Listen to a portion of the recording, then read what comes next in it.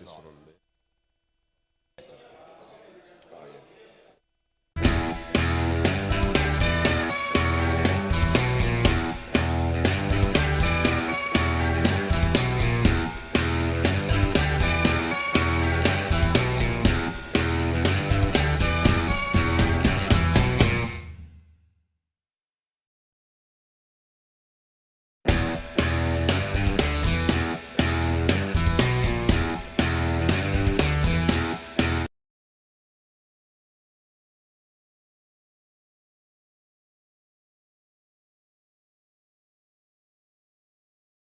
Oh, yeah.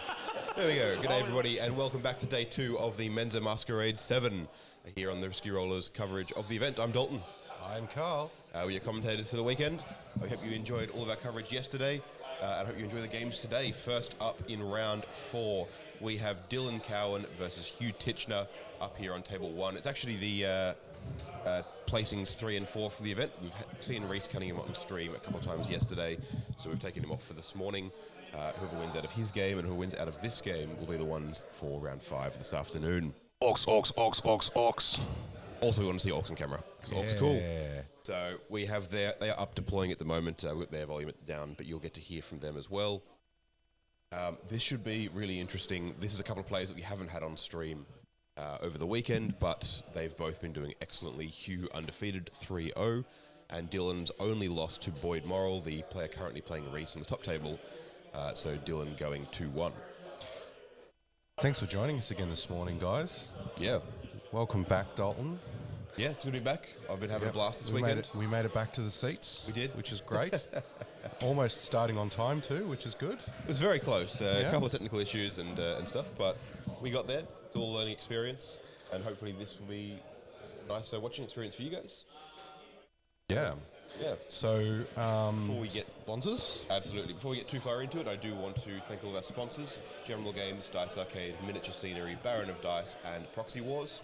Now, I mentioned at the end of yesterday's stream, we're doing some fun stuff with Proxy Wars today, so I'm actually going to explain how that's going to work now, while we've got a bit of downtime. Basically, Proxy Wars are a company based over in France that make proxy miniatures for all your generic wargaming needs. Getting a hold of a bunch of minis that you need for war games here in Australia can be difficult at times. Australia tax for the win. Not just Australia tax, but just availability as well. Like, stuff just doesn't exist over here. No. So one of the things that Proxy Wars wants to do is just make it accessible, make it available for everyone to get a hold of. Now, the main concern I had when they reached out, and I imagine the main concern many people have when ordering from a company over in Europe for proxy miniatures and so on, is going, well, am I going to have the miniatures on time? Is it going to be a decent service? Why wouldn't I just get it done locally? That kind of thing there. I want to build this particular army because I want to play with it in a competitive game, but a tournament coming up soon. Can't do that if it's going to be 3 months away. Exactly, yeah. So one of the things that they actually reached out to me with, so before I even had the chance to raise this issue with them, they said, well, one of the things we want to do is demonstrate our shipping and our process for that. So what we thought would be a fun thing to do is we'll actually pull up the Proxy Wars website here. We can get it up here on screen for you guys. And it'd be great to have you down in chat involved with sort of picking out what it is we actually order from them, because we'll order some stuff, get them shipped here, and you can see me build it and paint it and so on the channel, and go over all of the quality and hobby. So on. Yeah, that'd be good. So we'll do that in a little bit. For now, I think we probably want to go over the mission and lists for Game 4 of Menza Masquerade VII. So we'll cover off the narrative portion. If you've been following along the narrative, Menza Masquerade is a sort of part narrative, part competitive event where you have an optional narrative component for every game. Funny enough, by the time everybody got to the end of round 3 yesterday, they were a bit tired. Yeah. So we're down to a handful of participants in the narrative portion of the event. Only a few people still playing the narrative element. And neither of them actually chose the most correct action, which was pretty funny. Yeah. So end of round 3, there was 3 things you could choose to do. You could choose to hail the what are they called? Death Watch. Yep. Right. You could hail the Death Watch. You could go and pray to the Sisters of Battle in the church, or you could hide from the Grey Knights. Yeah. nobody chose the Death Watch, which was apparently the correct option. Because the aliens are coming, apparently. So there was a bunch of warp shenanigans going on, and it was the Tyranids. There's a shadow in the warp descending over the planet, causing problems for all the Psychers. So there's an action to complete that. So basically, in a similar vein to round 2, the kicker for this round for the narrative is that you need to take fixed objectives. Yep. And you need to specific take ones. Fixed objectives. So deploy teleport homers. Yep. If you had chosen successfully, that's all you had to do, and then you could pick anything else. But because nobody did, if they wanted to progress the narrative, they've got to pick behind enemy lines and deploy teleport homers is the 2 fixed they need. So if they do that, then they progress to the last round, and the last round will decide the winner of the narrative, which, by the way, has its own prize. Yes, it is. It's actually a supported thing, alongside the competitive points. Yep. So that's the narrative portion. So in terms of mission, so round 3 now. So we've got Search and Destroy. Search and Destroy, which is what we've had for the whole weekend. Yep. We then have Purge the Foe. Yep. Right. So hold one, hold more. Kill stuff. Kill one, kill more. Beautiful. And Chilling Ray. So excellent. The classic. Pretty simple. Map style is a medium WTC map style. Yep. Right. So a little bit less than the last round, but still fair bit of coverage there. Yep. It's the same amount of stuff, but it's just arranged in a slightly less central way. Yep.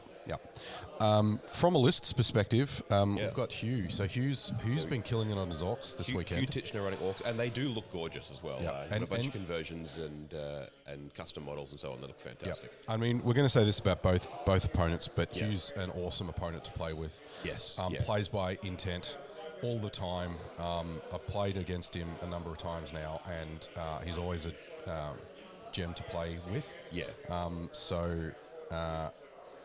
His orc list, I say his orc list is pretty much, it's a good stuff orc list. Yeah. At the moment, right? Fair. So he's got Guzgal, he's got Captain Badruck, he's got the Mad Dog Grotsnick, which is the Mad Dog,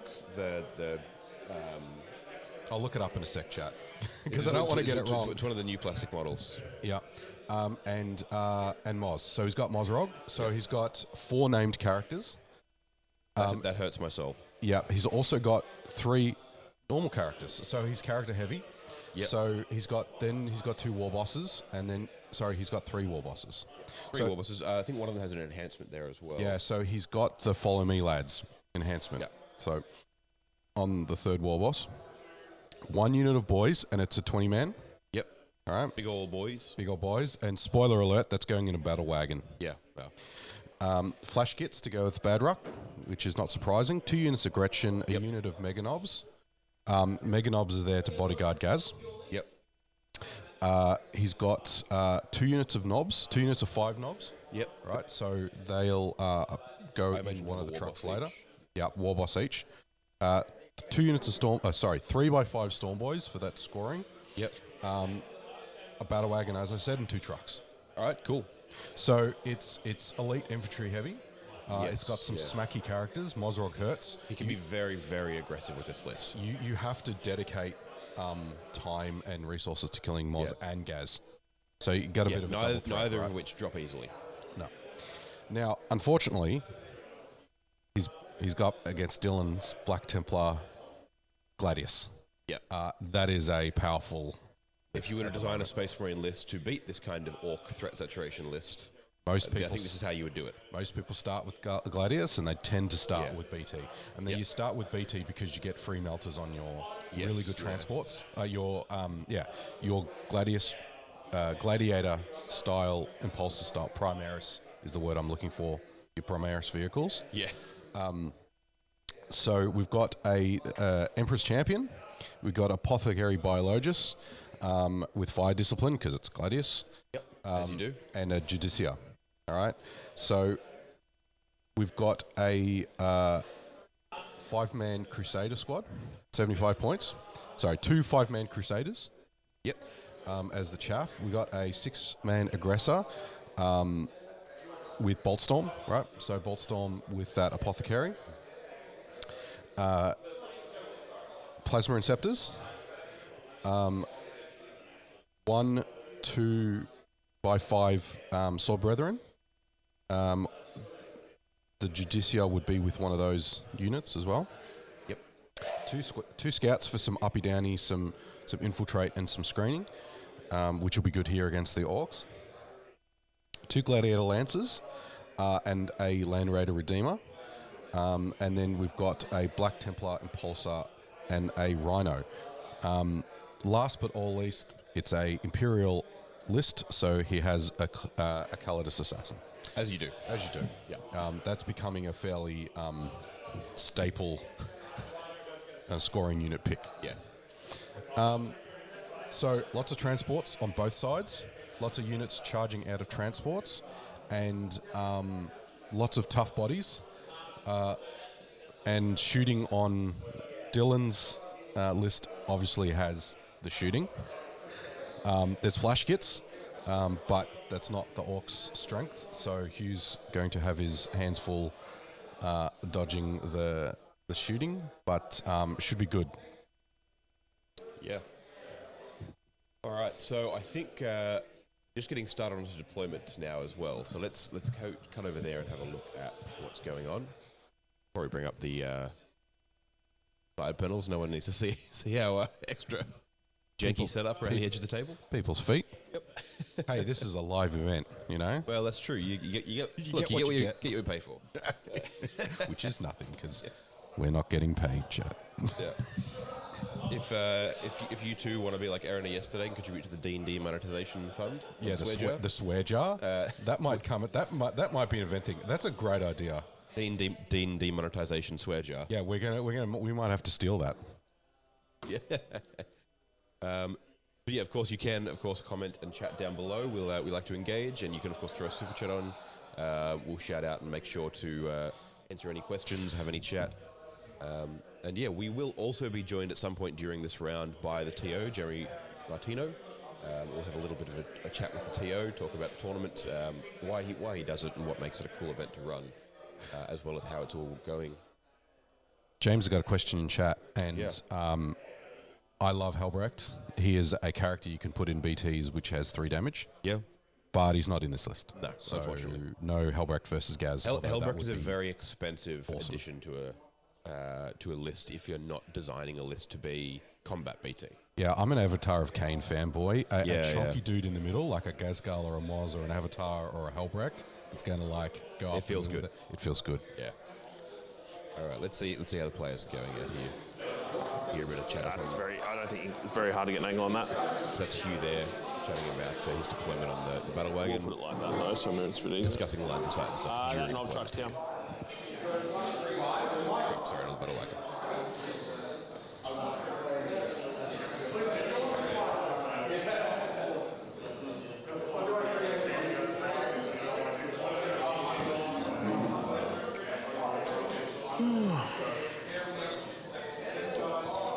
Boys are a little bit tired by there. There's a bit of yawning going on. Can I get a medic to the table? Medic. Get a what, sorry? One of my guys has snapped. Gaffer tape to the table. Dylan's calling for some support. So I dropped one of my trucks yesterday and it didn't break a single part of it, so I guess that's a good sign. I'd say that's a good sign. I'm just going to shift that around. Just want to make sure that you're not going to get a firing angle on these guys in the first turn. So I'm going to come just behind this imaginary line I'm sighting there. Does that make sense? No, I cannot, yes. And we'll just maintain it like so.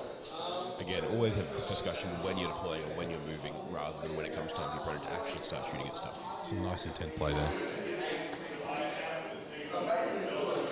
So we got 5 Storm Boys, 2 trucks, and Big Moz.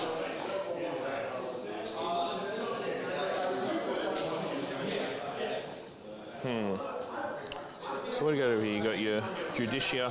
Yeah. So do they pre-game move? No, they just have fights first. Okay. Yeah, cool.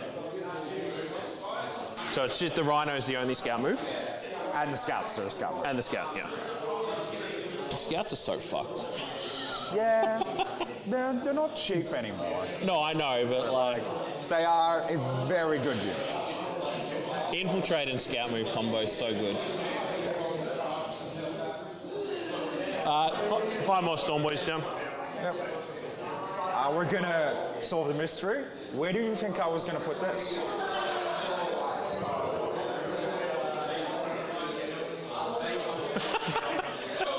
That is an excellent idea, James. We did up all the sidebar graphics before they had chosen deployment zones. What's your threat range from your muzzled man? So War, 10 plus D6, then charge. But he has to go through. He's a monster, yes. Pop that over there for now while I just fix this up here. Let's not go full Unga Bunga retard here. We're just gonna, once again, do our imaginary lines. Yep. Well, there's that demonetization switch coming in. It should be around the wrong way. Unga Bunga. I bloody hate Purge Your Foe. There we go, chat. How's that? Is that Enjoy. It's Now you can't say that we don't listen to It's you. annoying for armies that don't have like good long range shooting turn 1. If you have any other, as James did, yeah. please jump in. Especially against an army that like chat to us. I don't If know if there's I can hide anything that's a everything bit turn 1. funky, have a see. suggestion or any feedback, please let us know. We appreciate the support and Yeah. we'll try to make it as best an experience for you guys as we can. Yep. That's the hard case, land ship Yeah, battle wagon. Yeah. with 20 boys in it. Yes. Sick.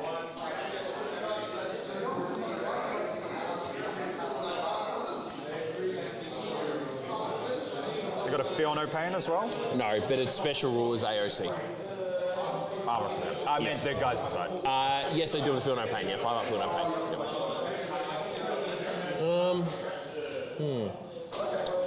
Where do I want to start you? No, that's not a good spot, eh?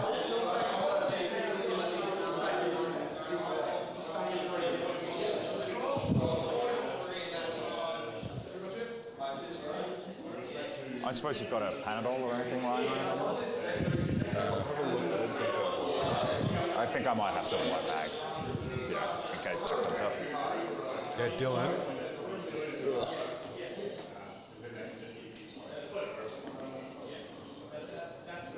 Can you confirm? I'll just put back. This bloody this Sorry, I shit just bit on yelled the at the end mic makes. chat. Yeah, I think Nah, that's you're good, mate. Yeah, that should be fine. Yeah, Alright, that's yeah, very honest. Yeah. You're real good. I'm gonna probably be able to get a shot on you in the first turn with these guys if I want to. Sorry. I can probably get shots on you in the first Oh, turn. I think it was impossible from height. It's more just for you to put it in an awkward spot. I don't know. This is where I plan to put him the whole time, so I want to be able to shoot down this lane. Yeah. That feels okie-dokie. Yeah, I like it. All right. Which side are you going to get the most interaction on? Where's Monster Mash going? That's what I'm having to think about. So I've got 2 more drops: flash kits, trucks, and muzzles. Move. How far? 10. Actually, do I want to put him there or? He's probably better just here. What was his technical name? And then you hide behind that line. Mozzarus Scragbadius. Or Mozzles for sure. So you won't get. Oh, we'll try not to allow the free shots, but yeah. So that line he should be fine on from what I He can have see. an invol, doesn't he? Yeah. I mean, he's Actually, no. Fuck it. He's going straight on the line. Change my mind. Okay. Checks out. Old play, Cotton.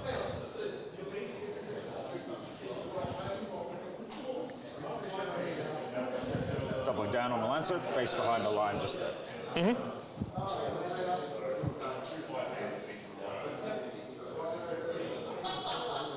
Truck tactic. All right. That should be fine. From that, yeah. Oh, more than fine. Okay, man. I am deployed. So. I didn't think I was going to out-deploy you, but I guess when I... No, I mean I've got 2, 3, 4. All right. So this big guy moves 10? 10, correct. Yep. Advance for... D6. And can you make it a 6? No. No, I don't have Jank in my army. That's for the other armies.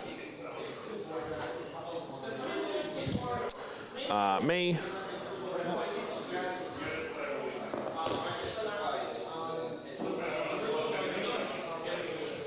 So I'm going to position these guys here. Yep. And if I get to go first, they can do some cool teleport home stuff. Yep.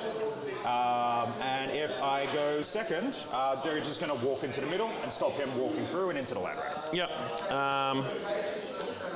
Do you have to do that before? Oh no, because that was your last drop. It's a scout move. Yeah. And I'm just checking. Yes, they will brick this out almost entirely. We're going to be irksome with it, because if I am going to brick you out, I'll do it in 9:05. So what time's this round ending? Did he start the round at 8:30 or at 8:45? They started late. All right. So just go an hour 15 each.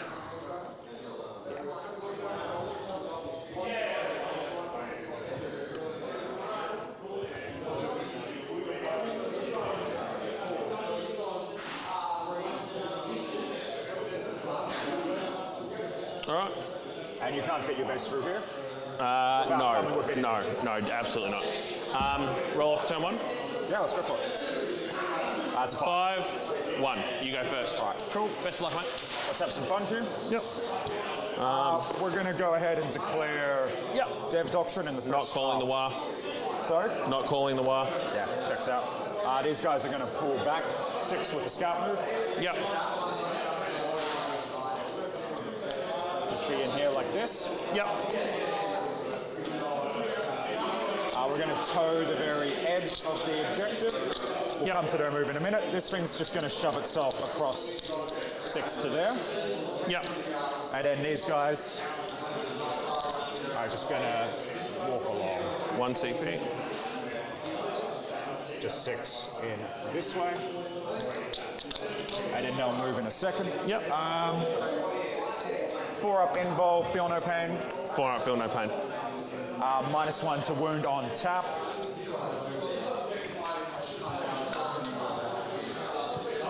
This is my best opportunity to really put some punishment on him. I think. So we're just going to send it on him. We're going to pile out the aggressors to make 18 away. And then we're just going to shoot him a whole bunch. With the aggressors, so oath of movement there. Yep. We'll go to movement. Fuck, man, my fucking head hurts. We're going to advance the front lancer here. Yep. For 10, makes it 12 inches of movement, which would get it all the way to there. We're going to take that full move and come just into there. And I'm just going to see around this corner, and I'm just going to snag your truck, which is what I actually want to shoot. So I'm going to kill it. And then this one will advance as well. Got first and gets the 13. just confirming what his secondaries are and whether he's sounds like he's taking fixed. Just staying around there. So if you bounce off, which you have done, then we'll be all right there. So that's those 2 moved. The Rhino is going to tuck itself in and just be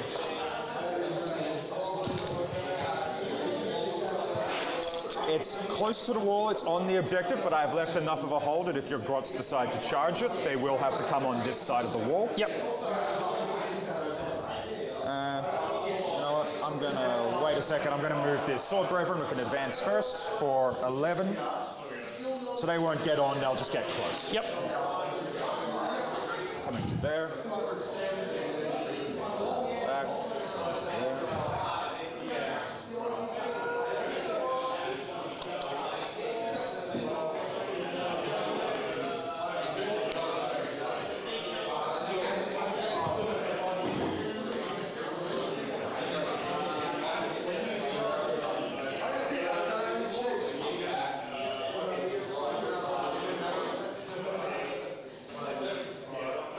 It's actually a pretty narrow angle, so we need to figure this one out.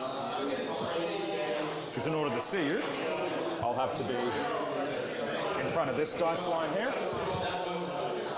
Yep, that's fair. And then my maximum range at 18 is going to be like so. And you have Gaz and mates just standing right there.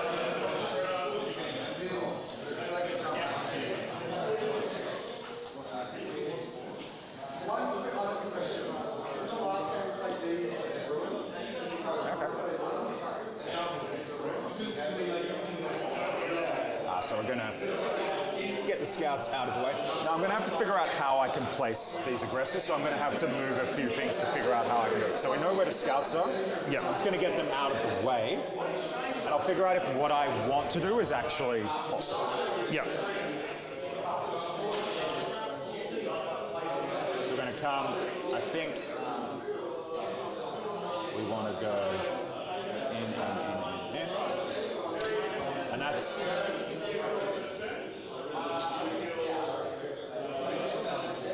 Yeah, this is kind of what probably as far as that goes. Dylan was talking about when he was doing his deployment chat, getting those aggressors into a prime position to hold that middle objective.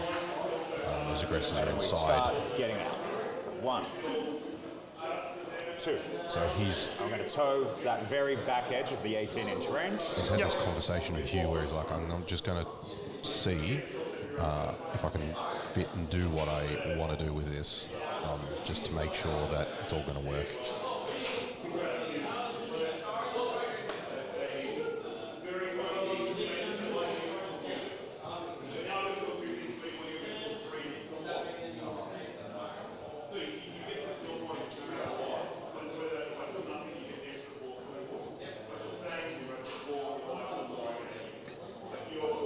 This guy will get out into the upstairs.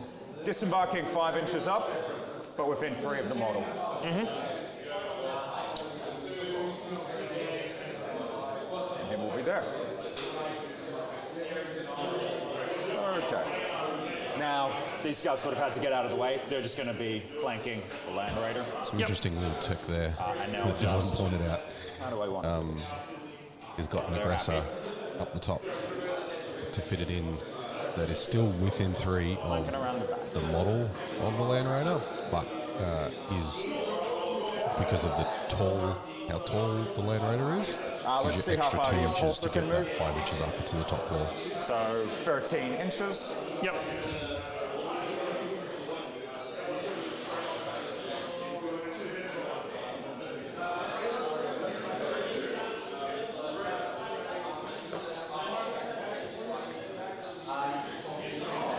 Yeah, it's actually just pretty happy where it is. Just going to make sure it's got a toe on the back of that. All right.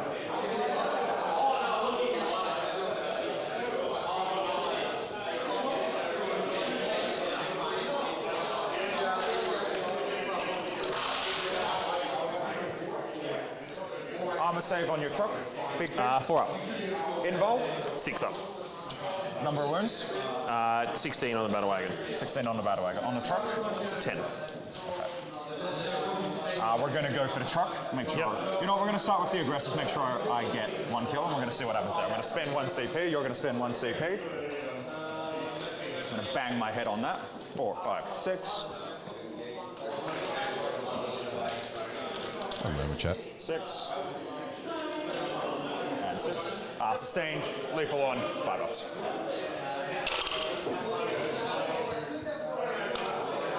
That's the worst roll ever. Yeah, Jesus. Just fishing, yeah, fishing, I'm assuming. Oh, yeah.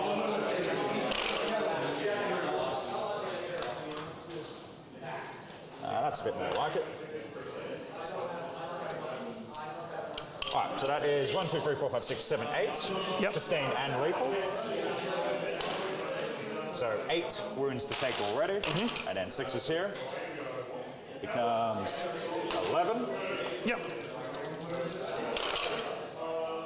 12. 12 to start. Yep. 3, 4, 5, and 6. 66 with the grenades is 10. Yep. 19. 24. Yep. So I've got 11 to start. I'll just grab 11 dice so I know how many wounds I'm taking to start. 12, sorry, you said. Put that over here. Yeah, 12 to start with.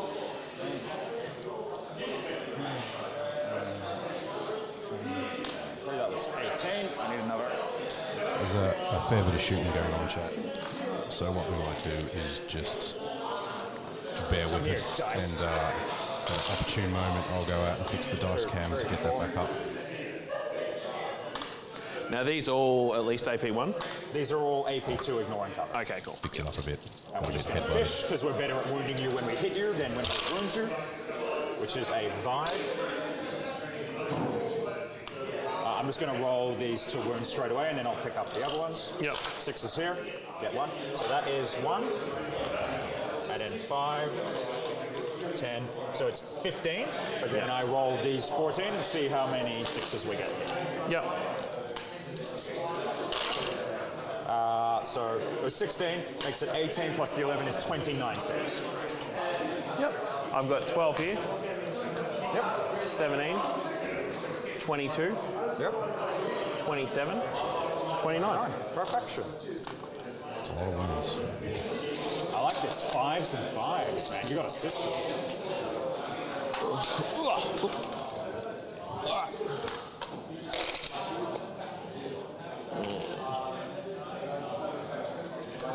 4 ups, yeah? Yeah, no, I'm just pulling out the fails. Yeah. I get you. Pretty garbage roll. Yeah, it was. It's a terrible roll. I think he probably just dies. Taken 3, 5, 7. Yeah, he's dead. Yep. Does he go? Gee, nice. Does he die? Yes. No, well, sorry, it doesn't blow up. Yep. So we get him, so we get our first assassinate points. Thank you. I'll clock back to you. Thank you, mate. At that point, I don't need to shoot the smaller truck, so I'm going to shoot the battle wagon and deboat the bigger truck if I can. Yep. 3's there, 1 floating reroll. This is the reroll. Hits. Hits. Wounds on a 3 with a reroll. There's the reroll. Yeah, this dice is broken. Nothing from the first one. And now we go for the second one. Now we will shoot into the truck because we're not killing it that way. Yeah. So first one on the truck, 3 up, 3 up. 1 Lancer looking at the other Lancer being, what the fuck are you doing? Toughness on the truck. 8, so it'll be 3s. Yeah. So reroll here. Gets it. 2 saves, Yeah. please.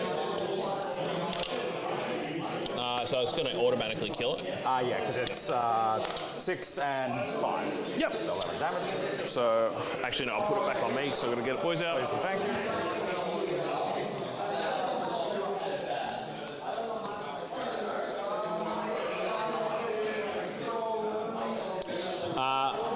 I'm going to have to emergency disembark without even measuring it.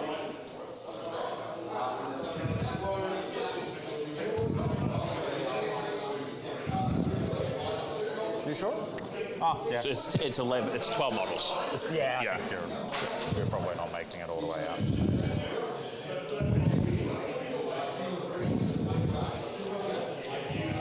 And then that's 1s and 2s to die, isn't it? Mortal wounds. Sorry? Mortal wounds. Okay.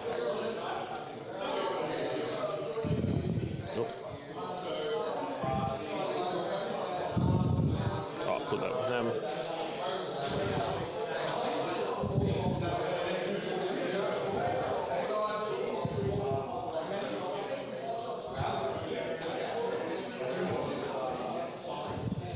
Now I think I have to roll the units separately, so I just roll 6 and 6. So I'll roll the front unit first, this unit here. Looks like Lose a guy. And then the back unit, lose a guy. 1s and 2s. So that's Yes. emergency. I did 2 wounds each, I think. Yes, they're not. Truck got destroyed, and they were raising the. I'll go back to you, John. on the get out. Thank you. The only other shooting then will just be the Land 2 Raider. minutes, so they have to Yep. be rolled separate. It'll be outside 12. We'll just do a quick range check. Yep, you're going to be in there. Sort of fired a multi-melter assault cannon, and we won't fire our hunter-killer. We'll fire into the Knob Squad. Yep. So multi-melter, hitting on 3s, no rerolls. Yep. Wounding on 3s, no Neg rerolls. 1 to wound. So it'd be neg 1 to wound. They're always neg 1 to wound with Warboss leading. 3 and 3, so that's nothing. Assault cannon. We're just going to allocate the boys for that. I didn't realize they were -1 to wound. Do you mind if I reallocate to them? Yeah, that's fine. Yeah. So 3 ups here with the All right, assault chat. cannon. Struggling So to who are you see shooting? what their scores are. I'd be shooting just the normal We will. They're all knobs. I'll put their secondary Yes, out. it's Sorry, two we'll 5-man update knobs, that so at the end it's of all the -1 round to wound. when they score it out. Take a mortar. Take 2 mortars, actually. Yep. I was going to shoot the one that's got less guys in it. 3 mortals in total. Yep. Bolter, 2 hits, no wounds. Turn. All right, end of your turn. Yeah, I don't have anything else to do. Yep. So scouts did homers, I'm assuming. Scouts did homers. Yep. Cool. All right. Play teleport homers for one of them. 1, 2. He's going to get kill more. Picking my cards. Engage. Engage and signals. Oh, last thing, those scouts are just going to run backwards as far as they can. Those guys there. Yep. So who's all engaged on Engage on these. all All right, so we'll hold both and of those. signals. Investigate. Go back up to CP. Now I'm thinking that And engage, I believe. Engage and signals, yep. Beautiful. we think that Dylan's taking fixed. So And now to begin the see if we scientific can process of making sure I can't do the thing I came here to do. see if we can catch what Dylan's secondary is. Yep. Yeah, that's fine. Actually, might as well just put them a bit closer, actually. My guess would be something, as you just mentioned, trying to get in the backfield. Might be 100 enemy lines. And I'll just take your truck off for you. Yep. Oh, thanks, Dylan. Yep. I got to roll I mean, explosives. there's lots of monsters and vehicles. It could also be green. Thank fuck. Oh, Could you bring it down? That is true. But he would have scored that All my vehicles and shit.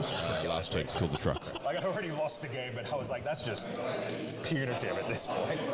so I'm not bothering to measure this too technical because Yeah, the no, whole you- unit's you- within 15 of the... You're easy. You Yep. deployed them there intentionally. I have seen someone be like, I'm going to make sure I don't miss a signals card in the first turn.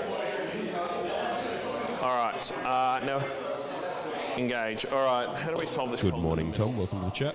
Indeed, a bit of war to start the day. Yeah, we haven't heard the wah yet, and don't worry, we'll ask them to do it properly.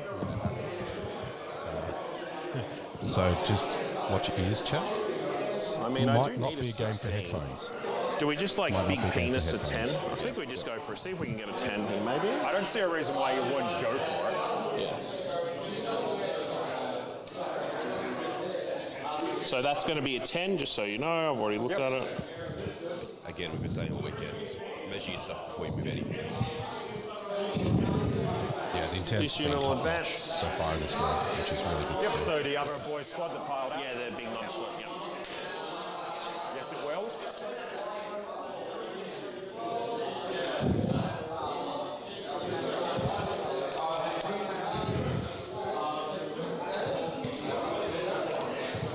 You're always gonna love it. It's so Warhammer to be able to spend a whole bunch of time talking about measuring Yeah.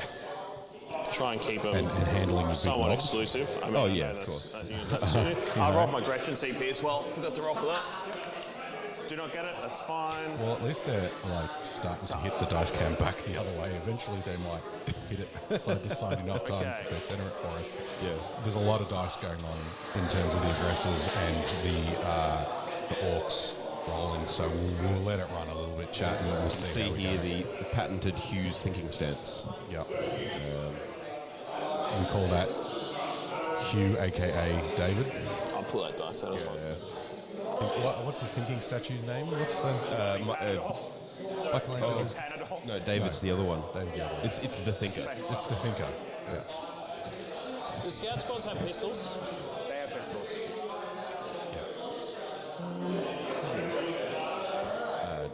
Be 1 moment.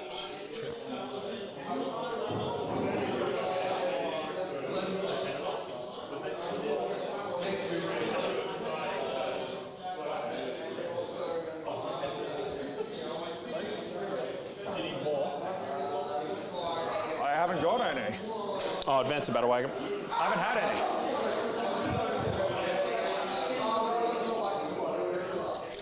Land ship. Yep. you just do a good I can actually move way further than that. I'm just going to go there. Just get it at a nice angle if you need to. Okay. Thank you for that, Tom. I can push those a little bit. We're also trying to make sure that people can hear the players too. So people seem to enjoy that yesterday. I'm preserving my voice a little bit. I'm speaking a little bit quieter. That's fair.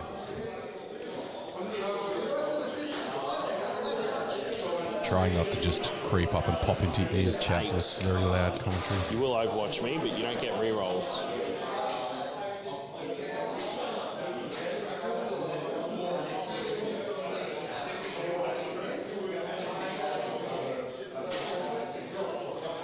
I'm gonna spend 1 CP. Technically, I need to spend at the start of the movement phase, but I haven't gained any information here. If you're happy with me to sit, +2 charge. +2 charge. Yep. That bit of chatter there about information is important. A lot of players will use that as sort of a benchmark for takebacks and walking things back like this. Assuming we live. Before you go all unga bunga. I know you're going to That's the watch time me. to ask No, I have questions, a right? reactive- Is Oh, like, you do I'm do going to that. do this, and then do we So, agree that and it's a with the way 7 this is charge? positioned, You I'll don't just pull agree, all the way you back ask in why. line here. Right. You won't be able to get gas through the gap. Because as soon as you is say, true.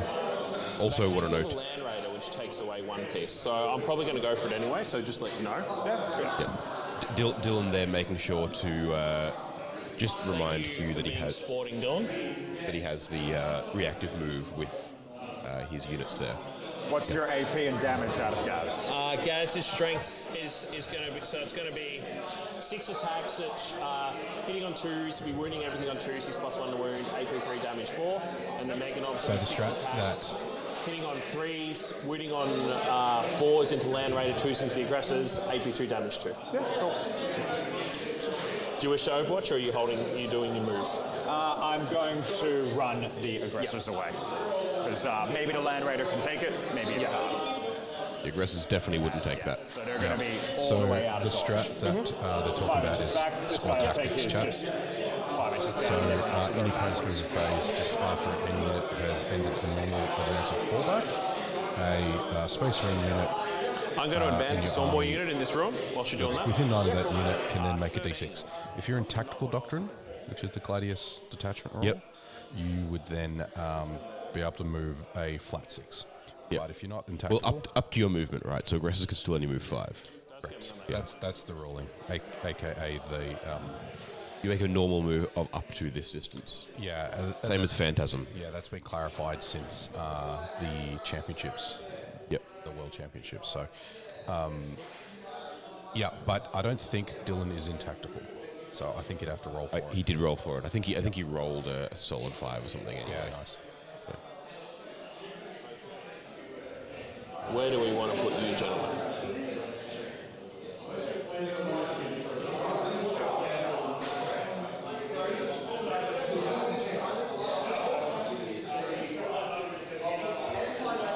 It is worth noting as well, I don't know if you have Carlisle already, they are on a clock, they are running a chess clock here.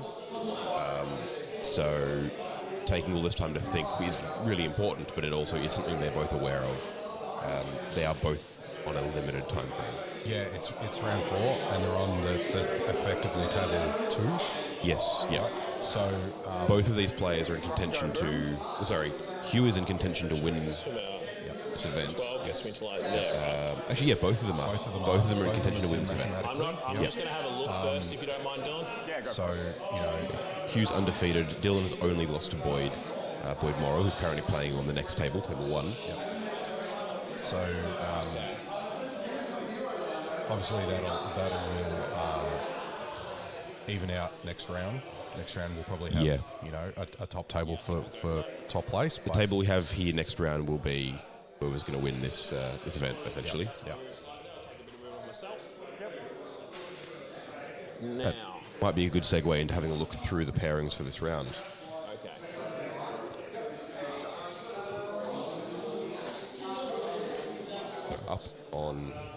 Up on table 1 this round, we have... So we'll just go through in order because I think the the table numbers have been. That's true. The table numbers are random for this. We just picked table 1 to be our stream table. Yep. So we've got We'll go through a few key ones, I suppose, just to keep it a little bit shorter so you can keep listening to guys. So, Rhys and Boyd. Sorry, anything? Scepters. 3 or 6 men, sorry. Rhys' sisters into Boyd's Necrons. Plasma, yeah. We've got... That's the game we keep referring to. Yeah. Rhys you've seen twice yesterday. Yeah. We've also got Tomo Yeah, because I'm going to... Well, look, we'll see what on happens. his Tyranids. Up to Matthew Morosoli, so that's an interesting one. Morosoli needs to win that to stay in contention. Yep.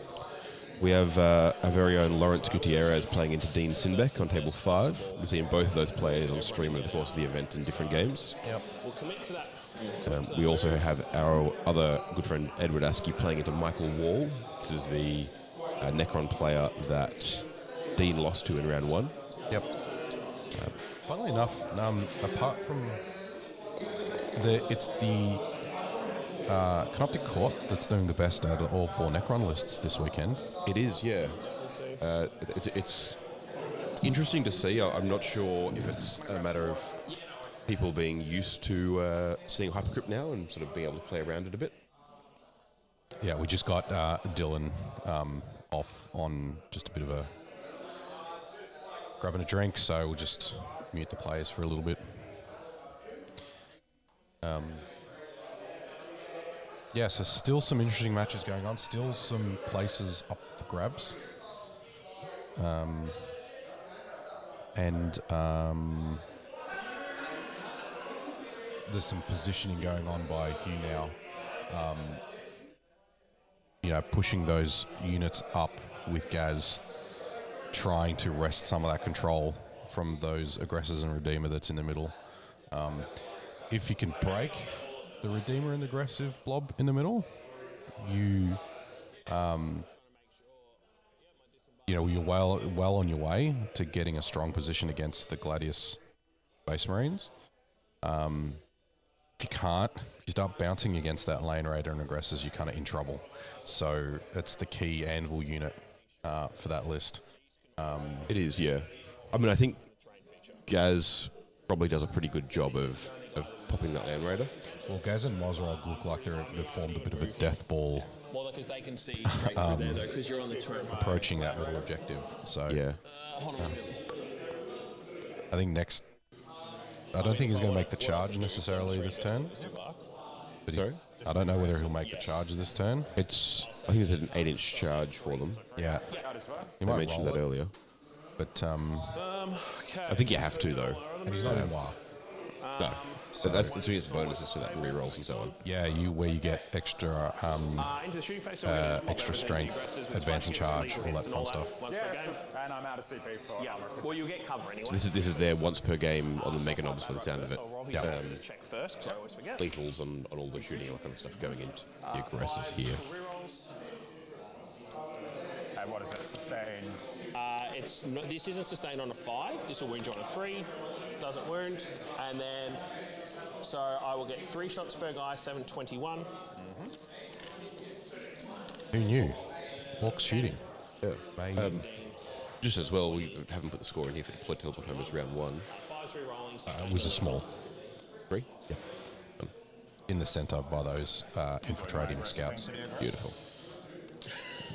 Scouts are just so money. Yeah. They scout, they infiltrate, you put them up forward, you can safely position them for investigating signals because they just go back up and you can just redeploy them. Even at the nerf from 65 points to 75 points. That's still very good. Sorry, I'm wrong. 55 to 65. Oh, yeah. No, that's fine. It's still money for Jam. Yeah. Yeah, so only these are on 6s. These are on 4s, strength 6. It's about average. So 6, 12. Yeah. 3, 6, 9, 12. Sitting on a 3 up. We lose 1, and that's it. That's all right. 1 inch. Yep. That was substantially less painful. I have come to fear that squad. Oh, if they get all the buffs, they'll pretty much pick the aggressors up. Yeah, because they get the extra shot as well. Okay, so we will roll probably just Might as well shoot the trucks 4 big shooters into the Land Raider. You never know, we might plink some wounds. Yeah. Certainly doesn't hurt.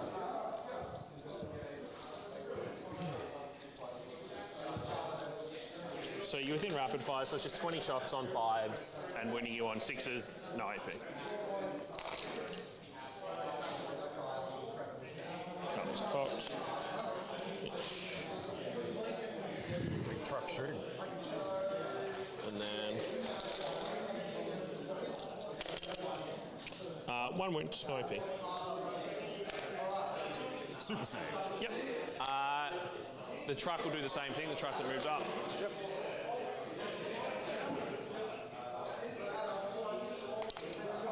Two wounds.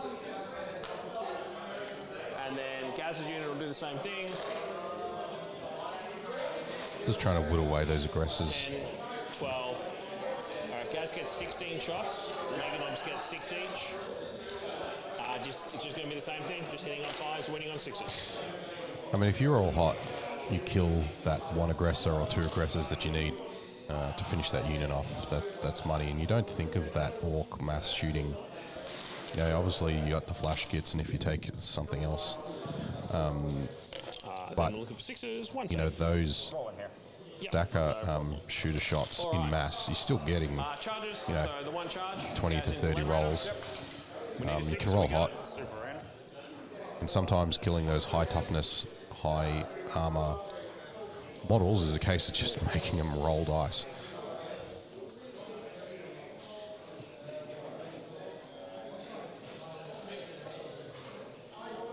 Yep. No, the charges, obviously. I'm just going to say they're all in. Yep. All right.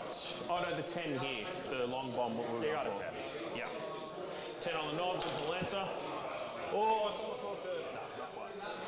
All right, where's your CP? I have used my CP for this turn. I'm just going to put a 6 here. Obviously, I don't have 6. We'll turn it to a 1 on my turn. And just the same, because it matters for when I start thinking about interrupts and shit. Okay, yeah, all good. Yep. Fight me. All right, we'll start off with Meganobs. I'll start off with Gaz, because you've got no CP, so it doesn't matter. He made it into the Land Raider there with Gaz. So 7 hits. Yep. Failed the long bomb charge into the Lancers. 5 AP3 damage 4. 5 AP3 damage. So 5 ups. Early, it's an early commitment of Gaz. Save 2, take 12 damage. Yes. One of the good things then that the Gaz Meganobs. does is Makari's buff Yeah. is very, very good. It's a 12-inch range, right? So you can string Makari Never mind, I'm not even a gonna long do way away from a charging unit, hits. Well, if I roll double 6 here, you actually die, which is and hilarious. which to give them, I believe it gives them lethals. All right. Yep. Give me back. So It's going to be in his it's bottom bracket. an interesting As was foretold. aggressive play to kind of push that unit Did very 12 early damage into the down middle of the to 4 board. remain. Yep. Yeah. Battle shock on. So I will get engaged. Yeah, you'll be across the line for a Yeah, I was making sure the Storm Boys were here. Yep. Land rate is good, Yep. and it'll tick up to 1 CP. So we got a small engage. And I am. Do I want to call the wild this turn? Oh, here we go, I chat. mean, you've almost all in me. Your OC more than a Land Raider, I imagine. Yeah. Well, actually, I'll have to check. I think if Gaz is at least OC2, then it's tied. Yeah. So I'll just double check for you. Let's have a quick touch. And I'll go get my shit. Whatever that is, chat. So it looks like we've got 2 for investigate and a small engage on all fronts, which is 3 quarters for 3 points and 2 quarters for investigate for 4. Yeah. Hughes spent a good amount of time here making sure that he's screened everywhere properly as well. There shouldn't be anywhere there for Dylan to drop anything in his backlines or anything where he can really take advantage of it. Yeah, there's a bit of a... The gap near the clock there, Yeah, I was just But looking at that bubble. I think it could be bait. Or we could just be on a bad angle to see it.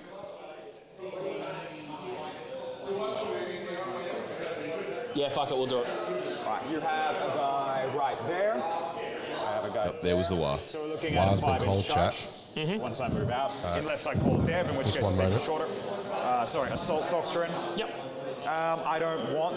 What's the toughness on this squad? T6. All 2 ups effectively, and his is an invulnerable. We're just going to go ahead and call... Do we call assault doctrine? I can't fall back there, so there's actually a very limited amount of combat I can do over here. Hey, Hugh.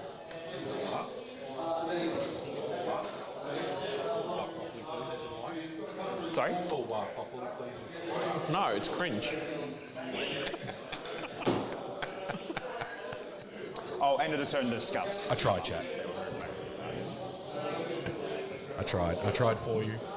It also sounds like Dylan's popping into Assault Doctrine this turn as well. Wow. So I'll just explain that mechanic there for people who don't quite realise. So it's not Hugh's turn. Just It's the start of the next save battle two, round. and he dropped a couple. And you call War 2 ones to wound, which in not bad. any command phase. Yep.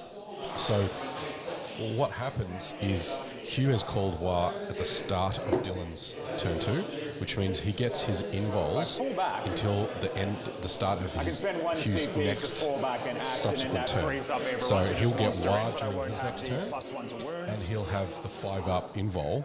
Or I can just for, call tactical. We're going to... this turn kind of ahead of when he wants to make his charges, And I which just means don't you get to fail a preserve 5-inch those charge. units from the shooting, because Dylan knows that Hugh's called the War, and he's going to come for him now. He's got that advanced charge, but he gets the 5-up invols to protect those units ahead of that turn. So what are which you means spending he's the going to CP go on? into the turn So I with as spend much a CP assets on as what's possible. called adaptive strategy. Oh, yeah, sorry. One of my Yeah. units Yeah, into gotcha. a doctrine. So you're only putting the Land Raider in tactical.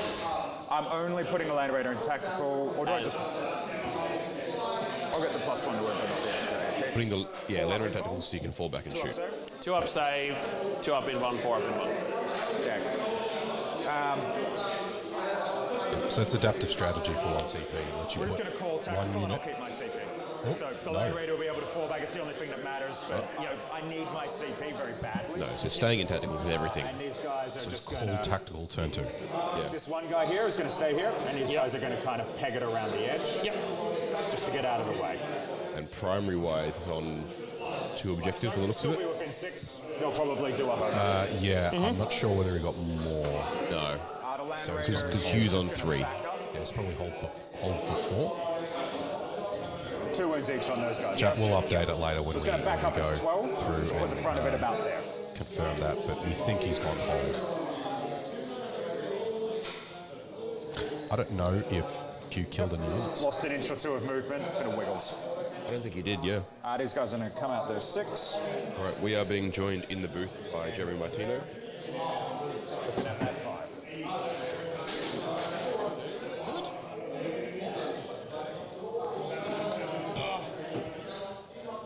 Some luxurious in here.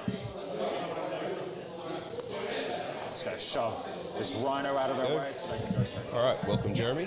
Thank you. How are we going? There we go.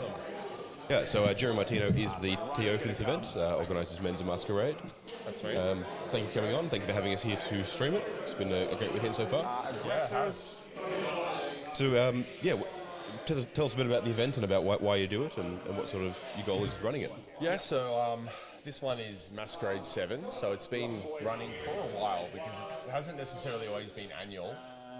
It's probably been running since about 2016, 2017, something like that. Yeah. And yeah, it's... It was a couple of years off due to the plague, but... Exactly, a couple of years off, and it's been always kind of an event that's been quite boutique. From the very start, from the very first one that was run, it had a narrative focus. Like the theme of the first one was that you were attending a masquerade ball, and it had the kind of very themed missions. I think that was back in 7th edition, and it's basically continued through from there, where we've always tried to embed a strong narrative into it. Yeah. And it's taken a few years to work out the best kind of balance of that, because the second sphere of significance of the event is it's like a really competitive one. So Yeah. The playlist here is pretty insane. yeah, like I've always really tried hard to use my, because obviously I'm kind of I'm friends with a lot of people that are in the competitive circuit, and I really try to like make it a fun event that brings them in. And then by virtue of bringing in those people, it becomes a competitive event. So Yeah, naturally. it's often been like a Vic Masters, sometimes even an Oz Masters, because often we've had some of the best players from around Australia converging to play at Masquerade. So I'm really excited about. I enjoy running it. It's something that, for me, it's a lot of work because it's. For those that don't know, like we make it into a bit of a fun event, social event with like platters of food and stuff like that. So it's almost like attending a party in a way. That's the kind of vibe I like to bring. Yeah, it definitely feels like that. The players get to sort of come along, play a bunch of games. I like the way that the narrative component's sort of optional for the games. It means that you can participate in that and enjoy that aspect of it. But you can also, it's not compulsory. It doesn't affect the way you can play the event competitively. Well, it used to, that's the thing, and that's one of those things that's taken us some time to work out, because it used to be that we adjusted the actual missions themselves. Yeah. And that made it hard because you have competitive players turn up and be like, well, I don't really like the fact that these missions are really wonky and weird. And inherently, you've come to an event at that point, and you're no longer playing Warhammer 40k. You're playing a slightly twisted homebrew version. And that was fun. Yeah, really absolutely. Cool things we did with those missions. But over the years, we've worked out ways to incorporate a narrative as an optional overlay. So if you want to play the narrative missions, it might be something like, for example, the current mission they're playing, if they want to do the narrative, they have to pick 2 specific secondaries. Yeah. So that's obviously very difficult sometimes if your army's not built for it. And those secondaries kind of represent then the characters in the story doing a certain thing. Yeah. Sometimes we have another thing we've done in this event is you get options, kind of a choose your own adventure style option where the narrative it goes in different arcs, and you can choose what response you want to make, what choice you want to make by doing actions on different objectives. So if you want to do the first choice, you do an action on your home. If you want to do the second choice, you do an action in the center. So it gives players a way to like express the way that they're navigating the narrative choice, but it does come at a cost because they have to do an action often with their warlord, which is something that isn't, you're not scoring any points in the game by doing that. That's purely for the narrative. Yeah, and you put a lot of work into the narrative too. The player pack is a lot of like a lot of short stories that sort of sets up the whole weekend. Yeah. It was really cool to read through that in preparation for the stream and all that. But thanks, Dalton. Do you do a lot of writing and stuff like that for? Yeah, I enjoy creative writing. Is something that a personal passion of mine. So before each event, at least in the recent days, like I'll spend some time writing the short stories. So I don't flesh it out too much. I kind of like to create like a world for the event to run in, and then let the event itself complete the story. So it's not like I'm going to write the full. Because that first couple of chapters in the player pack almost sets up like a novel. Like that can turn into a novel. I'm not going to write the whole novel, but then it lets the narrative have a story, a pretty solid base of a story. Yeah, definitely. But yeah, no, well, that's going well. How's the event running so far? Yeah, Everyone's it's looking having a good really time? good. Like we've had some real, like this game looks like how's it going up there? Is it close? It's pretty close. Yeah, as you can see up here on screen, Hugh's got, he committed Gaz to trying to get that Land Raider. It's currently in its lowest bracket. But nothing quite died during his turn. Hidden by our little box in the corner here is 2 Lancers tucked away in the corner. Okay. Hugh made a play with heading a 10-inch charge into them, but obviously didn't quite make it, but still took the objective off there. So it's very close at the moment. Dylan still has all the tools to start picking apart Hugh's list, but Hugh has been aggressive and pushed him completely off the midfield. Hugh looks like he's playing it really well. Yeah. But it's just a matter of if he can survive. Well, that's it. He just called War, so he's got invulns everywhere, and his next turn's going to be a big one combat-wise. Okay. And he's also, they've only just noticed, by pulling the Lancers back into that corner, they can't be contributing to the firepower going into Gaz and the units in the middle there where there's a real problem. In fact, I don't know if they'll be getting shots on much of importance at all this turn. So it's almost wasting the Lancers for a turn. I think probably just trying to pop that battle wagon. Yeah. Well, yeah. I mean, the games have been top tier. We've got a game. They've obviously got the Rhys Boyd game happening as well. Yep. And that's going to be super interesting because we thought we'd give Rhys a break from being on camera. He's been on there two yesterday, and if he wins this game, he'll be on there this afternoon as well. Well, I heard his last game on stream was just a pretty easy dust up. It wasn't too much effort. So it started very technical and very close, and then it sort of snowballed from there. Yeah. Just dismissed a petty opponent in that game. But anyway, it's going really well. The event's really smooth. And you guys are doing a great job. Thank you for streaming it. Cheers. We're having a great time. It's nice to not be in your shoes for the event. Yes. I'm really enjoying not having the pressure of that. Yes, I'm enjoying knowing that I won't be TOing tomorrow because the event will be over. Yeah. Yeah. No, it's just really, it's it's just very tiring. Like I'm about to go set up about, a couple of big charcuterie boards and some platters and stuff. So get all that ready for lunch. But I do want to say that the vibe you set up for the event with the food out there and running drinks and so on, it just, it feels really chill.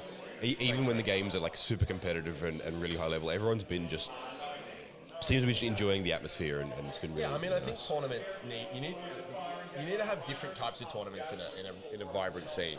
Yeah. And you kind of, I like that. I feel a very small, like a niche of this kind of party style event. Like it's like the idea of going to a little dinner party kind of vibe.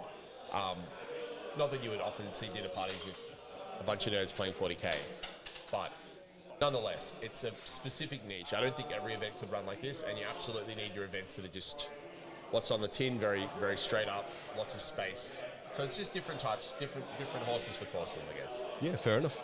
Well, look, thank you for coming on here and having a good chat. Cheers. If you had a wrap up of why you should come to Menza Masquerade 8 potentially, I'll get you to look down the camera and give us your bit. Well, come to Menza Masquerade. We don't know what it is, but it hopefully will. It's going to be similar kind of vibe to what we are having now. It's going to be very friendly. Like if you live in Melbourne, come down, get in contact. It's a very friendly event. As we've said, you can always just play the narrative component. You might come and say, you know what, I don't know if I'll be able to win the whole thing because a bunch of tough players like Morosoli, Camilleri, etc., Dean Sinnbeck. But I might have a good shot at taking down the narrative, so you can kind of invest in that. And for example, there are some players, some of the narrative missions are embedded like hints in that if people had actually read the short story, they'd get an advantage in the mission. Some people hadn't read the short story, which was a shame because then they crashed out pretty early. But thanks so much, Dalton. And next time I feel like this time it was all kind of pushed together a bit quickly. Next time I'll make sure the Risky Rollers help me with our marketing. And we'll get that out. We'll get that out even put on the schedule, maybe on your schedule. Yeah. Get it out really, really in advance. Yeah, get word out and stuff. But even so, you've pulled a fantastic batch of players. The event's going really well. Thanks, man. Yeah, it's a great time to be here. Hope you're all having fun, guys. Chat to you soon. 1 hit, reroll. 2 hits, anti-infantry, 4 up, Dev. Take a Dev left. Thanks, man. Yep, so he's down to 9. I'll use one of these actually if it goes. Biologist will go for revenge. Pump you with his 18-inch bolt range pistol. All right, that was Jeremy Martino, TO for the event, coming in for a quick little interview there. We'll jump back over here to the game. Dylan is mid-shooting phase, trying to clean up a few different bits and pieces. Get it on the 8. I'll just put the 8 there, I'll move all the numbers. Yep. As we mentioned, he's putting a lot of firepower into the battle wagon just there with those lances. Shoot.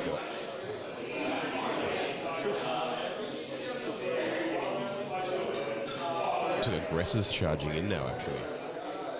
Yeah, aggressors charging in, looking to clean up the middle bit there. Back chat. Lots of laughing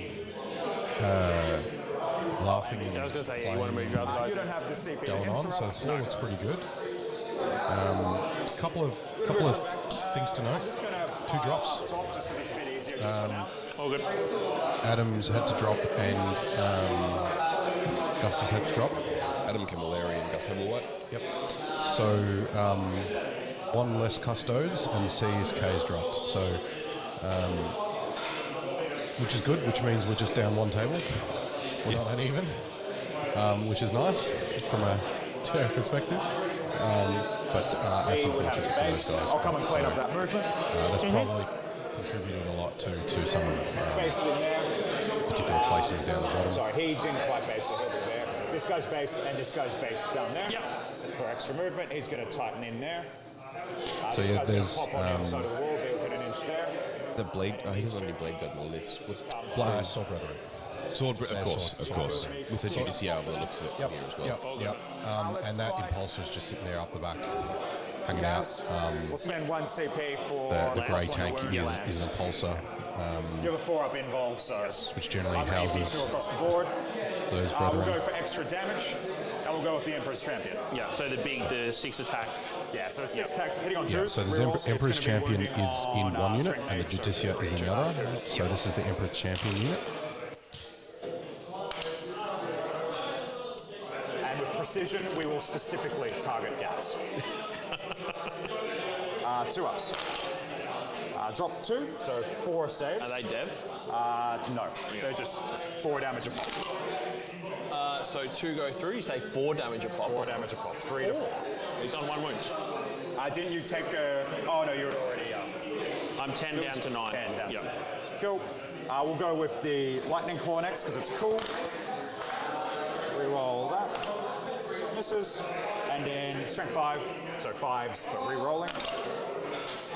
4s rerolling from +1 to wound. Get all 4. Make 4 4-ups. He's dead. Dead.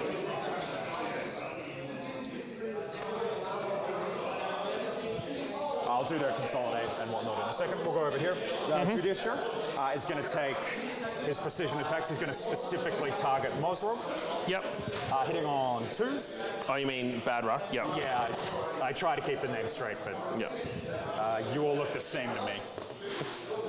It's He said racist. it is faceless It's art. racist, Dylan. That's racist. I think it actually is racism, yes. Yes, the Space Marines are racist. Yeah. Judiciary hits on 2s, it's strength 7, AP 2, damage 3 now with Yep. Devils. 2s, drops 2. And then it'll be strength 7, so just 3 ups. We do have Gus down in the chat there. One dev wound Hey, and Gus. 3 damage, so dev wound will kill a guy. Bad Ruck's good. Bad Ruck's good. Bad Ruck dies to the Dev Wound. Bad Rock dies to dev wounds. Let's go with the Sergeant. It's on 2s, hits Yep. 4 times. Wounds on toughness. 5. Yeah, so 4 ups here. 1, Damage? 2, 3 to be honest. Yep. So, Kills 1. yep. Lightning Claw Man. Popped. So there's still Sword Brethren attacks. Wounds once, twin linked. So Lightning Claw strength 5 now. Strength 5. Yeah. AP 2, 2 damage. 2. 2 damage Lightning Claw, that's pretty nice. It's because this whole squad gets +1 damage. Oh, okay. It's in there to like kill Catan and shit. Yeah. Thunderhammer Man will Thunderhammer bonk. We'll Thunderhammer miss. And we'll Thunderhammer fail. The Sword Brethren are And the then pick of 1, 2, the 3, other 4. reason that BT are the kind of the pick of the armies for Space Marine Gladius is you get access to Sword Brethren. They have that. And then You 4 ups, choose AP 2. to do more attacks or more damage. 4. So, you know, when you got a unit that's susceptible to 2 damage weapons, you can bump those power swords, those relic blades up to 2 damage. But if you go into Little something less like the than I think I Catan, wanted. you can go, well, I'm just going to go more attacks We're doing just Okay. because you're going to Do I negate get the to damage get back? anyway. Yes, of So it's a course. really versatile unit. Yeah. 5 guys, so 25 attacks. And for consolidate, I don't Yeah, and see they've got all the a options that Blade Guard vets don't have.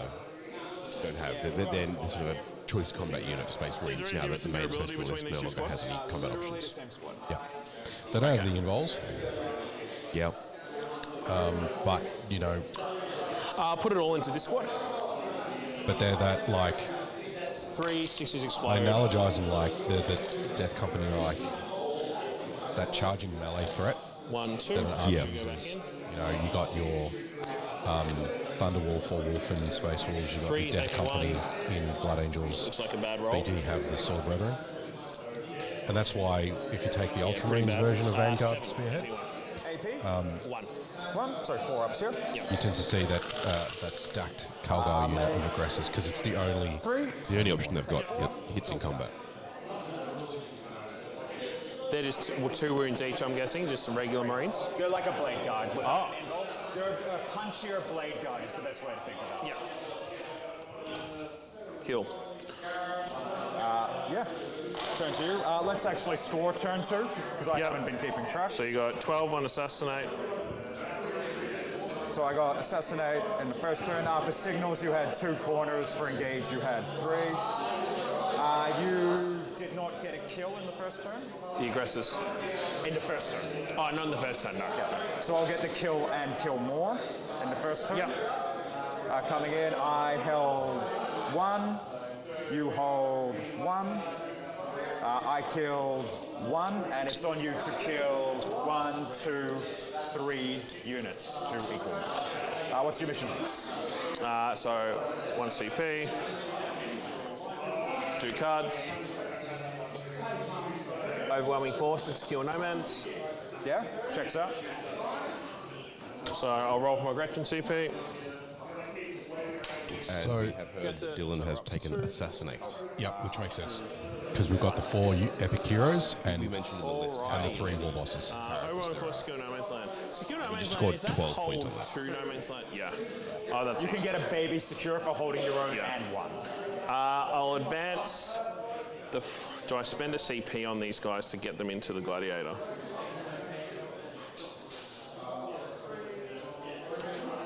Because they've got 3 guys, they've got 4. I'll spend 1 CP. So Dylan is on. Or do I one spend it kill on the for 4-man? round 2? Yep. But got kill Gladiator's more 20 in inches round away. 1, which is huge. I'm 8 moving points. minimum 8 10. points per armor in your first turn. If I Yeah, just roll shit. that's good. No, not Doesn't moving happen minimum very 10, I'm often. moving It's the only mission it can happen. minimum 12, Yeah. and that's with 111. I'll spend a CP plus 2 advance and charge on the back unit of Knobs here, because it's got an extra guy. I'll roll their advance. 2, so they're moving Thanks, 10. Landris. Glad to have you. It's going to be an 8, which will become a 6. Seems pretty good. It's like the opposite of being shot by a night spinner.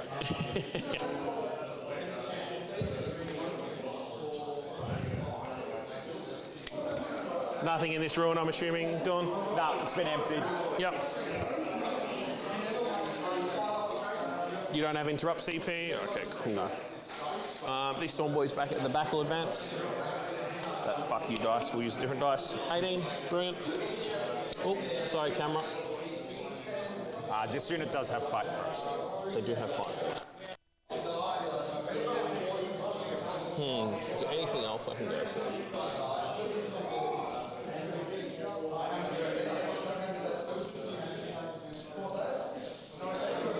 I think we still go for it. Thank you for reminding me though. It's very sporting of you. Sorry? I said thank you for reminding me. That's very sporting of you.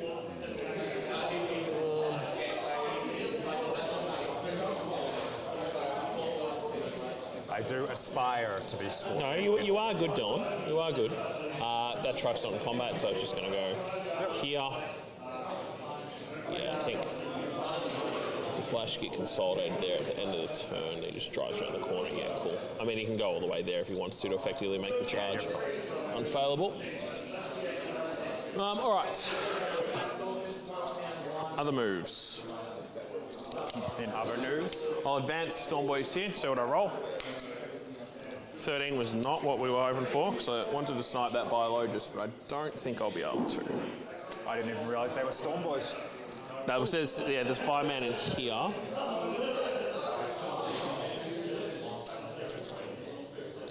think, where can I go that's a good spot? Guys, you're dead.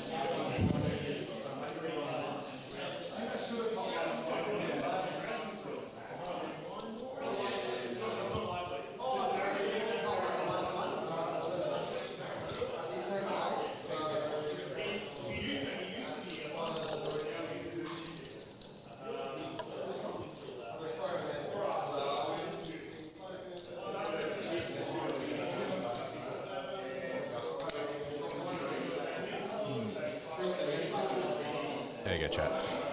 Fixed dice cam.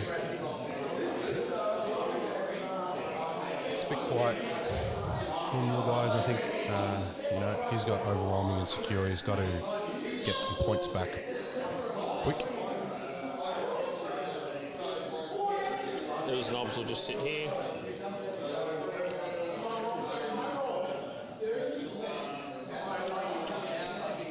Actually, Thanks again, everybody, for joining us again this morning. We're watching Menza Masquerade VII, presented by Risky Rollers here. We're at round 4 of 2-day event here. We have the second top table with Dylan, Cowan and Hugh Titchener. All right.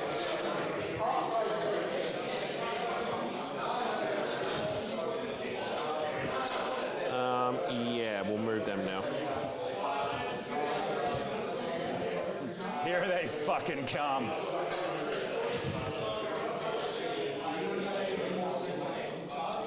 Dylan just identified that indeed the orcs are coming, which tends to be what they do, especially in their war turn.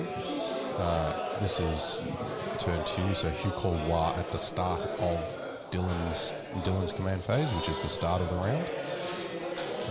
So he won't have it next turn.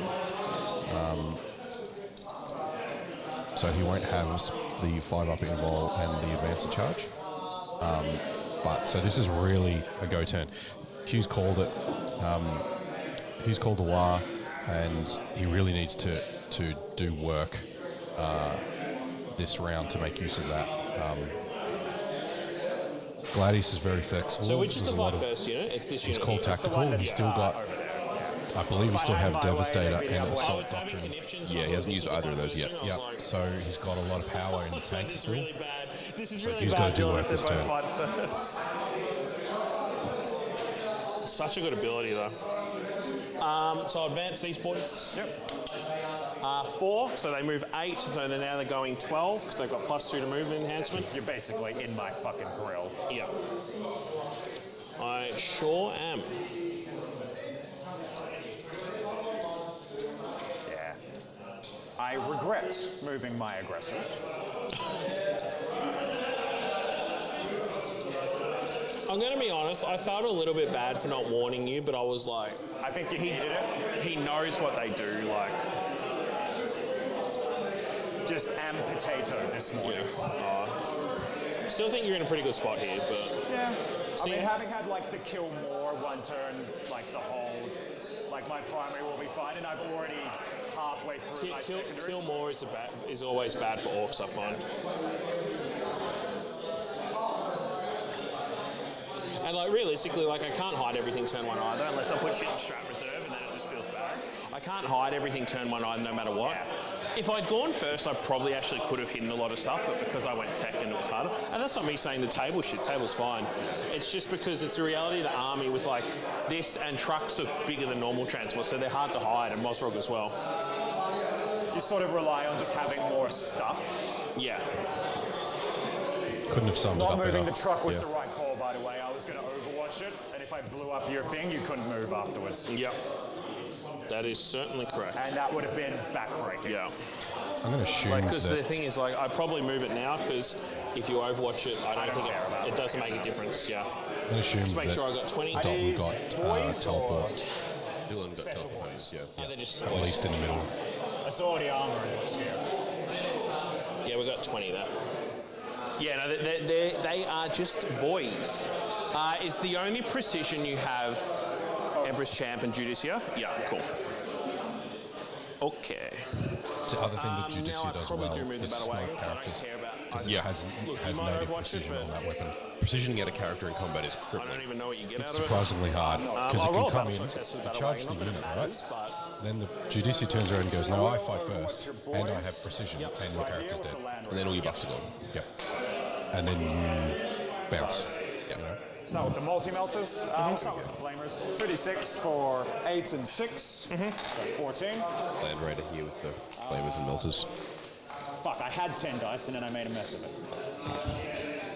8, 10. 3 ups.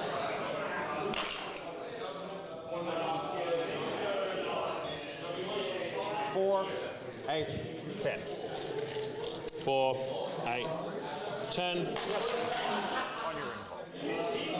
5 ups. I'll pull out successes. Are you familiar with how I'm going to roll these Feel No Pains? I'm just going to roll them all and re-roll any successes. Oh yeah, fair enough. Yeah. So kills guaranteed 5. Kill 6. Multi-melter. One hit. One multi-melter wound. Kills. I'm assuming you're gonna. Oh, what damage is that? It's one. It's a legit one. He's dead. Kill someone. So 3, it's 4, 5, and 6. Assault cannon. Nothing. And we're done because we're not rolling storm bolters today. I also rolled an extra assault cannon dice back. no, that's all right. Right. Storm bolter. Some nice sportsmanship going on in the middle there. Yeah. Okay, so Yeah. They are on the clock, so rolling storm guess the bolters flash- probably doesn't matter. Although Because the we've pistol. seen You have seen that battle. yesterday, Yeah. one damage mattering. So the knobs might as well. I know being they able can't to shoot pick their when you need pistols, to do they that or advance. not is very I key. moved the Yeah. battle wagon actually. Move. So Dylan's already overwatched, so now it's fine for him to move. So it was the Redeemer overwatching into the 20-man boys unit. Yeah. Just come out of that wagon. Advance the wagon. 13. Yep, just gonna brick me out. There's an interesting thing going on here where the war's been called Actually, and instead of Dylan moving the knew the Gretchen war like was that, called. I'm going to move the He was battle wagon. going, We're going to say the and Gretchen he's got just in the backed battle off. wagon. Yes. End of it. He's just pulled, he called tactical, Take 'em. and he's just pulled everything back, fall backed and whatever, shot and whatever, and he's Thank you, just sir. moved back into his development zone. All right. Well, I think that the idea here is So, if charge phase. he's setting up to try and survive, but then when he does, We're good. to have pulled Hugh out, +2, so it's a 10. Hugh has to commit everywhere. Yep. And he doesn't really have a choice. Once you call the war and you're already in the middle, he's already presented. Yep. This has to work. Yeah, and but it is allowing. Charge to the middle. Some mix. He may not get as many units charged as he Yeah. wanted. Yeah. But you look at the space that's created for So you Hugh got no to just- CP. There's no weird. She's in there's no, you can't three heroic quarters during of the combat orders anyway. is- Yeah. Yeah. Yeah. Boys will charge just this unit, 'cause that's just And I one wanna unit. point yeah. out- That's just one. So they'll just charge that unit. the Lancer deployment, Bottom right-hand corner there. bottom right-hand corner. It is a very interesting thing to think about when you're placing these units and you're driving them down. Fucking backs to the wall, protecting- boys. Not allowing him to charge both Lancers. Maybe face the Although odds if he would does be kill more the sensible. one pile into the other, it is pinned there. Because Lancers don't fly anymore, do they? No, Oh, no, Lancers that's do a not different fly. unit. Yeah. So That's not the same unit. it's probably stuck there a turn. There. Yeah. Goes there. Goes there. Oh, sorry. I have the feeling I'm about to be overwhelmed with force. Look, hopefully. Referring to the fact Like I that knew Hugh when I has send them in to overwhelming kill force. guys, I'm like, Yeah. right, they're probably gonna die. Yeah. You don't feel no pain against mortals, do you? Nah. All right, let's have a think. I made this mistake against Gus. I'm just gonna. My tank shock there is irrelevant. And there's still what's in that Rhino? 2 units of Crusaders. They're just regular dudes. They're yeah? like regular Marines, but they've got a Thunder Hammer, a multi-melter, and a melter gun. And there's anything in that impulsor? That was the other thing that happened Dust. with the data slate for BT. So scouts went up from 55 to 65 points. The Crusader squad went up from 65 to 75. Are the truck will charge into those So dudes? while it's 10 points more expensive, because what we were seeing competitively was think it- that's kind fine, though, 'cause we've got of the mass stomach. MSU Crusader blobs, because you get a special weapon, you get a multi-melter, and then you get a melter gun. Just can't fight me in 2 ranks, you know, but I figure you'll 65 be able points, to wrap right? around the wall Yeah. and get a couple more. It's more There's just 75 giving you points so down. many things to get through that They're still hopefully you good. don't wipe both units. And Dylan's got 2 units in that And then I'm line. stuck Yeah. fighting. So he's got 2 multi-melters, 2 melters, and 2 thunder hammers. And that is all my charges, man. in So that unit. hit me first, sir. Sure, man. Clock over to you. Yeah, thank you. So I'm going to allocate this one That's guy. the key. You can fight through the wall there. Key combat, in there. You've got 5 of these guys left in here. Five flash hits left. Yeah. And we'll.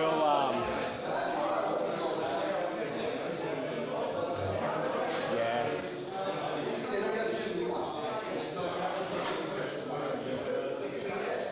I'll put We'll that. allocate the Thunder Hammer in there as well. I think the Storm Boys hit a little harder. They've got a power claw in the unit, so So we're going to allocate both of them in there, and then the others will just be where they have to fight, going straight in there. the flash kits. Yep. Yeah, we will take the +1 damage because I've got the lightning claws and the rest of it. So lightning claws first, 3 ups, get 2. 4 ups, get 1, becomes 1. Makes it. Yep. The guardsman there hits 3 times, wounds twice. Makes some fails. Is flash Kills kits? 1. So is this the flash kits or the Yeah, storm? kills 1 flash kit. Yeah. The Judicia, now he's killed a character, gets an extra attack. 2 ups. And you're not a character unit, but strength 7, so 3's here. Gets 1, 2, 3. Does he get dev wounds or only against characters? It's a dev wound, so there was 1. Okay, so there was 1 dev and it was 1 And or 2 2 saves. 2 saves. Make them both, so it just kills another guy. Yep. And then the Sergeant going into the Storm Boys. 2 ups for him, drops 1. And strength 5, so 4 is here. Gets the 1 on the Storm Boy. Damage? 3. 3.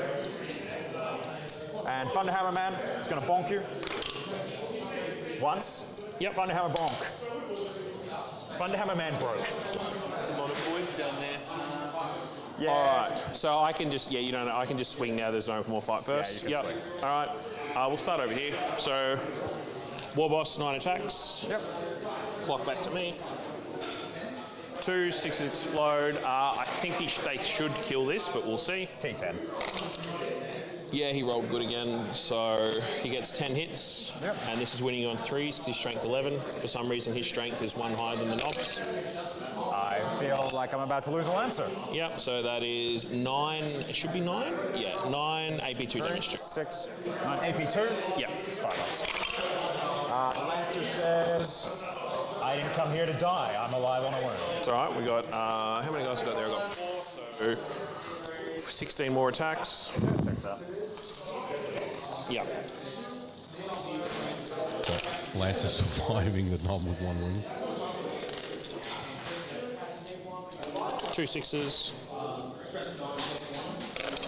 These are on 4s, so you've got another 6. Dead. There 1 we go. damage, 2 damage. 2, it's all 2. Well, then we're still dead. Yeah, Kaboom. he does. For you, suck 2 dicks. I will Ooh, suck we've 3 had an dicks. exploding Lancer, chat. All right.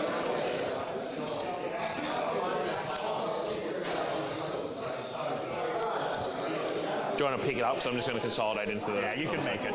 Oh, yeah, it doesn't matter. Yeah, so here's what we're talking about. He'll consolidate in there and definitely just base up that the Lancer. Oh no, my boys. All right. And now that it's in the middle. almost wrapped around the back of it there's no room for the Lancer to back out. Piling in. I'm just going I think the flamer changes much. I reckon you can still fight with almost everyone. I think I can fight with everyone except the back guy here. Checks out. All right, we'll roll all the good stuff first. That's that 20 Warboss man first. into the sword rider in the middle there. 2 explodes. Big character or something? Yeah, so they get 9 attacks in the wild. Yeah. 2s. The War Boss there with 9 attacks. So 6 AP2 damage. Pretty wild. 6 AP2 damage. The 2. war bosses and base bosses do a lot of that work. kills 1. Nice. We'll roll Grotznik.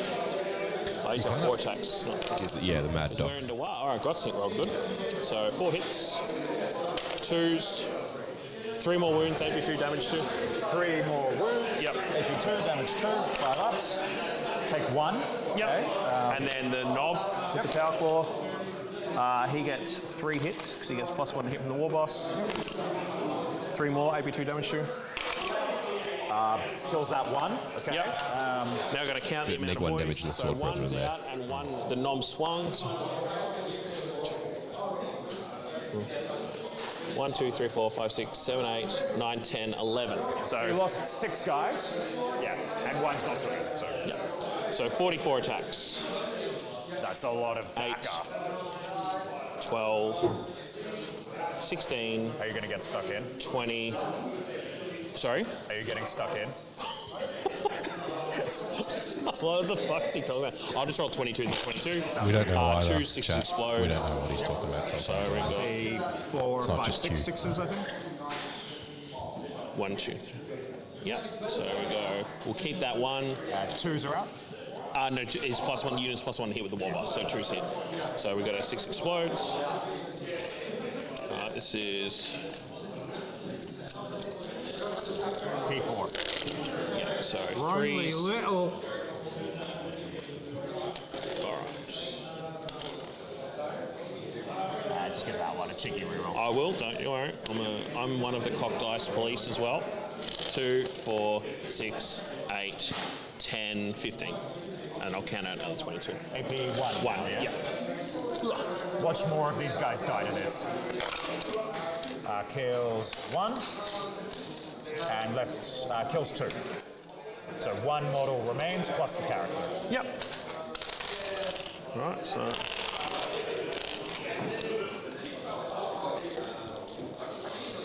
All right. I love rolling 7 1s from 22 dice. And 1 6.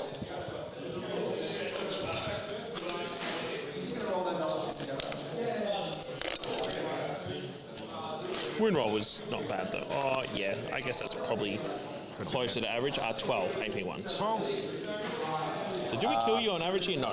AP 1. No, because Emperor's Champion, I think, has a 2-up, so he's going to try the last of these. So that's the last guardsman on a wound. G'day, Ben. Welcome to chat. Dead. And then these will just be 3-ups. I can parry 1. I'm just going to parry the first fail because they're all damage 1. Yeah. So we'll just say I parried the first fail. So I parried that. It's looking pretty Take good, a word. Ben. Yeah. I'll let you pull, and then it's- I'll do a consolidate. It is Hugh's war turn at the moment, and he's finishing his combat. I So now lose the +1 damage because he doesn't have any mates. Yep. he's killed the in the emperor. I have to go that way if I want to consolidate with these guys. 20 men 'cause they bought get engagement range of roll, mate. There was 14 boys These left. guys cannot, so because they he can lost go, 6. sorry, they can go close to He the killed objective. all the sword brethren except for the Emperor's champion. Storm Boys to And now the activate? Emperor's Yes. champion is. I assume he'll be able to get Power Claw and 1. I'd say Power Claw and So one he's guy. deciding where he's going to put the Emperor's champion's attacks into. So the PK, 4's nothing. The chopper, 3 hits, 3s, 2 wounds, AP1. Takes the damage. And then the flash kits are 5 each. Yeah, it looks like 3 remaining. Yeah, there's 3 remaining. Yep.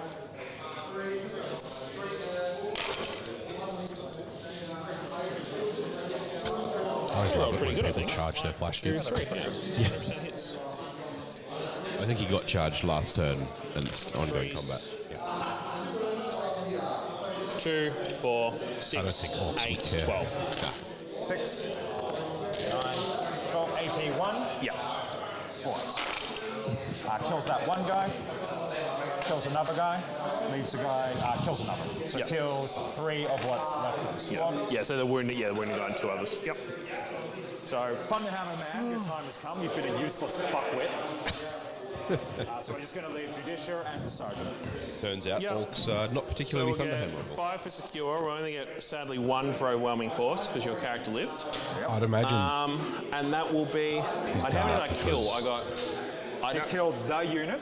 Yep, I killed that. I you killed killed- the hasn't modeled aggressors. power fists. What did you kill on my turn? You killed... Get the Well, Devo, we haven't quite done with the turn because I'm the about to kill devastating one of your wounds on characters and get me to Thunderhammer. kill them. but Do you get... Oh, you get Single precision. force. Yeah, I get Oh, you can try. Yep. So, the power whichever fist one is weaker, we're going to generally go is into him. considered. The Grossi. If you can take We're a going to special start with psychic him, and then the weapon. precision will just Generally drop off the next one. considered 2 ups better and then take, 2 ups because you're a character. Yep.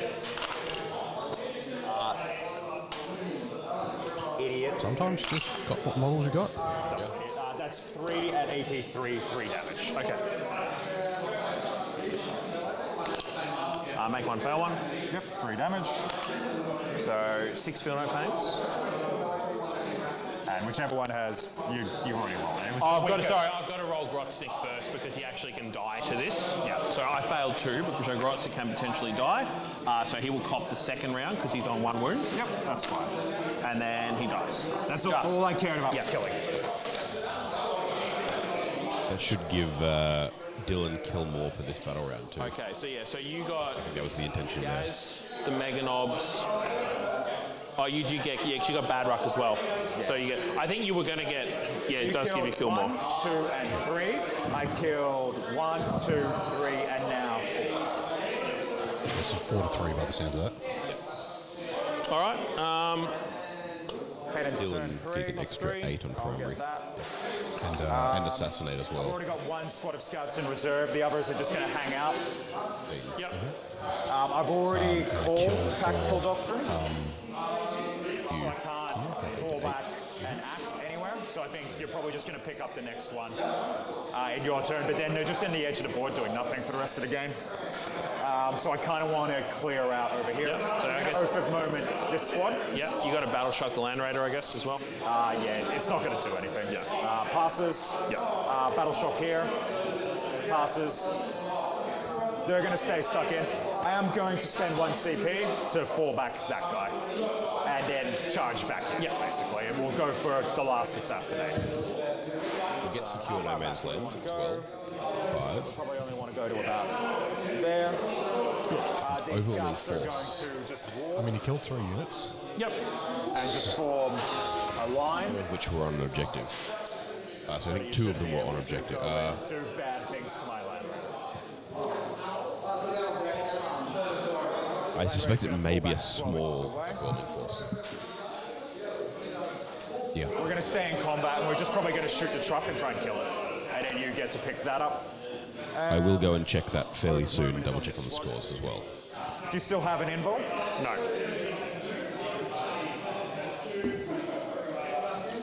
So you've got the squad over there, the squad over there, the boys and the storm boys there. And then over here.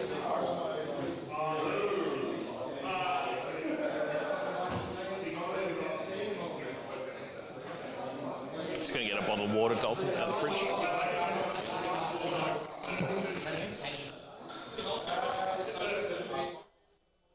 So we just turn the player mics down.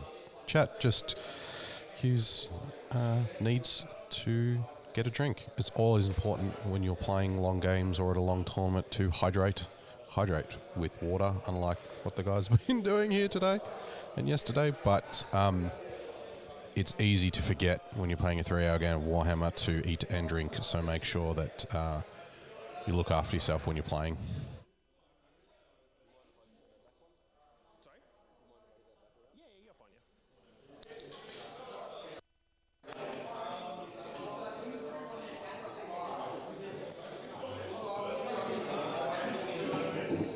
It's the time of the all-in.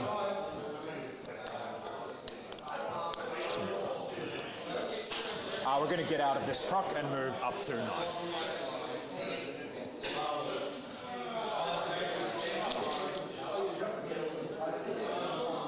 I'm just going to...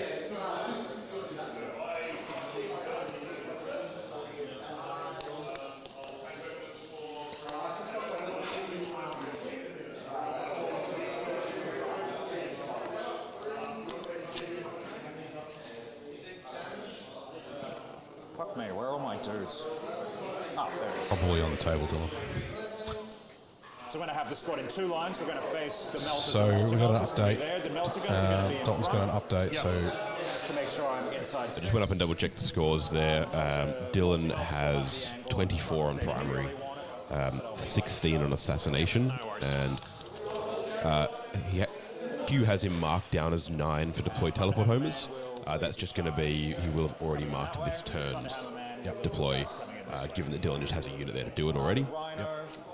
But we've got him down here as 6 at the moment. Hugh then sitting on only 8 on primary, and then 3 for moving force and 5 on secure no man's land. yeah. So it'll be interesting to see. These guys on from strat reserves. 18 kind inches of away like from you. priority targets last round Just to there. on day 1. And then the harm You assist. can make up, hold more, kill more fairly easily if you're going second in this mission. So there's still a lot of points left for Hugh to have access to make stuff up. So while it looks like Dylan has a big lead right now, we're going to start off with the Hugh Inceptors is shooting down in there. We are not pressuring the So Space 1, 2, Marines 3, a lot. 4, 5, and 6. With the And elevation, I'll be at Dylan 83, is so every bleeding won't matter. assets. It all won't matter. Yeah. Hits 3 times over the moment. I'm assuming you're We'll not have heard him mention earlier that his Lancer is essentially out of the game now as well. Even though it's not destroyed, it's just stuck there. Yep. Land Raider is going to flamethrower in. Yep. So starting with the flamethrower for 6 and 6. Looking for freeze. Rolls 6 ones. It kills Morning, 6 Jared. as well. Good to see you come back, drop in, say hi. Multi-melter, 4 ups. Get 1. Over the moment becomes 2. We're going to look for freeze here. Multi-melter snaps 1. It's just a warlock Puts it on left. invul. Damage, I'm assuming 2. 2, so he's down to 4. Yep, assault cannon. 4 ups, over the moment. Get them all. We're going to reroll for dev, so that's 1. Becomes 2. 2 dev, 2 wounds. What's the dev? What damage is the dev? It's 1 inch. So it kills him.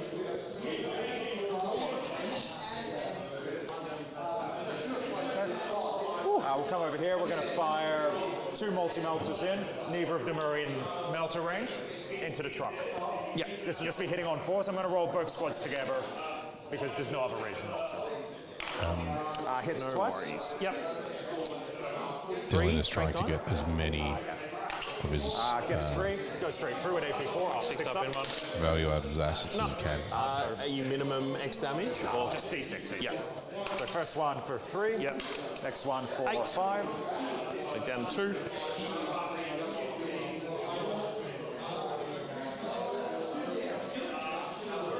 The scouts here are going to do a teleport homer. They have nothing to shoot. No more There's shooting. that teleport homer. Shot the Lancer. I think there's not much that They're just you going can to do go about ahead that and teleport. fire. It's like, I'm going to go ahead and call this a, if this explodes, you can careen and do mortals and stuff, but it's only like D3, isn't it? Correct. Yeah, I'm not too worried about that. We're just going to fire our laser into the truck. Yep. Fires the lasers. And the rocket pod right into the guys in front. Yep. So, laser. 1, no, hasn't moved, so heavy. Yep. Now you're going And 1 to use your reroll. Yep. 2 hits. Wounds. Wounds. Does it blow up? It's going to go. No. And big air damage. A 5 and. No.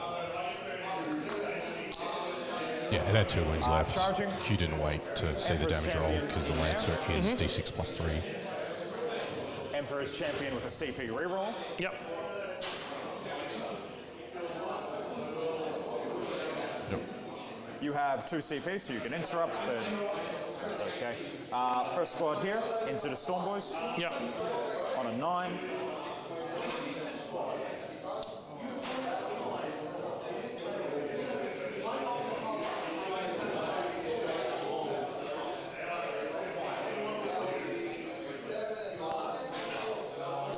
And then second squad here into the mates over there.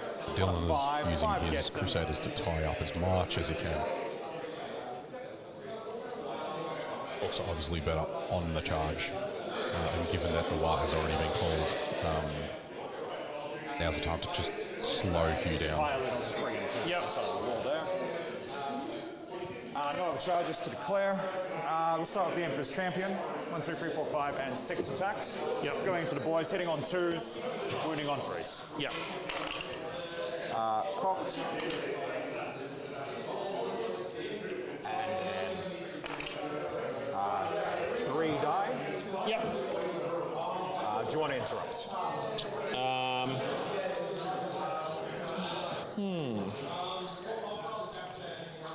So you put scouts into flash hits. I mean, I guess it's like, we're kind of fucked, but I will just spend the CP on the flash kits and try and kill at least another one of these guys, because the scouts shouldn't do much to them.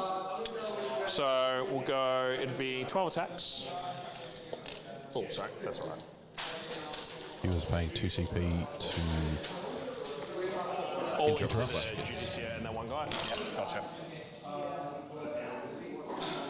A bit of update on the Rhys Boyd game. We're still winning you on 3s because we're a strength 5 base. There we go. We haven't gotten any tough. There we go. A little update in the Rhys Boyd game. Both of them still quite a strong board presence. Boyd has a lot of stuff and Rhys isn't doing as much damage as he wants to. That said, Sisters are a scrappy army. And the version of Necrons Boyd's playing isn't. Yeah, it's a methodical. It's a Exactly, yeah. It's a walk up the board type. Yeah, when I first went around a little while ago, Rhys was pretty upset that he wasn't making saves as much as he wanted to and was getting hit pretty hard. But when he just went out there, he's a lot happier with where he's sitting. So still could go either way, but I feel like Rhys might be getting a bit of momentum in the game. You look at 30 Immortals and you look at Gauss rifles and you're like, I'm not too worried about this. And then you realise they're standing next to Illuminor and Neg 2. Yeah. And all of a sudden you're making like 5 ups. Yeah, 5 up saves. And you're like, oh crap. Yeah. And failing a lot of 4-ups apparently, is what Rhys was doing. Yeah, dem 4-ups. It is a dice game. It is indeed. AP2. No. Oh, they do get a save. Oh, no, Stormboy. Yep, sorry. Yep. Sorry, Judicia next. 6 attacks. Kill the guy. Interesting because 3s. like Hugh threw a lot of stuff forward, but Dylan's putting a lot of work clearing him back out. The interceptors in the backfield aren't great. If the Orcs don't roll, because it was the the Orc AP, charge it was 3. is a momentum. AP is... Yes. Yeah. They need to come forward, kill stuff, and they need to keep going. If they bounce, They do have a 6 they will die. They're T5, but that's it. Yeah. You have no wire, you have no invol. You just T-shirts. Right? The other big problem, like Dylan could. I think what Hugh was trying to do as well, push Dylan off primary, because Dylan's about to run out of steam on secondaries. He's already almost maxed assassination, but it also means that he can't really keep those points up. If Hugh were able to keep him down on primary, which he's been doing a decent enough job of so far, then he could pull it back, because primary is where Hugh can then take the game back. And Dylan's seen that and has put in a lot of work here to push him straight off the objectives. He's also only on 9 for deploy so far. So Yeah. he's only got another 8 that he can get. Yep. So he can't max deploy. Yes. Yeah. And I suspect he's using his Inceptors for damage rather than deploying as well. Yeah, because he did, in fact, and then that other deploy guy with the can't scouts actually in the kill him, middle. doesn't have Yep, attacks there we on the go. 3 roll. points. Beautiful. Sadly for the stream, I think I'm going to call it there, Dylan. This game is unwinnable. Thank you very much. All right. There we go. It is always a pleasure That playing. happened quickly. Yeah. So we had a handshake. Just run through, I doubt I'm going to score anything more. Yeah.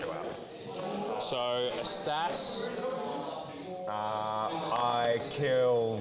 I've still got. Yeah, I think you've got the max, because I've still got 2 characters on the board and I've got 7 characters in my list. So I've killed 5. Yes. The 2 in the middle took me up. Teleport home as if the scout's there, but then from there on, it's going to be in the backfield. Yep. So I'll roll a battle shock test on this battle wagon to start my turn. It passes, so I get primary. So I get a hold 1. Can you kill anything at this point? It's round 3. So basically, I'm just going to see if I can kill that repulsor. So that is going to be the only thing I'm going to waste time rolling. Yeah, sure thing. So, Warboss, okay. 4s, 1, sadly. Maybe 2 damage to. Fails. Yeah, and then the knobs. 7 wounds. Yeah, so knobs maybe can do it, I don't know, we'll see. I was going to pick your secondaries for you as well. Yeah, you're right. No prisoners, bring it down. Yep, so that's actually a good draw. Fives, we didn't roll a wound. That's not a good draw. I mean, you'll have another turn at it, because there's actually nothing I can do. Yeah. So if you just keep the secondaries and keep wailing on it. Yeah, I think, so I think I don't get a kill. We go to your T4, so you'll get a 4 for homers. Your primary will just go bang, bang. So I think I can just... And I'm just going to kill the grots in the corner. Yeah, so you're gonna cap at 95, and I will get to. So that was just your turn 3.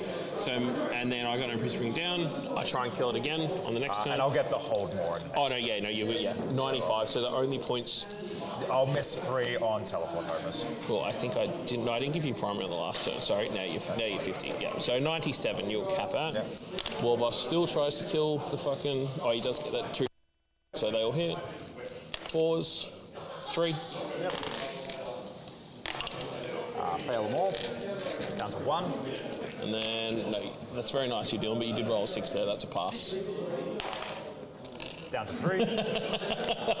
Just killed I'm not a charity, man. I'm not a charity. Looks like looks like 3 more. So you need to fail. You need to fail 2 of these.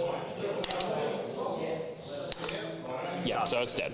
So we go turn 4. We got a kill. You got the kill and you got the no prisoners. Yeah, we got to bring it down. And we get a kill for the primary.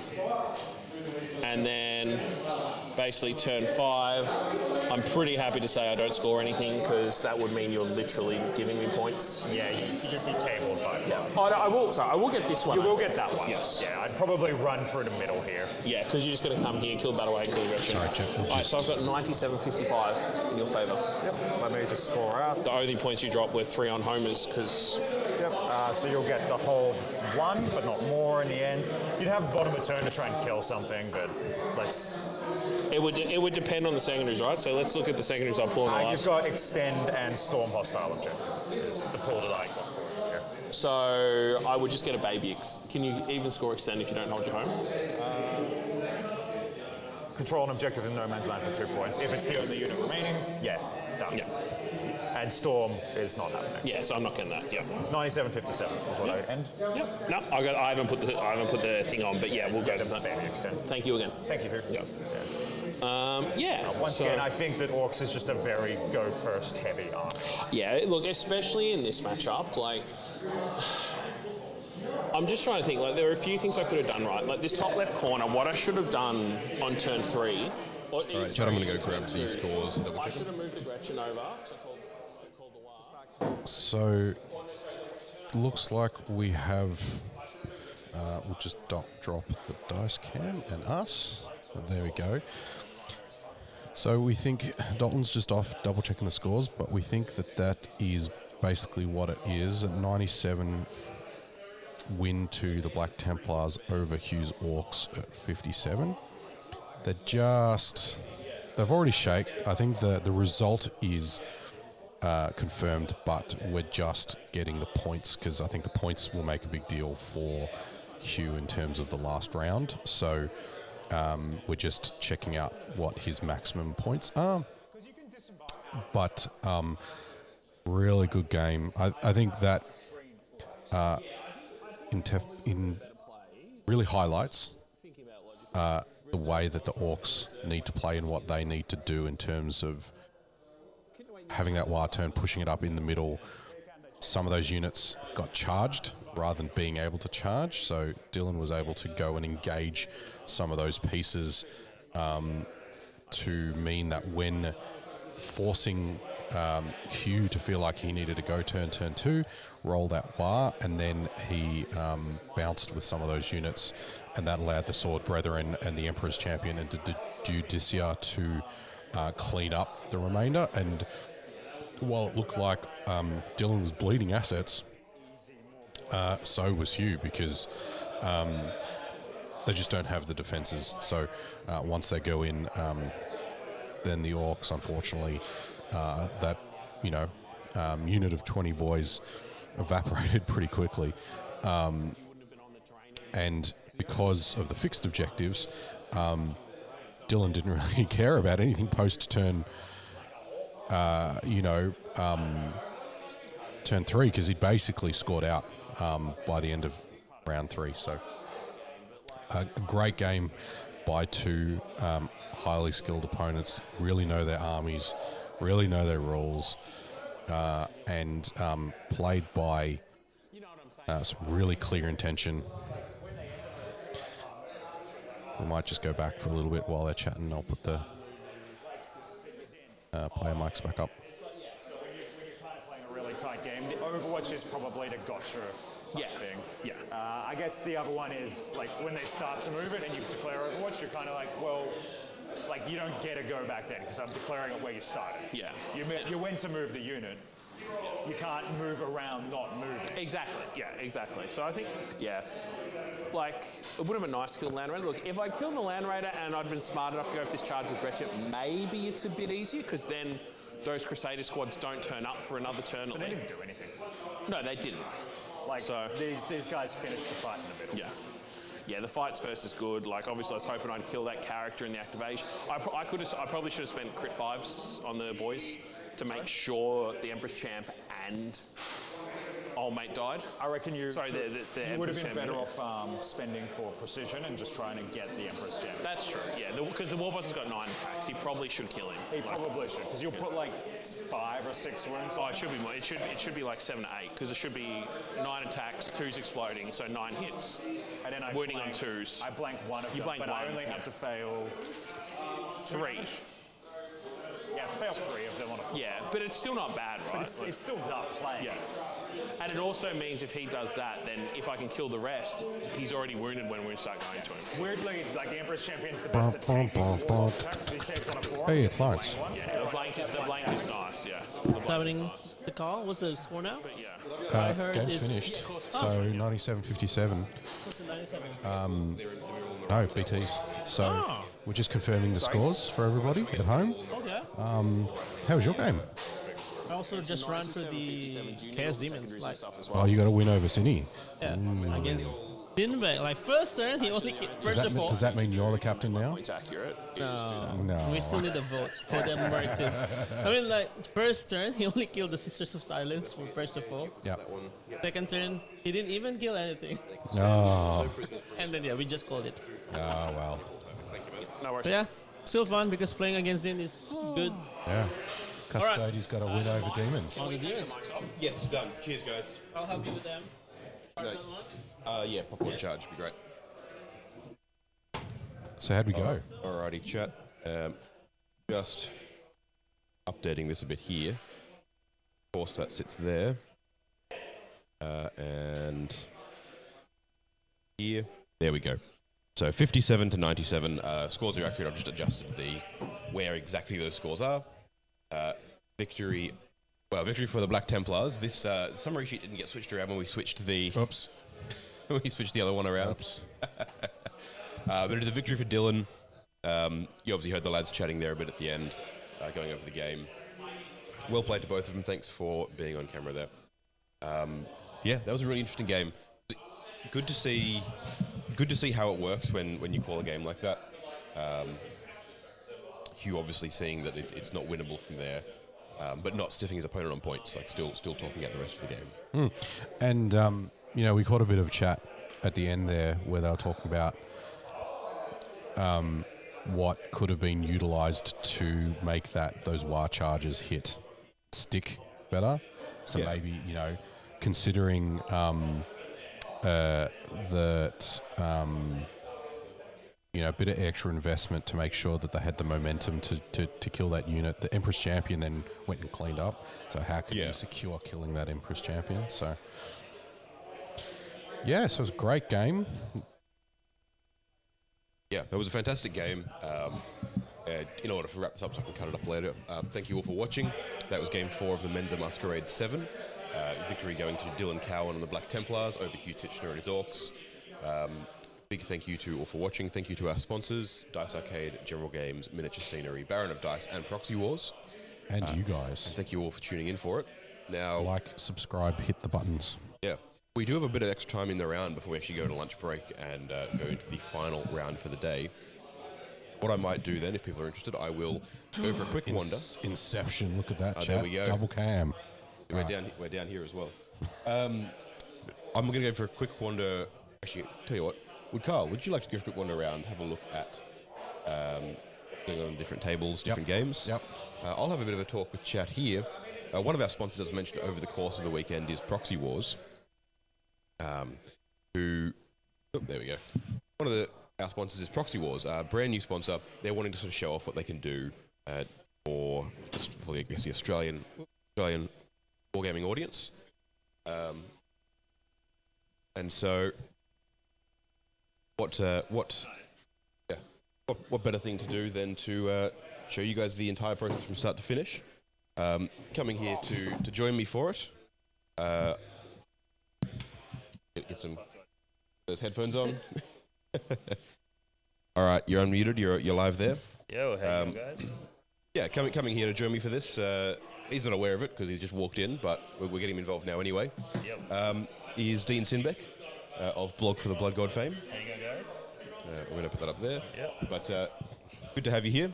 So, Dean, we are one of our new sponsors that you actually put us in touch with is Proxy Wars. Oh, yes, legends. They're good guys. They are. So what we've actually organised with them is that we're going to take a look at their website on stream, and we're going to have chat give us a hand deciding what to order from them, so we can sort of show off the website, we can show off their postage and that kind of stuff, and then I'm going to build and paint it on camera as well on the Risky Rollers YouTube channel. That's a really good to see idea. how that I goes. like it. Now, They've got some really cool stuff on here. I was going through it the other day, and it was really hard to make the call on what to buy because there's such a broad range. there is. Now, I know we were chatting earlier today. I think the new hot meta pick for Chaos Space Marines is what, Helldrakes and Disco Lords. We had Jeremy Martino, infamous Chaos Space Marine player, say that he was looking into Disco Lords. I nearly jumped out of the car. Like, this is just unacceptable. Jeremy, pull over. I don't want to be in a car with you anymore. Here we go. All right, so we've got their website up here, and they've got a bunch of different stuff on here. So this is some of the team there. And they've got everything from fantasy through to 40k, through to terrain. Sorry, not 40k, generic space opera. Yes. Space opera. I like it. For legal reasons. They've got some absolutely phenomenal looking stuff on here. There's a few favourites of mine, particularly the fantasy range. I've been doing a lot of old world prep recently. So been looking at a lot of their stuff on there. But yeah, so if you're down in chat, if you've got any interest there, we might flip through some of those. Let us know what sort of models you guys want to see. What's hard to get in Australia? What's stuff that we lack over here? I'm a really big fan of their space elves. They've got some really cool, shining spears that are dudes riding dinosaurs. They've got some really interesting stuff there. They've also got some really interesting Tyranid stuff, but they're space elves. Space elves. They've got Let's some see really here. cool, alternative designs for your Ooh, vehicles. that's very cool. Like, That's there's like some really the cool stuff. Hornet. Yeah. So they've got just like your wave serpents, but with like an interesting chassis design. That's kind of like. This is really cool. I like the asymmetric design on that. Yeah, that's cool as. And then they've got they're sort of like tree people looking guys. Oh, nice. So kind of leaning into that wood elf aesthetic a little bit. Yeah. So they've got what do they call that with the Eldar again? It's the Exodites. Exodites. Yeah. They've got some really cool Exodites stuff. Like, I've never had any interest in running an Eldar army until I got on touch with these guys and went through this, and I was like, well, I guess I'm starting an Eldar army because these are gorgeous. Oh, look at these. This is the heavy weapons platform. So these look like something straight out of Halo with their little Covenant battle pods or something. Yeah, and then That's they've sick. got is that Malgan Ra there with the big scythe gun? The Outsider Lord Eldar, yeah. So it would be a Malgan Ra. Proxy. That's pretty sick. They've got Dark Eldar in there as well, but they're a little bit more sort of kind of traditional. Yeah, I mean, look, Dark Eldar are pointy elves, right? They're sort of only so far you can go with them. Yeah, so if you're an Eldar player, this is definitely where you want to be looking because there's some really cool stuff on there. And then, for those in Australia, you'll probably know that the prices that we have to pay for Warhammer is ridiculous. It's pretty crazy, yeah. For some reason, GW's just racist against Australians, so they just add 30% on. So I was filthy yesterday finding out that all of the Legions Imperialis stuff for this wave has been delayed indefinitely down here. just in Australia? Just in Australia. Ugh. Well, I'm assuming also in Japan and New Zealand because they're all sort of that same sort of supplied together. distribution network, But that's all been delayed with no no set date on when they'll be released down here, despite the fact pre-orders have gone up for the rest of the world yesterday. Yeah, it really does feel like the world sort of left us behind a little bit, didn't it? And I'm fairly certain it's not a local thing. It's not the suppliers down here fault for it, because they didn't really know it was going to be delayed either. Yeah. I was speaking to them during the week. It'll probably be that they've manufactured not enough and they've realised that one of the markets is going to have to deal with a shortage, so They've decided that this one down here. I've just seen something here and flicked straight past it. Well, that's pretty cool. So the Outsiders, that must be their Shadow Spectres one. Yep. Just seen Wild Maidens, it's your Banshees. Umbral Fighters, so this is their Wraiths. Wraith Blades. Wraithblade, I guess XP. Yeah, Let's look take at a that look lad. there. What a lad. That's pretty mad. Blades in the arms. This actually works too. It's not just a weird sword hand looking thing. Yeah. You have this nice design where it curves back. The head there looks fantastic. It'd be great fun to paint. They've got cool basing and stuff as well. That is really nice, yeah. Yeah, and then, hold on, what's the price we got up here? That's, what, $7, like $8? So, I mean, that's going to be, yeah. That's for one of them, I assume. But you go 5 of them. Yeah. So what, 38 bucks, 40 bucks. 40 bucks for a squad of 5. That's very reasonable. That's pretty good. They're 60 something, 67, I think. Yeah. As a kit from G-Dub. Yeah, so I'd be really interested because obviously these are all 3D printed, and there's pros and cons to 3D printing. They can be a bit more fragile, but it depends on the type of resin that's used and the settings of the printer. I know every attempt I have at 3D printing fails horribly, so getting some professionals to do the work is something I really look forward to. There's not much chaos on there though. There's not. Hurts my feelings. Well, there's Beastmen here. Beastmen are part of chaos. You could absolutely. And the Beastman range is awful. Yeah. The G-Dub one. Imagine running those big bores up the top left there. They're your 8-bound, right? Those are nice, yeah. And then you've got all the little guys. They're your berserkers or your jackals. You could definitely make a really cool Beastman World Eaters army. Yeah. I wonder if they have Centaurs. So my day job outside of this is I work at General Games in Malvern. So I'm around this all the time. And my boss there is actually making Beastmen as an army for the old world. Right there, right middle. Middle? Ah, look at that. Centaurs squad. Centigons. There you go. I love the creative names they come up with stuff. Oh, this looks amazing. Look at these lads. Yeah, that's sick. Oh, that's gorgeous. But he's doing Beastmen, and the Centaurs, Games Workshop Centaurs are awful. I'll see if I can pull up their models here, just so everyone gets like an idea of these are the official Games Workshop. Oh, they're hideous. This is the wiki, yeah. It's going off on a weird tangent, but nonetheless, let's see if we can. Well, this is one of the other main things that I really like about 3D printing. Not only is it a really cost-effective way, but you get like really creative, unique sculpts. Yeah, look at this. Oh. Yeah, that's disgusting. That's terrible. Why have they got toes? Oh yeah, what? Yeah. Oh.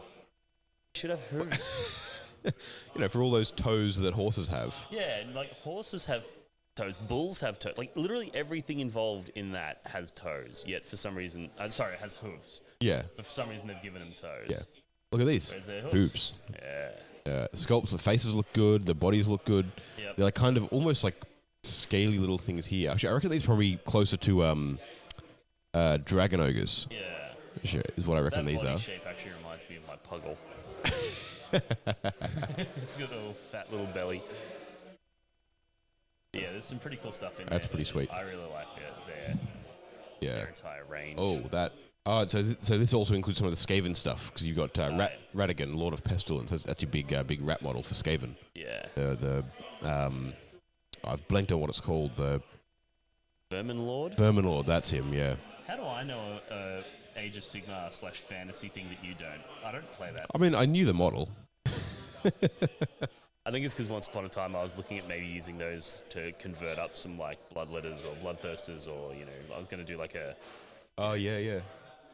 I mean, they are gorgeous. It's a really nice model. He's a sick model. Yeah. Mounted Longhorns. That's actually Beastman riding stuff. That's pretty sick. I think they've got some Sisters of Battle stuff in there as well. Yeah. Let's go have a look at some of that. Space opera.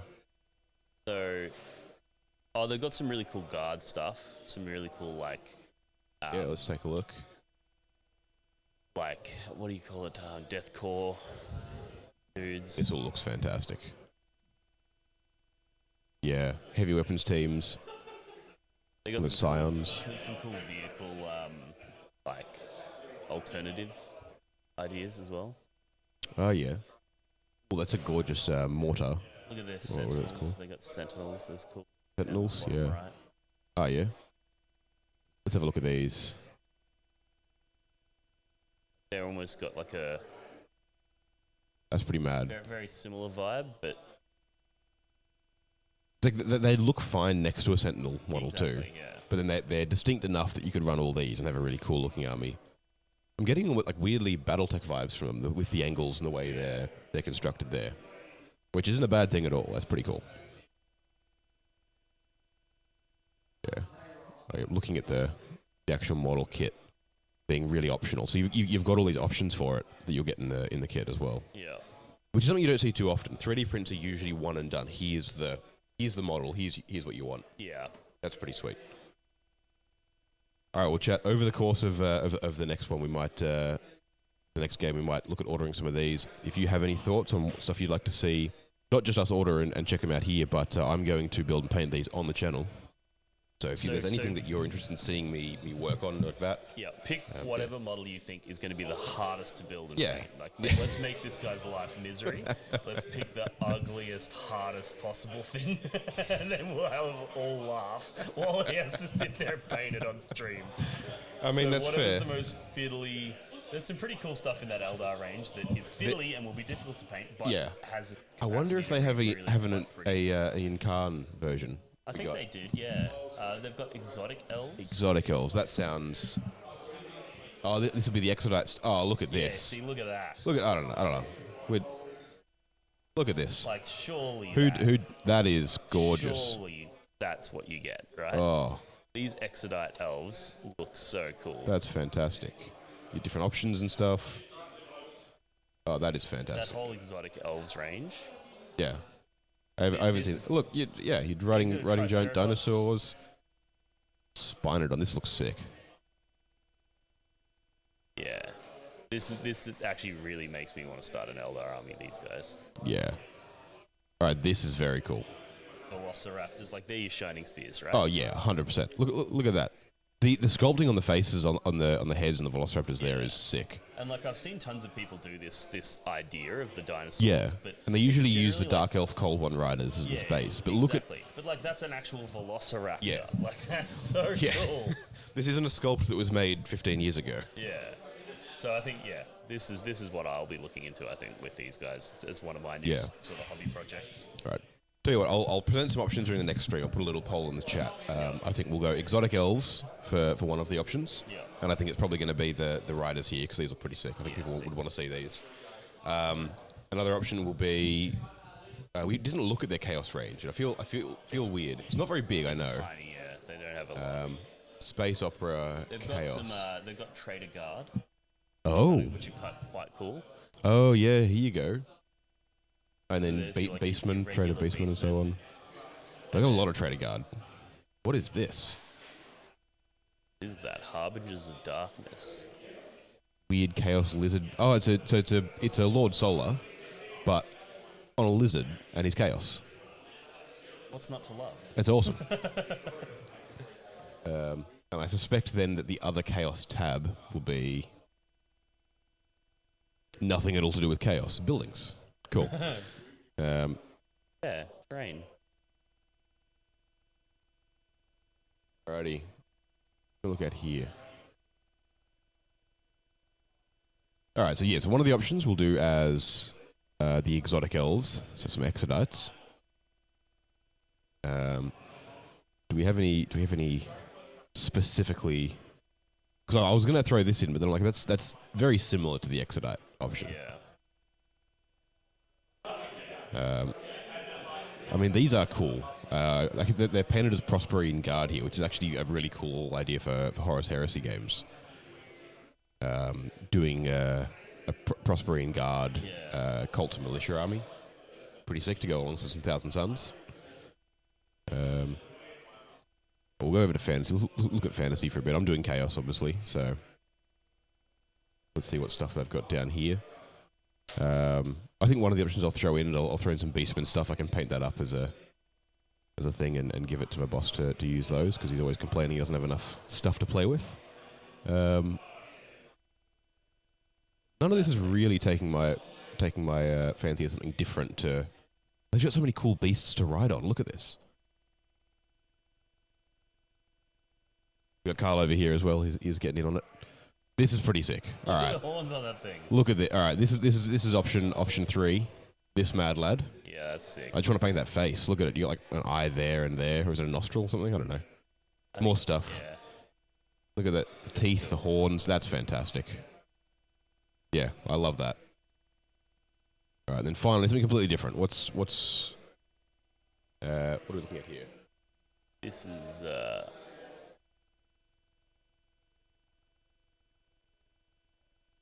I think they also do quite a bit of terrain. They've got some pretty cool terrain kits. All right. Let's look at some terrain kits then. You're looking at like, modular WTC style. Ooh, that's very interesting, isn't it? That looks good. But with like, instead of just being a flat MDF that's been painted or it's got something printed on it, it's actually textured. So there's some really cool stuff. Like I was considering just getting just a single table for like my games at home. Yeah. Well, all right. Well, let's look at that then. WTC terrain. Like imagine that for your streams. That'd be amazing. Look at that. You'd be mad. Oh, this is Necron terrain too. Look at that. Oh, that's gorgeous. I can't say anything positive about Necrons after my experiences at this tournament. They're in my naughty books. Fair enough. Let's Dark City. You got Eldar versions. All right, that's pretty sick. Yeah. But I think we might go for standard sort of industrial looking one. Yeah. All right, so that's option 4. How cool is that?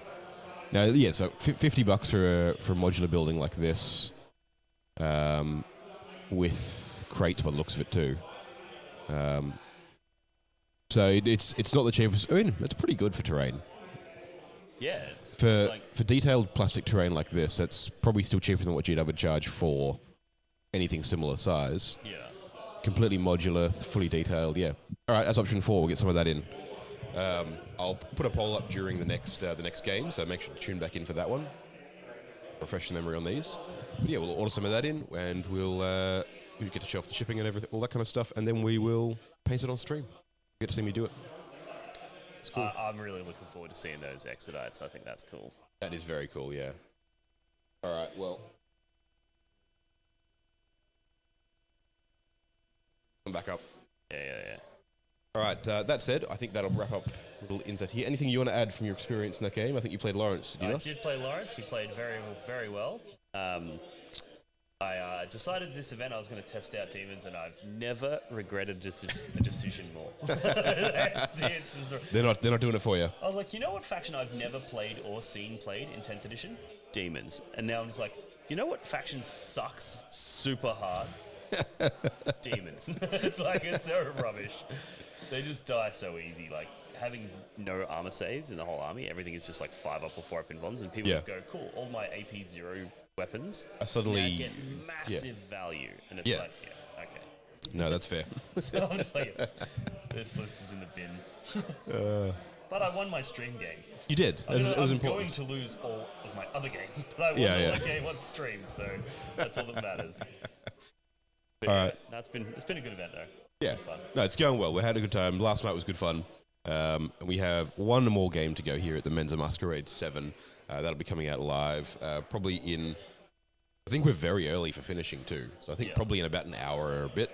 Yeah, it looks like most people have finished the game, so I think it'll... Yeah. I think a bit of a lunch break and we'll be back for that. We'll put a placeholder up here. The stream will be ongoing. Go off, take a bit of a break, take a load off, and then make sure to come back for Game 5. I don't know who that's going to be just yet.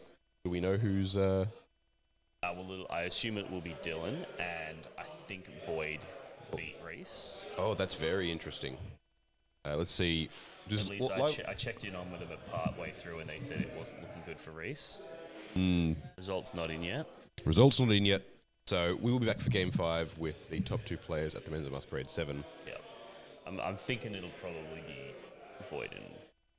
I think so. I haven't seen the game since about halfway through it, at which point it was looking like Rhys was on a bit of a momentum gaining sort of comeback. Okay. So we'll see how that goes. We will be back with that one. Yeah, catch you then.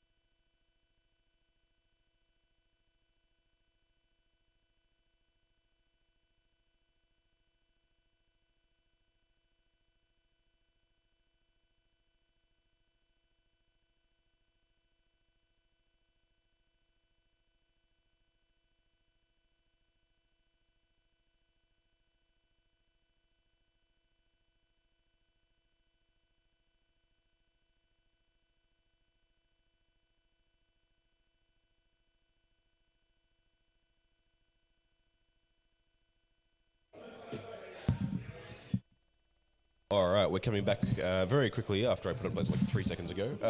But Carl has been around with a round update, been seeing all the tables, seeing how things are going. So we'll do that one as well. We might jump in when the round ends to update everyone as well. Yeah, so probably one of the more interesting ones is obviously the Boyd-Rhys matchup. Dean and I just had a discussion on that one right at the end of our little talk about proxy wars as well. Yeah, so Rhys is up in points, but down in board control. Okay, so it's going to be a matter of if he can really hold on. Yeah, how long he can make that last. There's a good half hour left in the round. Yeah. So it'd be interesting to see if he can stay up on points. They're only, like, picking over Rhys's shoulder, they're only in, like, bottom of round 2, top of round 3, right? So there's a lot of game left. Both units of Wraith still alive. Most of the models are still alive. So there's still a lot of assets that Boyd has. And Rhys is definitely running out of stuff. And Rhys is up on points. Now, he's got all his tanks and stuff there. Okay. The challenge is going to be this is Purge the Foe, right?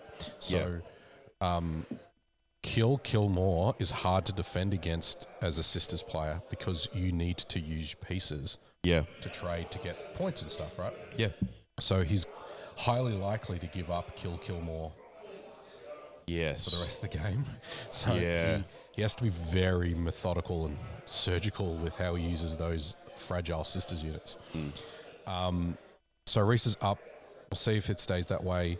I think what's going to happen is the top table is probably going to be Dylan and Rhys. If Rhys wins, yes. Yeah, if Rhys wins. If Boyd wins, actually, there's a quick discussion because Boyd has already played Dylan earlier in the event. If Boyd wins, they won't play each other. Yeah. So top table will be Boyd and pairing down somewhere. Morosoli is still in it. So yes, I couldn't get a scores update from the Nids versus Drakari, but it was very close to being tabled on both sides. There wasn't a lot of anything left over there. We had a Maliceptor in the middle holding the board, and we had single Drakari models holding objectives on Morosoli's side. So I'm not sure how many points, whether Morosoli was up or not, but there were very little Tyranid models left on the board and very little Drakari models left on the board. So it'll be interesting to see. I think if Morosoli gets up against the Nids, then he's in for contention for that reshuffle. Yeah, he could end up, because if he's sitting at the top of the 3-1 bracket, he'd be the one paired into Boyd. Yeah, and Drakari into Necrons is interesting because Morosoli's already played and beaten Necrons at this event. Yep. He hasn't played Canoptic Court, and Boyd knows how to handle himself with that. Yeah. Having a chat with Hugh at the end of that game too, he was obviously a little bit disappointed. There's a few things that he picked up at the end, and I think he said that on the player mic on stream. A few could have charged with the Gretchen to hold up those Crusaders and the Rhino. The Gaz play probably wasn't optimal. I asked him, what was the intention with the early Gaz play, and he was happy with the trade. He was happy to trade Gaz for the Redeemer. Yep, but when he couldn't quite get the Redeemer down, it didn't happen. That wasn't great, and then he felt like it was uphill from there. Yeah. So when those combats kind of didn't get his way, he was like, kind of identified that it was going to be hard to then make all those points up. So now I think Hugh is deciding whether or not he continues for the rest of the day. Yeah. So that is probably going to also shuffle. That will affect how that works. Because he's probably also quite near the top of that. He would be, but he may be playing one of the other guys already. So yeah, I don't think. So we'll have to wait and see, chat. Yeah, to see, we really need to see how Rhys and Boyd go. There's still half an hour left in the round,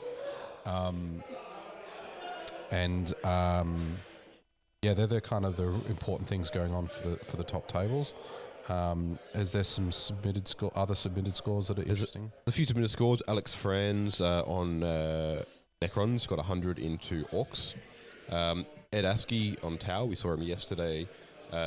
He got 95 into Michael Wall in his Necrons, winning that game. And Oliver Johnson on Leagues of Votan winning into Matthew Thomas, assuming on Necrons. Custodes, of course, yes. So, yeah, Oliver Johnson winning that one there. Yep.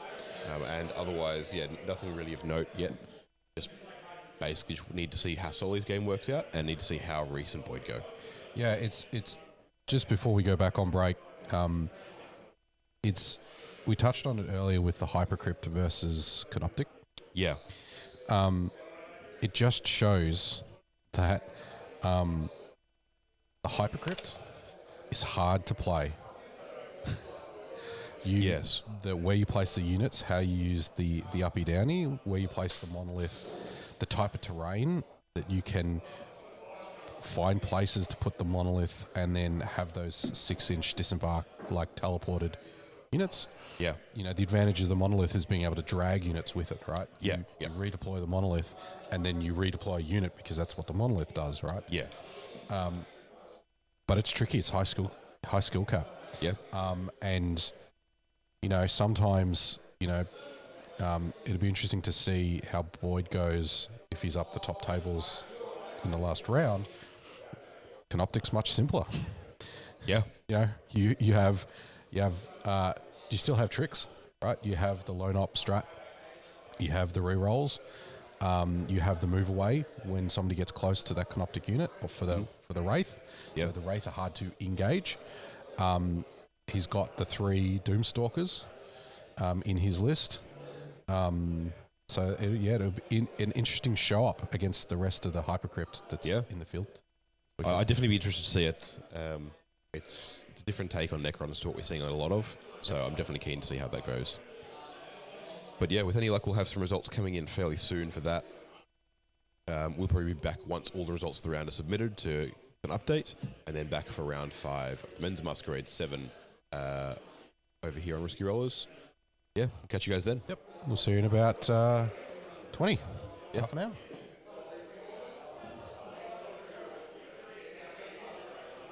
Where's the button, chat? That's there it yes. is.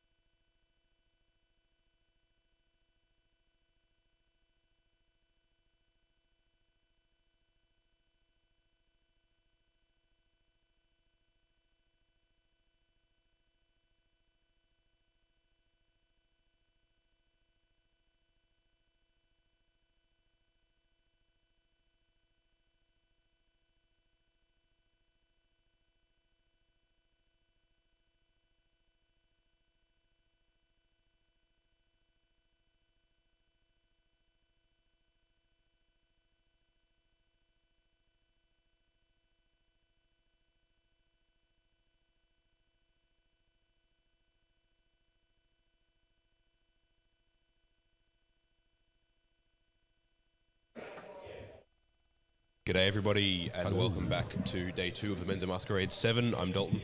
I'm Carl. And we're here with a score update right at the end of round 4. Final games went into overtime for about half an hour to determine that. So we apologies for the delay. Obviously, it's also a narrative event, so there's a few other bits and pieces going on. Yep. But The important result we were waiting on. So it was very, very close. Rhys Cunningham, we've seen on stream a bunch on his Sisters of Battle playing into Boyd Moral on Necrons, who's... We've kind of dodged having on stream unintentionally. We're actually hoping to get him on one of our games, but Necrons in general. But Boyd in particular is of Legends and Lore fame. Yes, he's a gun player, and it would have been great to have him on camera. However, he has lost to Rhys, 61 points to 63. Yeah, 2-point game in the end. Absolutely very wild. Close. I think they had basically everybody in the hall watching them trying to finish off this game. Yeah.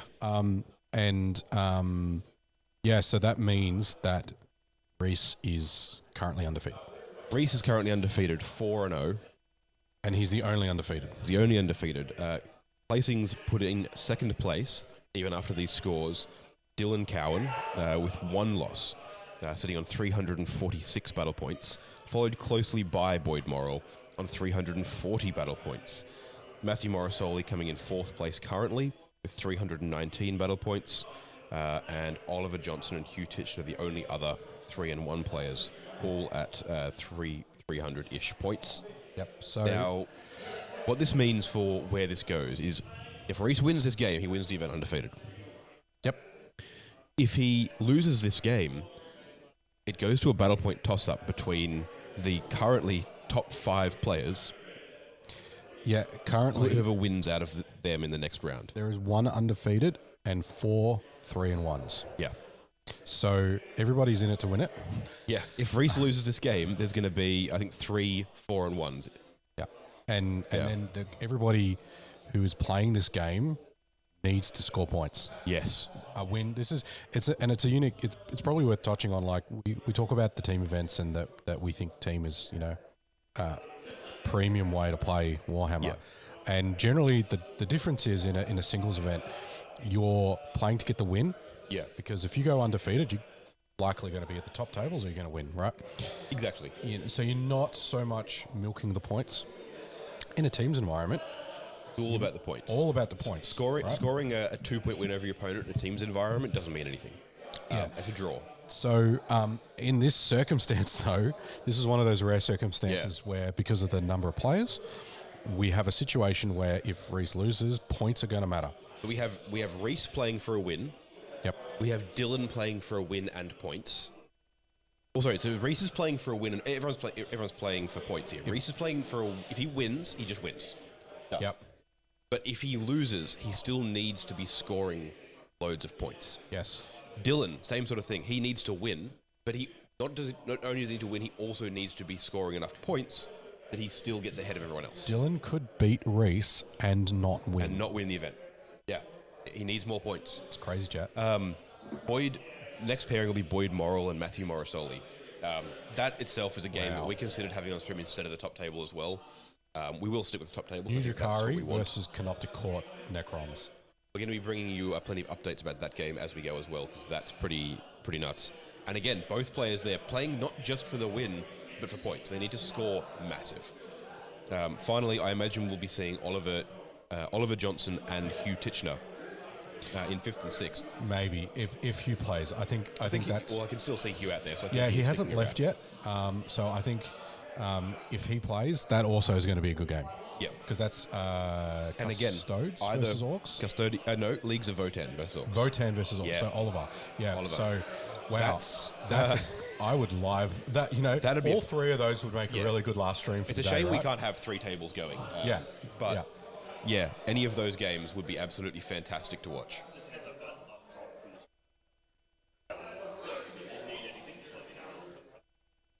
That was Dean Sinnbeck dropping in there to mention that he has dropped from the event just for this last round, which is fair enough considering he is sitting down near the bottom in 18th place.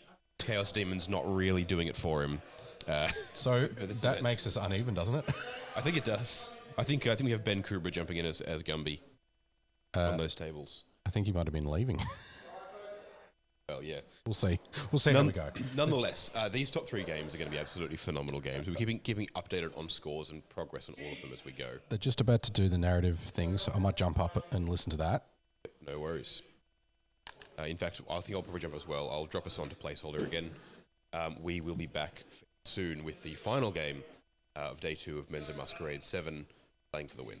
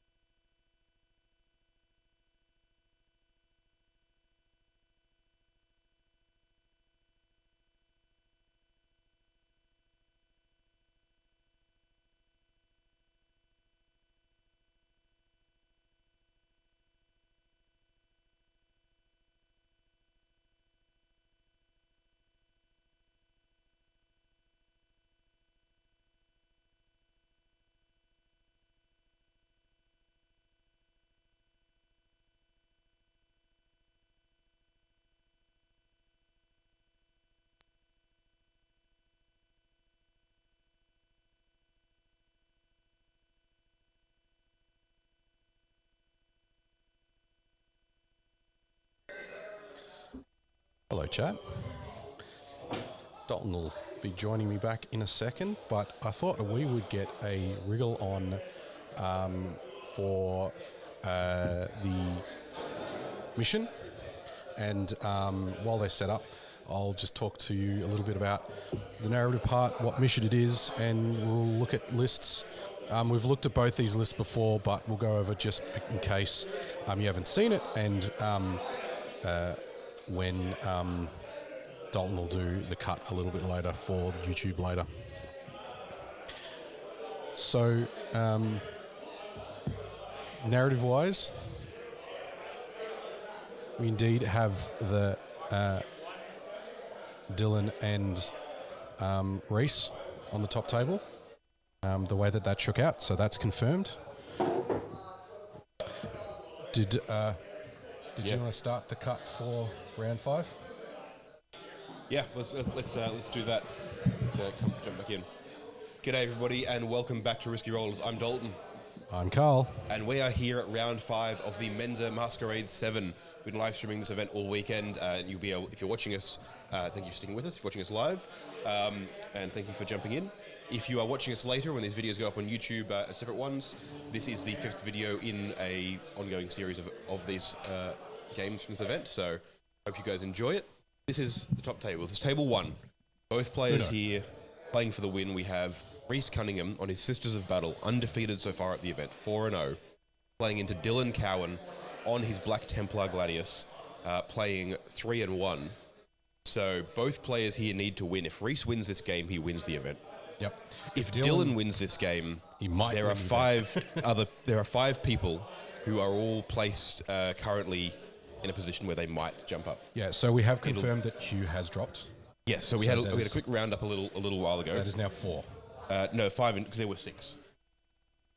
5 plus Rhys. So 5 plus Rhys, so 6. So now there's 5. If Dylan wins this game, then between Rhys, Dylan, and then whoever wins out of Boyd Morrill on Necrons and Matthew Morosoli on Drakari, out of those 3 players, whoever has the highest battle point total will win this event. Close. It is very close. So everyone's playing for points. Both of these players are phenomenal players. We've had Rhys on stream twice already, and Dylan earlier this morning. You will have seen them play. They're very competent. They know what they're doing. And yeah, it's going to be a fantastic game. Yeah. So we'll get stuck onto some... I might put on ISO so you can see what they're doing. Yep. While we'll go through the lists quickly. Yep. While you do that, I'll run through our sponsors. I want to say massive thank you to all of our sponsors for sponsoring Risky Rollers. We have General Games Australia, Dice Arcade, Baron of Dice, miniaturescenery.com, and a brand new one, Proxy Wars. If you have been following the stream, you will have noticed earlier on we had a bit of had Dean Sinnbeck come on. We had a bit of flick through the Proxy Wars website. I will be putting a poll in the chat fairly soon, actually, about which of 4 different models or model kits you guys would like us to order from them for us to build and paint on a camera in the next couple of weeks, just to sort of show off the product and all that kind of stuff, so you guys can see what exactly it is that they do, and we get to sort of demonstrate. They're sponsoring us, but we want to actually show you what it is that they're doing. Yeah, it's rare that you get a sponsor that you can kind of engage like this, so it'll be good to, Well, one of the things we like to do whenever we have sponsors, whenever we push someone's product or something like that, actually use it, right? I like to be able to use it and actually be able to stand behind it and go, this is something worthwhile. All of our terrain is from miniaturescenery.com. That's all this competitive terrain you see at all our tournaments. That's where that comes from. So we can sit here and go, yeah, this is a good product. We know what's going on with it. Both Dice Arcade and General Games are stores that I've bought from in the past and will do again. I work at one of the General Games branches, and we can stand behind that one there. Baron of Dice, same thing. He makes our dice. That's where those come from. Yeah, I got some Baron of Dice over Christmas. Yeah. And some nice Death Company dice, square edges, matte finish, get your pick. There's some nice stuff, nice alternative to other products. Yep. And then, Proxy Wars in this case, we're using the product, we're ordering it in, we're actually going to, you guys live get to see us use the website, order the stuff, see it get here and see it get built and painted, and we get to give our opinions on that whole process, no matter if they're good or bad. And if you've been listening to us all weekend, we have lots of opinions, which is good. Yeah, lots of opinions, always. All right, so mission, narrative. Yeah, so narrative for this mission, if you've been following along the event, there is a narrative component. It's optional, so you competitive players, and this top table, of course, it's not relevant for, but across the event, there is a narrative thread. You are There's 3 players still in the running for the narrative wing. 3 players to the 3 right. players. You are trying to escape a hive that's under assault by the Tyranids. Last round, you determined that Deathwatch were here. Yep, that's Basically what you help hear. deal with the They're Tyranids. coming. And now what we have to do is piss bolt. you Yeah, got to gotta get leave. out of here. You gotta go. Because those Tyranids are coming to consume our biomass, and we need to leave. So what you're trying to do is escape to one of the Corvus Black Stars they've landed. There's 3 landing sites, and by virtue of choosing a different fixed secondary objective to complete, you can sort of attempt to reach one of those landing sites. Yep. You can either attempt to avoid or break through the swarm of Carnifexes that's coming up one flank, which is that you need to bring it down. Correct. The other one is then there's a Neurolictor that's coming.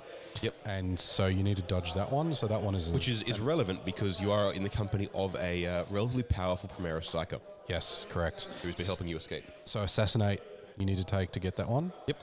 And then finally, if you decide instead you want to brave the swarm of Gaunts coming up the other flank, then you need to... was that one again? It is Storm Hostile. Storm Hostile objective. I don't know why I blanked on that one. Storm Hostile objective to try and outrun the masses of Gaunts. Yep. So that's the narrative. Yep. And we'll find out at the end of the round what the win is, and we might, in our little wrap up, we might talk to how that finished out. From a competitive perspective, this is a medium WTC map again. Yep. I think it's map number medium 1 or something like that. So pull that top down. Yep.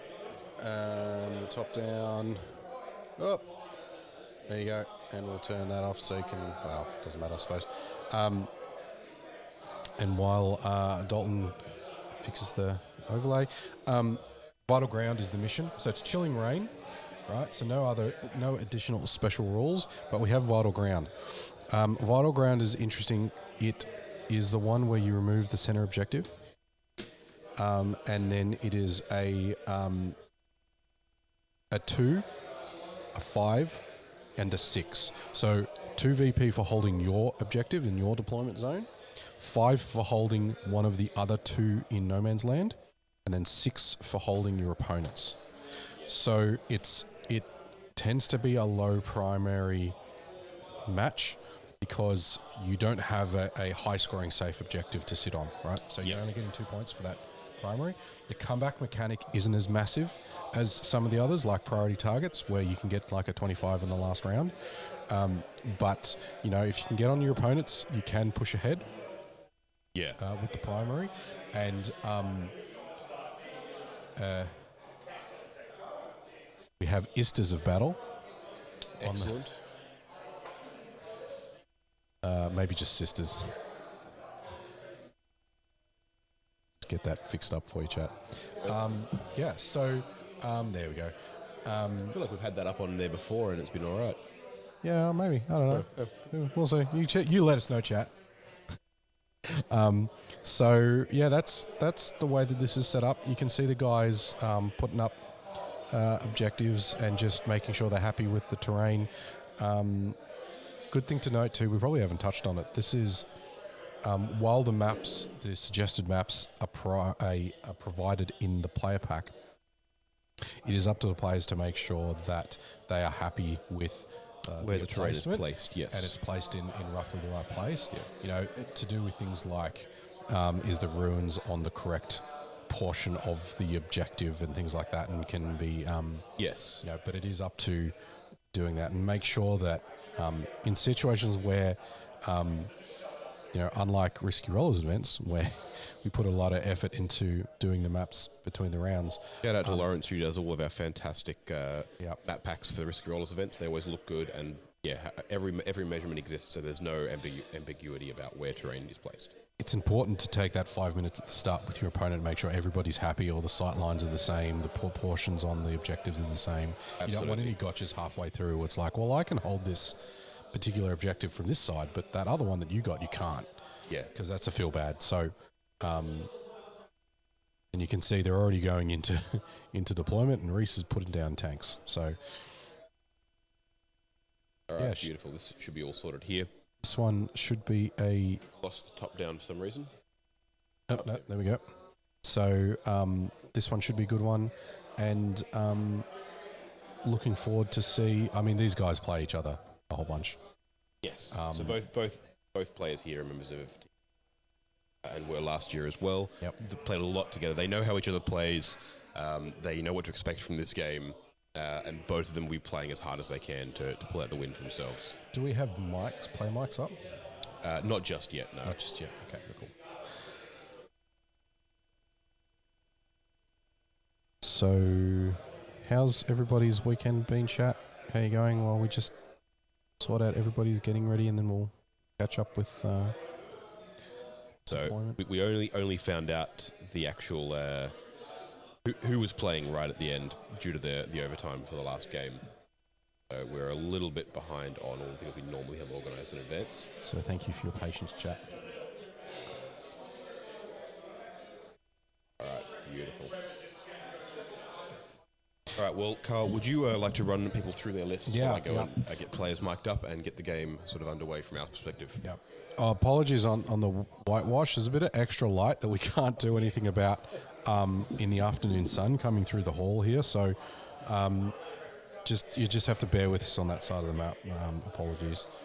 So these two players have been on stream before, so we don't need to super dive their lists too much. But Rhys is obviously playing Sisters today. He has a Junith, a Morven Vale, and a Palatine. And 1x10 Sisters of Battle with the normal condiments in terms of melters, etc. Got 3 transports, 2 rhinos, and an immolator. We have Rhys's signature 30 arco-flagellants. We have 2 castigators for that punch. We've got 3 scoring units of Crusaders. There's 2 models in each of those units, so nice cheap scoring. We've got a unit of war suits that will rock around with Val. A big unit of Repentia for that Palatine. 2 units of 10 Repentia. 2 units of Seraphim, and that's it. So shoots good, scores good, controls board, pretty good stuff. Yeah. If you've heard any of our streams with Rhys so far, we always harp on about he's got this 30 arco-flagellants and 20 Repentia are such a terrifying combat threat. There's an interesting offset between he's only got 2 rhinos and an immolator for dedicated transports, so not everything's in transports, but I imagine you'll see him in this game using the rhinos as little protective, almost leapfrog pieces, where a unit will run out of them and charge while another one gets in. Yep. Staging for the next turn as well. We watched Trajan kill 2 Repentia, 2 arco-flagellants in one activation, and that's all. Just the feel no pains are really powerful on those arcos. So in terms of Dylan's list, so Dylan is playing BT Black Templars with Gladius as his detachment. He's got an Emperor's Champion, a Apothecary Biologist, and a Judicia. So the Apothecary has a fire discipline, so it runs around with spoilers, aggressors in a spoilers Land Raider Redeemer. If you're taking Gladius, you take that package. Yeah. He's then got 2 by 5 Crusader squads in a Rhino that's floating around. He then has some Inceptors for some scoring. They're Plasma Inceptors. He then has 2 by 5 Sword Brethren. The Empress Champion goes in one, and the Judicia goes in another. And then he has a choose. He chooses basically which ones he wants to engage with, whether he needs the precision or the fight first. So they've been working really well for him so far this event. And then he's got 2 by 5 scout squads. They scout, they infiltrate, they uppy downy. They do everything you want for 65 points. Yeah. 2 Lancers. They are BT Lancers, so they get free multi-melters. That's why he's in BT, because he wants the multi-melters, Yeah. pretty much. And then he's got that Land Reader Redeemer and a Black Templars and Pulsar. So he's got transport for all his key units.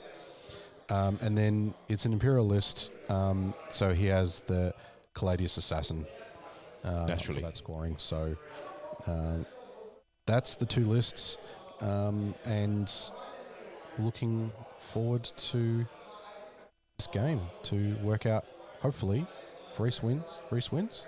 Otherwise, could be a little bit of maths. Yeah. That's almost a more interesting result at that point. You'll have three players who've all just put everything on the table over the weekend. All of them amazing players. All of them just scrapping for every single point they've got in this round.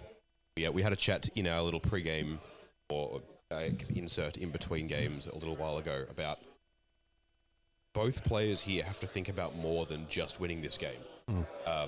If Rhys wins, it's fine. But if he loses, he needs to lose narrowly while still scoring massive points.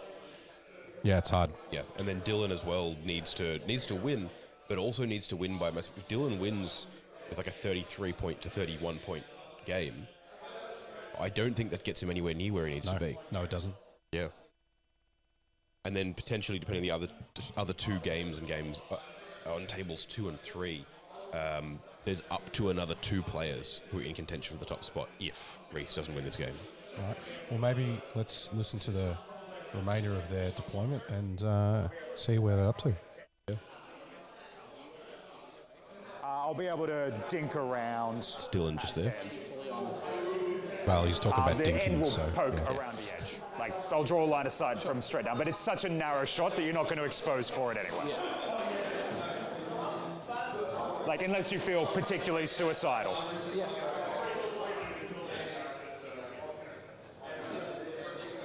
Yeah. Oh, Gucci.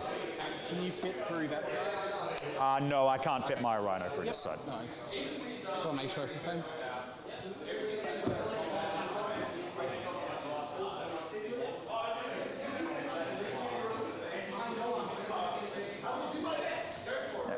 I figure our rhinos are just going to tuck. No, go for it. Sorry. Alright. It's empty now. I'm good to go. Yeah, man. If I find it, I'll let you know. 1. Ooh. 6. I guess I'm up first. Let's have some fun, Rhys. There we go. First turn going to Dylan Cowan. Yep. It's interesting And so it begins. how much a first turn is an advantage in Vital Ground as Yeah. compared to other primary Going to missions. draw cards out of the app. Yep. I'm going to select mission. First one. Extend battle lines. Next one. Deploy teleporter. I meant to do my scout moves first, but they're just going to wrap around there, and these guys with first turn are not even going to move in case I get teleported. Yep, so extend battle lines And I think if I deploy get any teleport kind of homers. decent advance, they'll end up wrapping around anyway. So what's your... Dylan there opting to not move now that he already knows his secondaries because he forgot his scout move on the front unit there before he drew that. Yeah. Oath of Moment. If I bring my tank up here, is your rhino visible? Maybe. I don't know with this. So that's touching it there. Yeah. Got a bit of a bend in it, but Yeah. I think you can probably hide it better. Do you want to just hide your rhino a bit better? Sure, I don't think it can anyway, but sure. Yeah. I know on my side you'd be able to shoot down that angle, but that's fine. Yeah. It's only because of the perspex. Yeah, exactly. And I'll just alter mine just to do likewise. Just to there. Minor angles. So with Oath of Moment, I don't actually think I shoot you at all this turn unless I unga bunga you with aggressors, which like, no. Technical term Oh, yeah. Yeah. with the I'm pretty aggressors, sure I Unga don't. Bunga. That is what they do. We're gonna Oath of Moment. Probably just this one rhino here, because I will see that when the tank comes out. So that will be our one oath target, and probably the only shooting that we do as well. It's the power of aggressors Can and swing this out here, Gladius. but then what does that get me? gives you so much. Not You know, much. you can just go assault and charge and shoot. Yeah. or like, sorry, Salt Doctrine or Dev Doctrine, and you can Unga Bunga, you know, what you need to, if you need to. Yes. Have a Yeah. think. Turn a clock on, mate. Oh, yeah. Let's play it properly. Yeah, I got it. You got yours? Good Clock thing to to remember clock. to clock at the start of the game. We'll just take off whatever's even at the end. And then with the 6-inch scout, these guys just come around, and then they'll just finish their move in a second. So they will not move for a scout move. Yep. Because I didn't know that I was going to get deploy. Yeah. Yeah. So all these guys are Good going to do sportsmanship play there. is just tuck themselves in.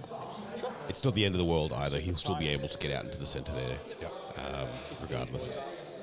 Yeah, man, go for it.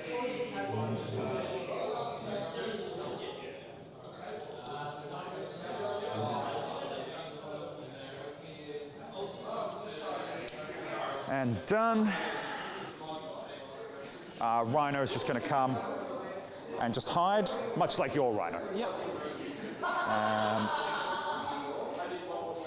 we're going to do the same thing. I just don't want to be visible down the same sight line as yours. So there we go. Hidden in there. Yep. And there we go, hidden the other way. This thing just blats across its 10. It's just going to be able to shoot your Rhino, which is all we're going to do. So we'll just blat across 10.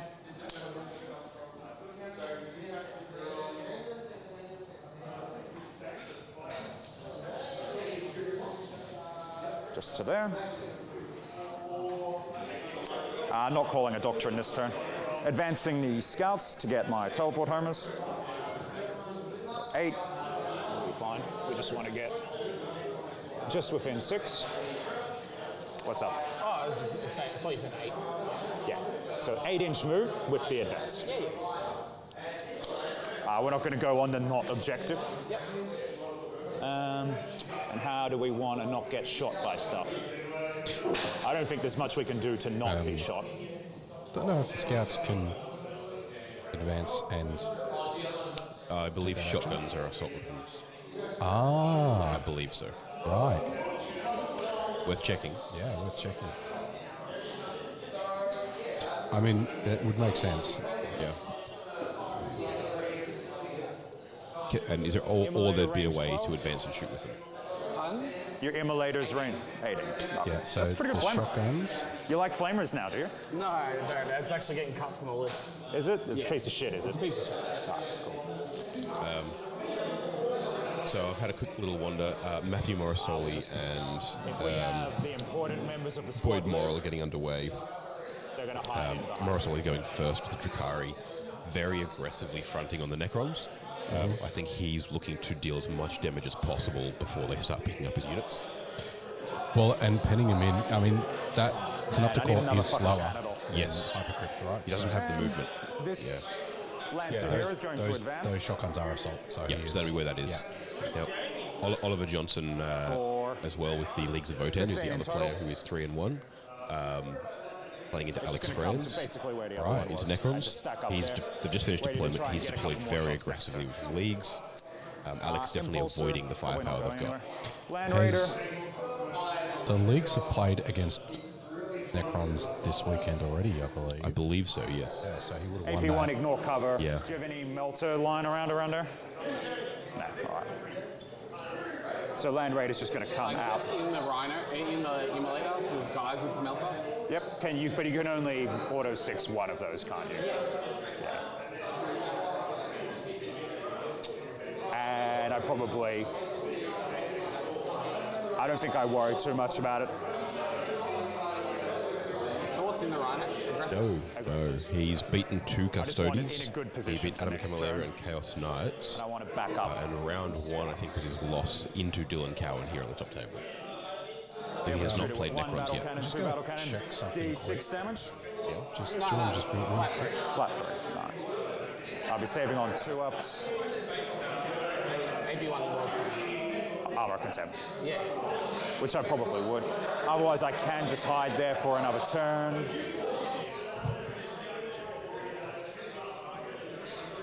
Nah, we'll take the movement. Come up, tuck the edge in behind there, be on the objective. advancing the impulsor for 15 in total. And it's just going to hide basically where the Land Raider was. Inside of 6 of it. And then behind that same line, shouldn't be visible.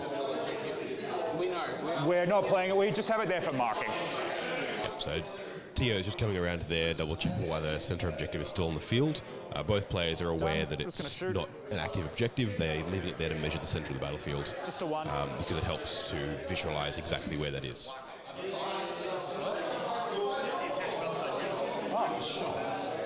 Why are we taking it off? Oh, off for stream. Okay, yeah, checks out. Only shooting into the rider. Free up. Free up. Yep, so just checking that that's there for measuring marking purposes, that it's not scoring. AP4. That's all just good. flipped it for us so that it's obvious. D6 because plus it is 3. vital ground. Yeah. Yeah. For 9 damage. I think you're 10 wounds on a rider. Yeah, you're just going to auto pass it. Checks out. We'll fire the multi-melter and assault cannons. I'm not going to pass it, sorry. You're just going to roll. Yeah, you forgot about the other one. That's fine. Roll for 6. Nope, another 5. Dead. Yep. There's a row. 3.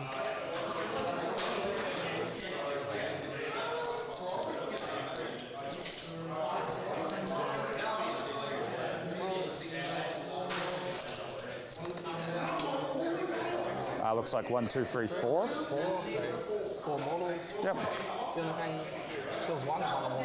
Yeah, cool. How do I tap clock here? Well, that's, you just tap it. Okay, but it's not like the... Well, that's it anyway. Yeah. You don't need to have it on there. You're going to get out, not where I can shoot you, I guess. Yep. Unless you want to get rid of your... Did we hear I'm what, pretty happy scoring my points, actually. drew? We did not hear what Rhys drew just yet. Yep. Oh, is there only 2 guys in there? No. I don't think we're up to Rhys's turn yet. Still Dylan shooting in. So I'm going to put the clock back on you because for he deploying blew your up guys. Blow up the rhino? Yes. Yep. Hit the rhino. I'm just going to pick this up. It's not impossible. For a minute there, I'm like, oh wait, have I just blinked and missed half a turn? Which wouldn't be impossible. I'm happy for you to say 3 inches out from the wall. Sure. I'm like, this is not going to be a particularly sweaty game. I'd like to win, but I can't be fucked, like, really fighting you super hard for it if you want to be antsy. 6. So it's 9 guys and a wounded dude, right? Yep, and 2 Crusaders. And you can double rank them. Huh? You can double rank them, yeah? Double random. Like double rank. You'd fit in 2 ranks. Yeah. They're only on 25 mils. Are these just replacements because you got busted models? Yeah. Huh? You just have some busted models, or it is a separate thing? Those, no, they're in the Rhino as well. Okay. Yeah. How many guys are there? Yeah, So for Arcos, I see 4. I've got 8 Arcos and then 3. They're a very strange thing to actually see. How many others? 8. We wouldn't be expecting to see them just there. Look. So I've got the priests mixed in with the Arcos. Is that how you wanted it? Oh, they're just Crusaders. Yeah, yeah. The priests. Cool. That Land Raider does not see you because I parked it. I love the assumption without that really thinking I'd be able to do everything anything about in it. the Sisters Army pretty is happy where some it is. form of nun or priest. Turn Yeah. to you. All right, going over to Rhys's turn. I'll fire a storm bolter at you for fun. 2 shots, 1 hit. It's a wound. 6 up, 4 up. No. Yep, cool. Just snap that guy who's on a wound. Huh? Snap the guy who's on a wound. Yep. And yeah, that's it. Oh, don't think he scored deploy. That was No, deployed in the middle with the scouts. Oh yes. That was the so we got assault. Yep, 3 points. 3, sorry. Yep. 2 Miracledas. So you've got a 3, a 4, and a 6. And a 1. And he would get extended 1, 2, because 4. he's on the bottom. What was the 4, 6. what was the Yep. CP. CP? Gotcha. 2 for me up here. Yep. And you saved your 6, yes. Yeah. Do you want me to pick out a my-up for you and we'll just score here? I've got it here as well. So I'll just select it now, picking random. Yep. Investigate signals. And tempting target. Investigate signals and a tempting target. Tempting is interesting because there's 2 invited, right? Oh man, it's got to be there.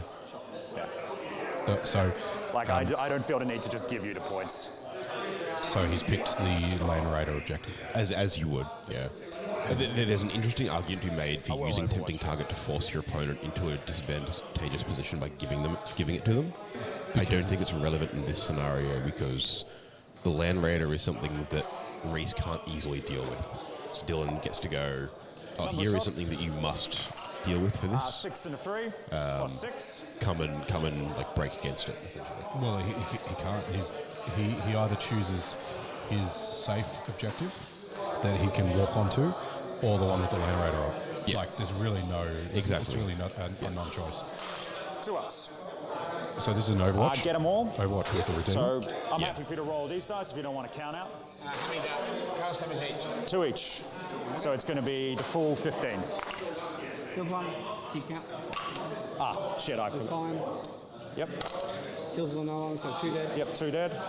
Let's just take these out and I'll just put them aside as you go. Just put them in my hand. I'll do it 2 at a time. I'll drop them as you go. I need the dice. Oh, you're rolling them both Yeah. together. So 1 to 1. Yep. That's Sometimes when you so are that's trying 3 to dead. manage a There's whole another. potload of dice, it gets a bit fiddly. Yeah. It's fine.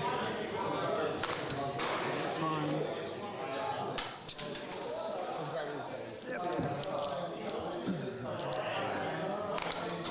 Takes 1. He was already on 1. So he's dead. Put up to 3 before. We'll check on screen. Yep. Kills 1. So 5. Good. Takes half. Kills the half. Yep, 6 and 1 more. Alive, 1, 1. Let's go with assault cannon. 1, 2, 3, 4, 5, 6. 2 hits. 1 dev. Just got to re-roll it. Doesn't wound. All right, 1 dev. So 4 up on that. Damage? No. 1 each. 1 each. Cool. Cool. So he's still alive on a wound. Stormbolter. Nothing. Multi-melter. Nothing. Cool. So killed 6 and put a wound on a dude. Yep. That was very effective with the Arco Flagellants there. If you have a Land Raider Redeemer, when you've got that many flame cannons that you can throw into them, you just do. That was money for 1 CP. Yeah, for 1 CP, killing 6 of them, insane.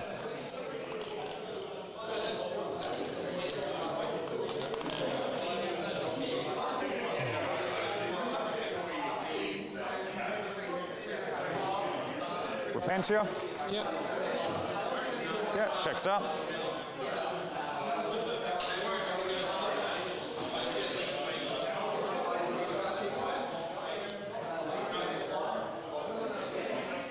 While Rhys is doing some thinking, what's been highlight of the event, chat? If you've been watching, let us know.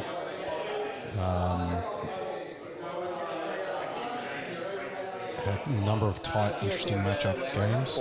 Morosoli's the Drakari game was quite interesting. We haven't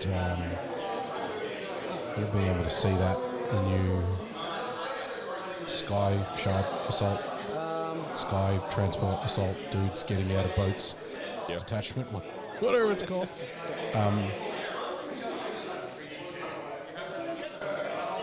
You're inside 9. I can make a reactive move, but it's only D6. The likelihood of rolling a 1 is enough that I probably just let you kill the scouts, because you just charge there anyway. I'll advance the Seraphim. So Dylan choosing not to play squad tactics, which is the reactive move strat. I think probably trying to bait that charge out. There's no objective in the centre there. So getting Rhys to commit. Yeah, the remainder of those Arco Flash. Yeah. He doesn't really care if they charge the scouts. Yeah. So I think it's almost more Rhys trying to bait it out. Just on 7. Yep. I'm just going to advance them. Yeah, checks out. 2, so 9. Sky Splinter Assault Force. Thank you, Landris. Out of your Coming in pile, with the most of clutch. your OC there, I guess, gets there. Yeah. Most It's of it, been all of it. a long couple of days. Brain recall, Second line. funnily enough, is not what it was at the start. So thank you for the assist. It's 1, 2, 3. Checks out.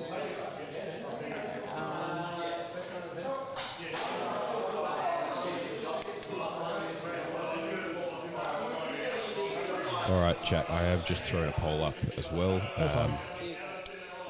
As I mentioned earlier, and in a previous bit of the stream, we have a new sponsor, Proxy Wars, and to get behind their product and sort of put their money where their mouth is, they have given us an allowance to order a bunch of models from them that we can build and paint on stream to sort of demonstrate the postage and the shipping stuff, and then the model kits themselves. So we had a look earlier and selected 4 options that we're going to get you guys to vote on. Pop them over here real quick. Yeah. Basically, we have some very fancy Eldar Exodites riding some Velociraptors, which look amazing to paint. Oh, yeah. We have a Chaos Lord dude on this crazy-looking demonic mount. This would be very cool to paint and build and do a little conversion work with.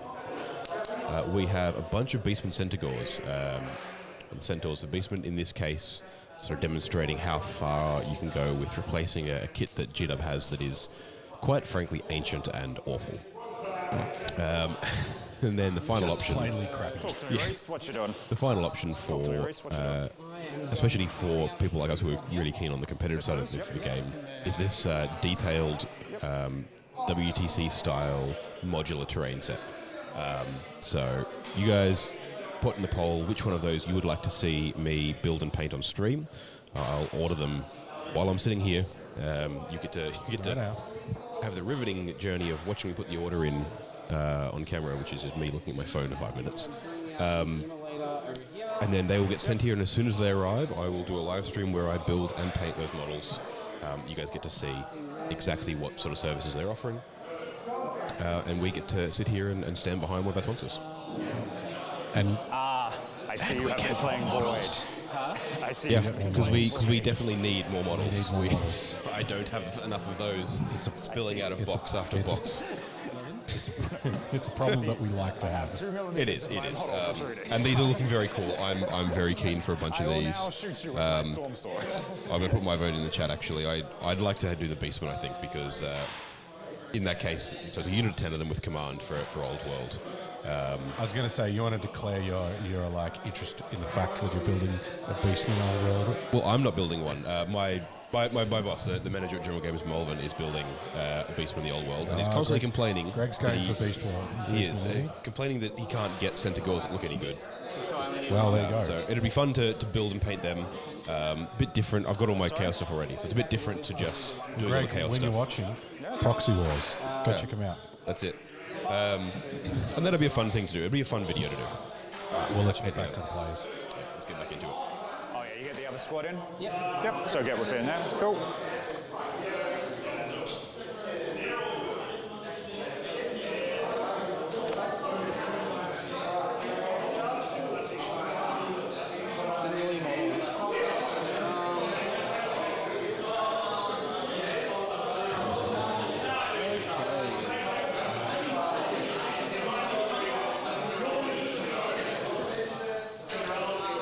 I'm going to move my last castigator. Sorry? Just going to move the last castigator. Yep. It's going to come out into the point. Yep. Checks out. Can you tell me exactly where I want to be? What do you want to aim at? The guide back. Yep. What's your range? 40. And 36 on the heavy. Yeah, you're good. Do I have 36 on the heavy volters or no? You're not going to get 36 until you're about here. Do you have the movement to get I there? don't think so. I think I'm going to get to there. Yeah, So, go there. I can just go into this, I guess. And I'll get lucky. Yeah, chip a wound or two. Of intended measurement and discussion. Yep. We will go to Shoesting. Yeah, mate. I'm going to put the heavy volta, how many wounds each of these was it? 2 each. Ooh, I hadn't noticed before when talking about attempting target. Dylan's got a little unit of Marines on the other side of those crates on that objective. I believe they can hold the objective through there. I believe so.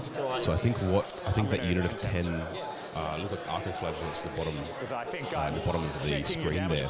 Let's roll in the box. I suspect that's actually trying to charge there, wipe those Marines and take that objective. Well, that was the discussion about whether Dylan squad tactics.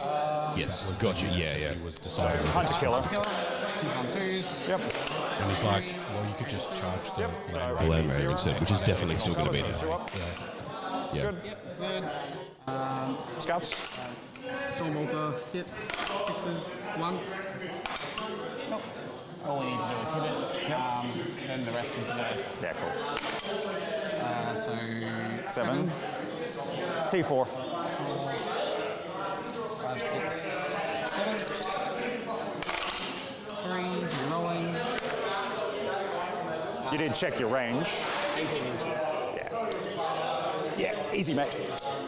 What do we got here? 6 AB1 ignores cover. 6 AP1 ignores cover. I have in my hand 6 here. We're just looking for 5 ups.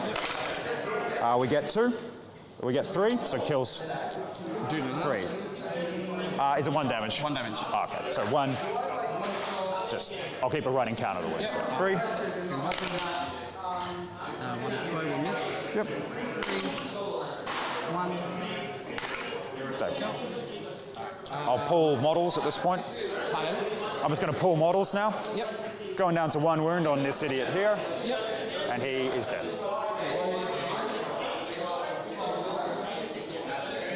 This castigator is going to put Hunter Killer. Actually, this one's going to fire first. Heavy Bolter here. Hunter Killer here. And Battle Cannon here. Yeah. So Heavy Bolter, just try. I figure you were pulling out the Armor of Contempt, but if I didn't use it there, you actually might kill the Land Raider. That's a lot of bolters. There's 3 heavy bolters. 6. 1, 2, 3. Yep. 2 ups. Then we'll go for Battle Cannon into the back one. Yep. 5 shots. 3's re-rolling. 4 hits. Toughness 10. Strength 10. 1. 1. AP 1 ignores cover. Yep. So 4 up. Good. Hunter killer. Hits. 3 up. Wounds. Yep. AP 2 ignore cover as well. No. So same thing. 4 up. Nope. Goes through. Save. Big 6. So 5 remaining. Or something along those lines. Castigator's going to do the same thing. Same thing. Yeah. We'll just do the Battle Cannon first. Yep. 12 wounds. So 6 remaining. 4 shots.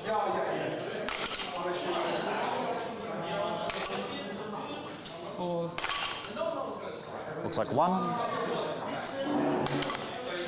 Takes it down to 3. The Hunter hits. Doesn't move. Then we'll go for the heavy bolters. 3, 6, 9. Trying really hard to kill that Land Raider. This one has the vision on the scouts later. So what's up there? Yeah, you can see the scouts. Scouts, yeah. So all the scouts? All the scouts. Yeah, checks out.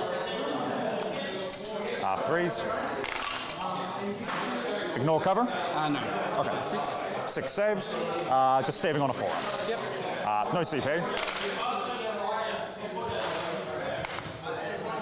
Kills 3, leaves 1 alive, which is the perfect number. It's just the Storm Bolter into the... Oh yeah, go for it as well. We'll see if we kill him. Cool.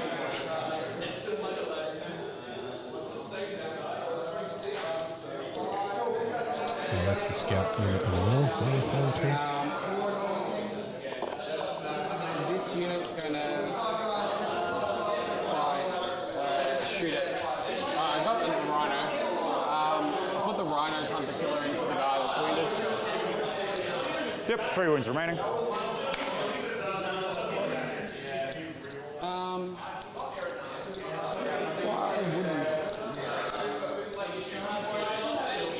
We'll go for here.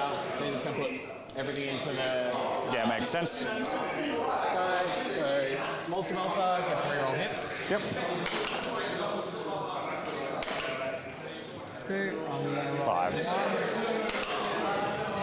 Second one. Second one, go right here. 2. Dark, sick. 4 ups.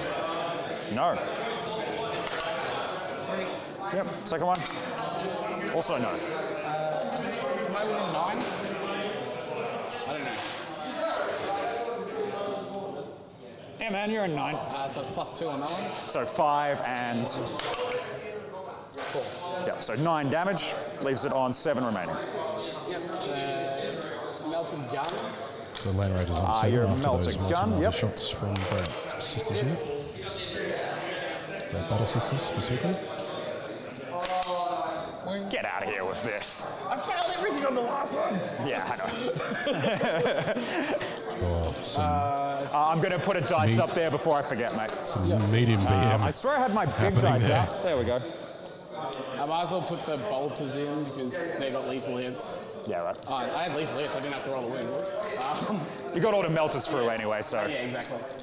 So 1, 2, 4.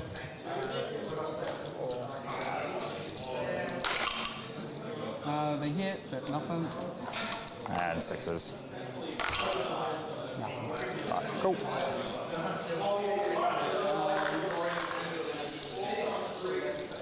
Why didn't you investigate sickles? You could probably pull Yeah, I Judith just back wanna and push get that it there. back, Yeah. yeah. Go for it, mate. Like I said, All good, I don't want to play a sweaty game. Yeah. Cool. So they'll be back off point. Like it's not like she was doing shit anyway. No. It does mean you've got 2 tanks on there. Point, Yeah, it's easy. So Okay. they're just discussing 7 wounds remaining. investigate. And it's nice sportsmanship going back and Plus 1 allowing to the charge. change there to get That's the an 11. investigate signals. Oh, did you use a miracle dice or? Easy. So those Arcos did make that charge into the Land Raider using securing it with a miracle dice. Have to base Interesting. me if you can, mate. I've gone for a bit of a walk. Morosoli and Boyd Morals been very close. Both Again, play. The base me Necrons are around spread out please. quite well.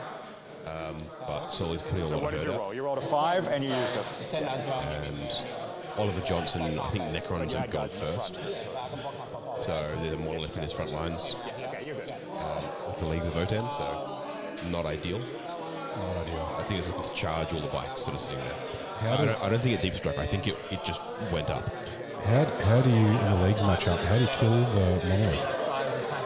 I mean, he's got two land fortresses, right? I mean, yeah, land fortresses and hope. I've got a charge here as well. Yeah, okay. Prey. Yeah. So a 7 and a bit. You'll need an 8 because you're within 8.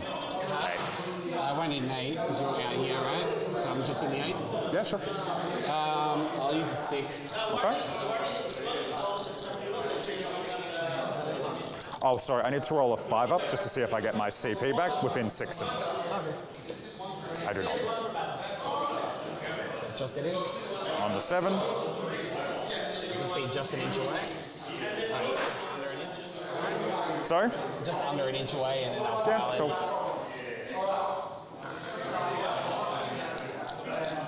Okay, time.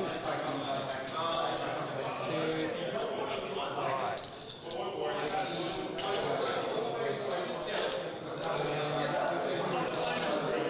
It's going to be a bit of a fight over that bottom objective, I think. They're both committing to taking it. His aggressors are still inside that area. Yeah. I feel like it's going to change hands back and forth a fair bit. I think it's going to be not going to be scoring much from it.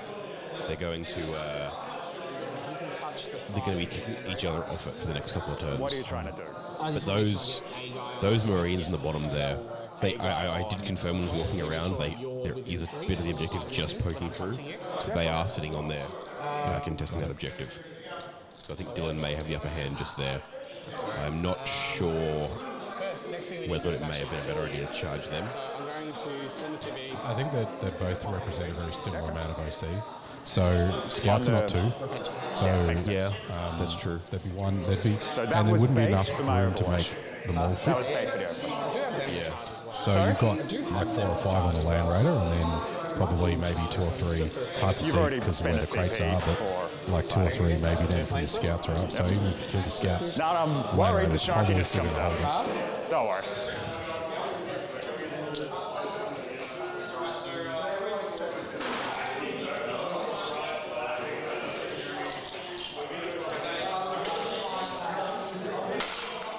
Repentia, yeah? That's what I said. That's why I spent the CP before.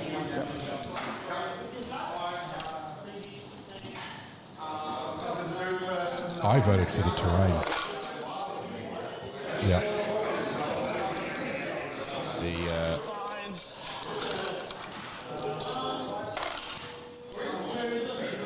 The terrain is nice. That would be fun to do. Real good.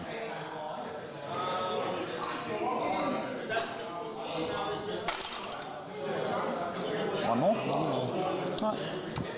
So what do you got there? 4 and 7? 6. Yep. I make fail 2. So down to 3 wounds remaining. So I'll do my piles of there, and I'll just got superior. Yep. 3 hits. 2 wounds, maybe 1. Yep. That fails. Damage? 1.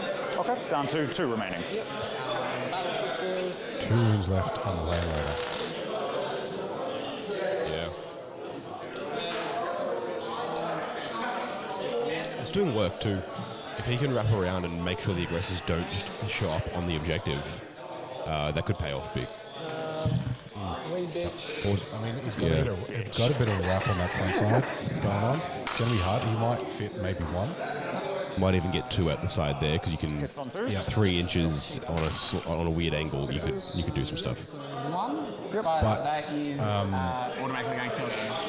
Oh, because it's Dev. Yeah, it's really She gets important a, because that means that she does a mortal in put addition for every Dylan successful on a wound that she 2-point does. I'm on primary 2 wounds on remaining, his not turn. 1. Are you? So If he can take that objective, so that would be goes through. instead Kills. of Yep. 7. Do I explode? Not quite. And as we discussed earlier, this is vital ground, so this is 2, 5, and 6. So take you 2 can't be mortals getting out. controlling and holding one of those objectives of vital ground. So I didn't You're gonna think you got the struggle Land to Raider, score and I was wrong. Primary, yeah. primary. Wow, Dylan. There we go. Yeah, Dylan was just like, I didn't think you were going to blow this Land Raider up, but you did. Yep. Oops. Well, that was one of the things I picked earlier as well. Was I don't think he's too worried about getting hit with the Arcoflagellants. I think he probably expects them to do a bit of damage, but probably bounce. Yeah. I mean, it was the multi-multers from the From Battle Sisters unit. They He punched through with 2 wounds and he didn't make any You go into saves. combat with Yeah. them, they're likely to kill. And that then put it the sister into squad. stabby range. Yeah.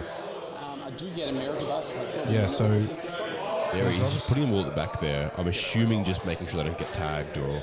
So he's got full flexibility next turn, so he can shoot with them and still charge. I mean, he hasn't called a doctrine yet, so it's not so bad.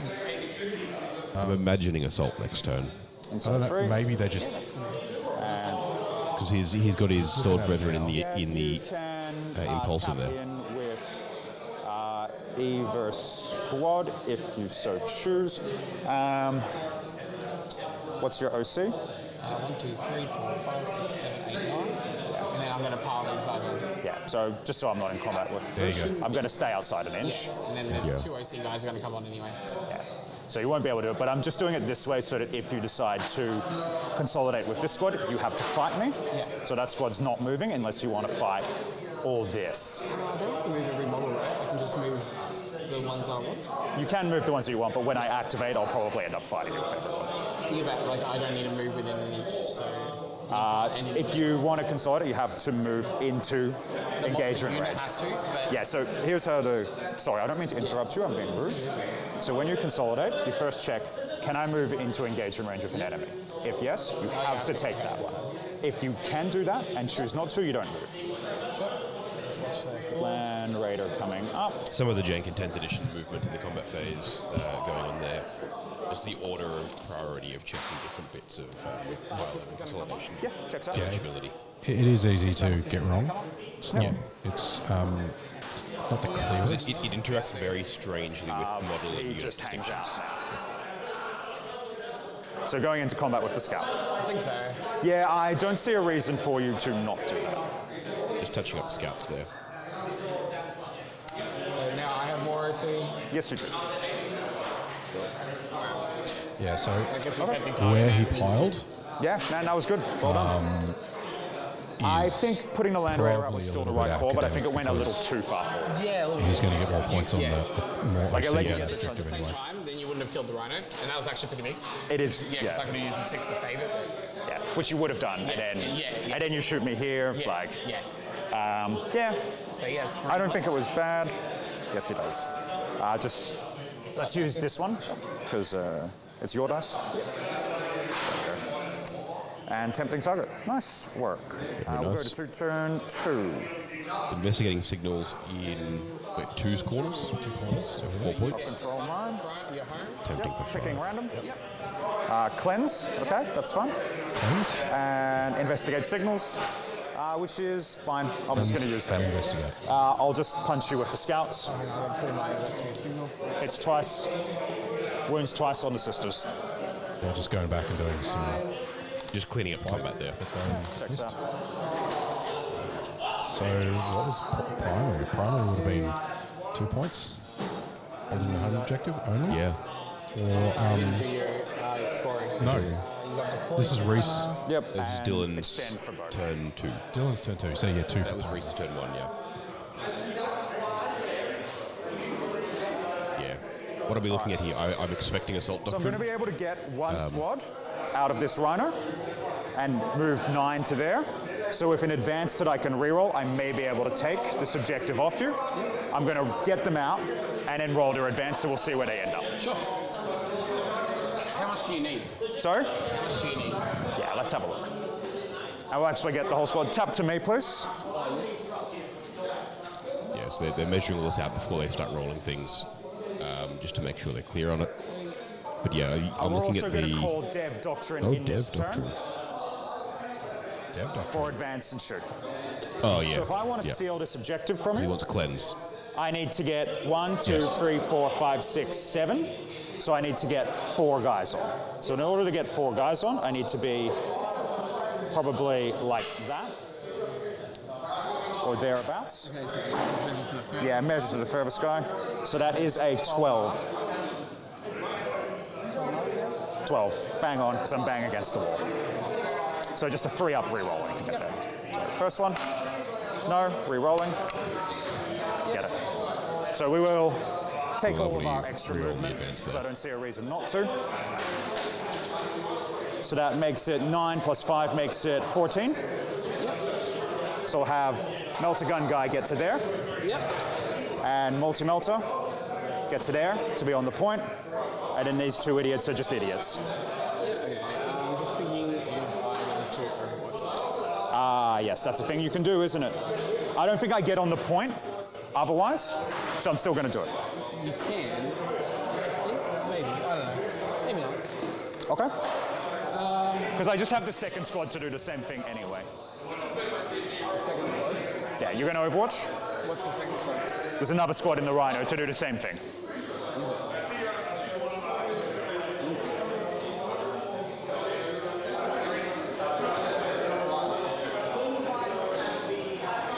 I'm going to keep doing my other movement. You're going to do it? All right, overwatching into the Crusaders there. Shots. Good shots. 8. Strength 5. Strength 6. Yeah, nice.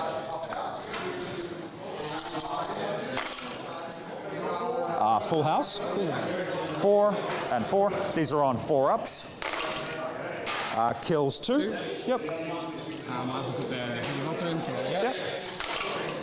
Nothing. Storm melter. Yep. I also need to check Battle Shock on the Scout as well. So let's do that. Battle Shock on the Scout, fails. Battle Shock on the tank, passes. You killed 2? Yeah, 2. Yep. So we'll kill these 2. I have to kill the Thunderhammer guy, so done.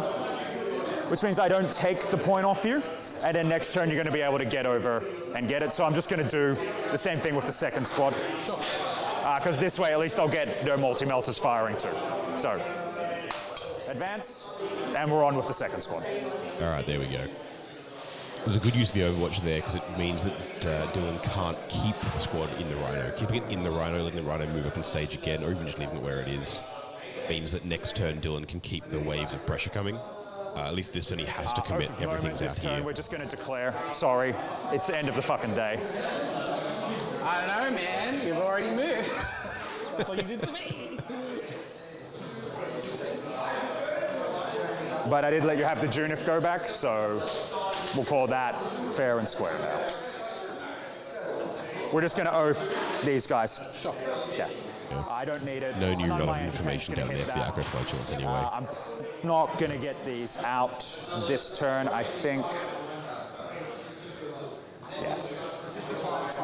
Sorted.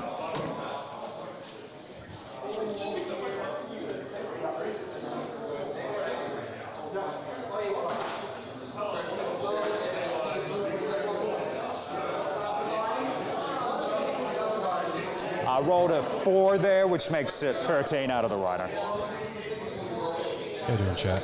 Had a bit of a wander. Not much. Everybody's still feeling. A lot of tables where opponents are still feeling each Nah, other they're not out. going to make that. Had a look at the Drakari. Not going to get range, so I guess he'll just make Arco Fag have a bad day. Yeah. But the multi-melter will be. The discussion I overheard was the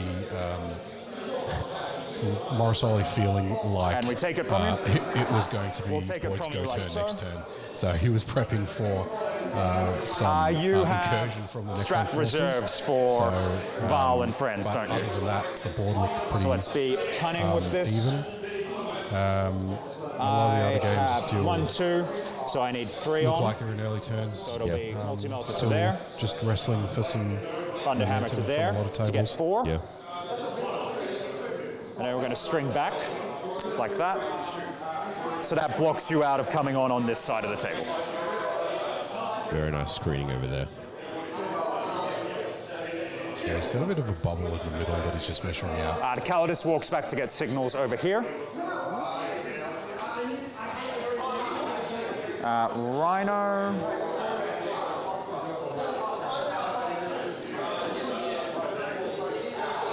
And Val walks how far? 8. Val walks 8. Yeah, so 8's a vibe. Yeah. that's a important question because rapid ingress is the thing. So Val can walk on and then rapid ingress in Dylan's turn and then walk 8. So threat range there is 17. If I roll advanced, I'll put the dice next to him. Yeah. Just wait me now. Yeah, cool.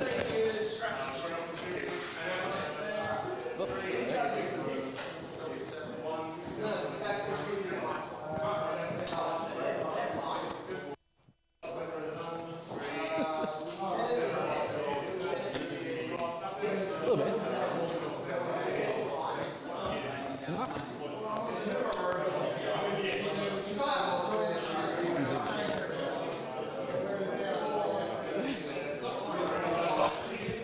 G'day, Ben. Welcome to the chat. You've been handed drinks by Jeremy Marigold, our illustrious TO. You make a great host. We've been told they're cocktails, but That'll be the last one I have this afternoon, chat. welcome to chat, Ben. The Land Raider is destroyed beneath the boots of the Arcoflagellants. Got shot a lot first, got melted. It did, yes. Got melted down to about 6 wounds left. And then that let the rest of the Arcos charge and the Sisters unit had to charge it too. Yeah. I killed the Lamb Raiders for one. You got home quick, mate. Sorry, I'm stuck behind a homeless man. I'm glad we caught that. The homeless man in question here being Dean Sinnbeck, walking in front of Rhys. Oh, slowing everybody down. Bringing the inceptors and from coming in here. Yeah. I'm aware. I don't think you fit 9 to there. And it doesn't fit in this guy. That's right. I just want you No, to don't eat. be able to shoot me. 'Cause I hate being shot, man. Are we? This. Don't eat meat off other dudes' cars. Is there a damage roll too? Wow. This is. All right. Hang on. Front cam. There you go. So this is cooked on the hood of on the roof of Dean's car. So if I am here, I want you to come to there. At that point, you walk 8. Yep. 18 means you'll pull up short. So I'm going to probably just. It's honestly about here. very disappointing. But I'd really like to. I would imagine it should be. It's just tough as salami. I mean, God only knows what shit was on the top of Dean's car that he just ate. Anyway. Well, this is the last stream from me. We're going to have a hospital trip on the way home. Yep. If I pull him just a little further forward, so we tie it onto the wall, like so. Yeah. And then to there, and then we'll just spread out. Make sure we're 3 away from you as well. 3. While Dylan's measuring that out there, I might take the opportunity just to remind everyone to go check out our website, riskyrollers.com.au, where you can see all of our upcoming events for the year. We're already sold out for next weekend. 40k is away, our entry-level casual event. But we have our flagship competitive event, the Risky Rollers Open, happening in November the 2nd, 3rd and 4th. Victoria's first 3-day, 8-round 40k event. It's available right now on riskyrollers.com.au. $150 gets you 8 games over 3 days of top-level competitive play at the illustrious Manningham Hotel and Club. We set up tables of terrain for you every single round and objectives. You get a catered lunch and a counter meal every day. It's good stuff. Worthwhile being there. Your fingers start bleeding after 5 rounds. Imagine what we're going to look like after setting up 8 rounds of. Oh, yeah. It's worth the ticket money just to see that. Yeah, it is. Right, there you go. The aggressor's getting stuck right in. We'll pop a guy back behind there. And the second one back behind. I don't know which direction this game is going. We mentioned earlier that they've played this game before. They've played each other a lot, and they've played this game a few times already. Rhys tends to have the upper hand. But it also means Dylan's had the experience to really play into this kind of list. Cool. 3 ones remaining. And 1 CP for me. He will It's going to be the first person that charge. Nah, he's just going to fall can't back. keep the opponent to 2 points 1 or 2. primary. 1, he's battle shocked. Yes. So 1 or 2. I think it's about that they're both going back and forth on momentum. It's going to be the first one that can't retake it. Yep. What do chat reckon? Everyone down in chat, pop in your predictions for the way you think this game's going to go. You think the Rhys and the sisters can pull it out, or Here. is Dylan on the start of a comeback? Doesn't need to Next move. turn, those castigators are going to put 2 So battle it'll stand cannons still, just into get the that heavy aggressor. bonus. Second lance is just going to nudge himself up. But it means they're not hitting the lancers. it'll And that's see assuming the Rhino Lancer doesn't and tank. immediately kill both This of them one will right see now. Rhino tank, immolator tank, the whole fucking kit caboodle. That is true. These guys are not going to get out. You have 2 CP for an interrupt. Sending them in there just means you get eaten by them next turn.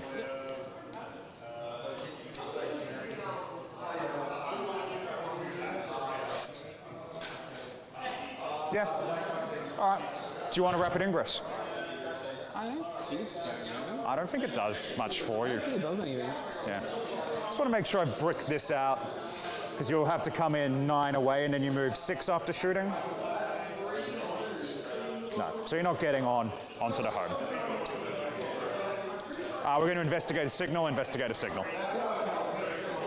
We'll do some shooting. So you had investigate signals and Yep. what was the other one? I forgot to put them in. Investigate signals and cleanse. Cleanse, I'm probably going to end up piffing for a CP. Like, it's either that, I can't do both here. I don't have enough units to get on there. I can actually do it over there, but Yeah. I'd rather have the CP on this one. So we'll start off with this back tank, who can only see that tank, and we're going to shoot at that tank. This tank here. Oh, sure. Castigator? Yeah, the castigator. And then the other shots, you're just going to fire at 2 wounds or feel no pain or anything like that? Feel no pain. Feel no pain. 1 wound. Yeah. We're going to fire into the Battle Sister squad. So just quickly, scouts in the 2 bottom shots. right corner doing investigate Onto, signals, and the Calidus at main the guy top. back there. 3 So ups. 2 on investigate 3 signals. ups. 1 reroll. And then 3 up. 3 up. 1 reroll.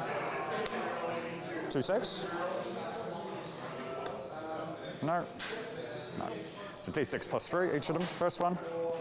That's 6 damage. How much health do you have? I'm just going to keep it. And 9. So kill you. And then D3 little rocket shots in there. So that's 1 For castigator down already. Misses.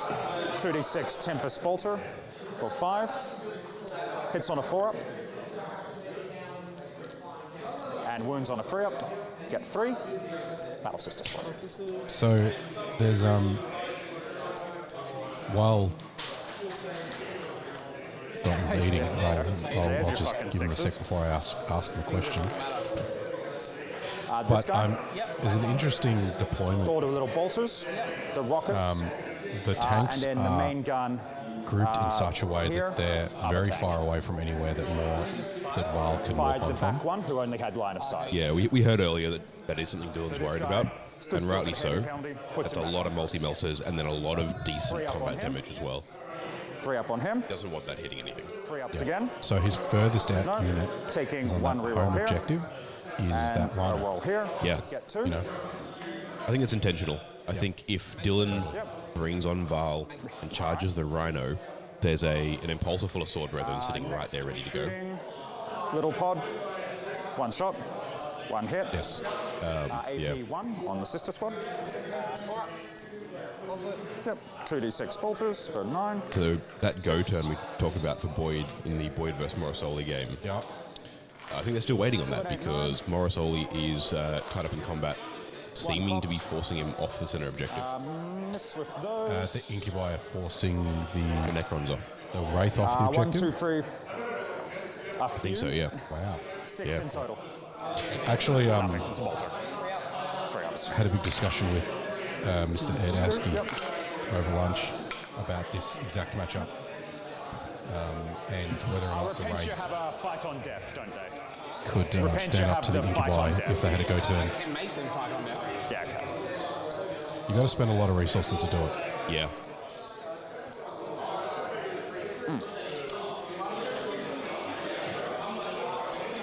Is indeed a tough one to call, Andros. Do they have an invul save? Everything has an involved. Nonetheless, the court does require a decision. Except for the archers. Yeah, very good.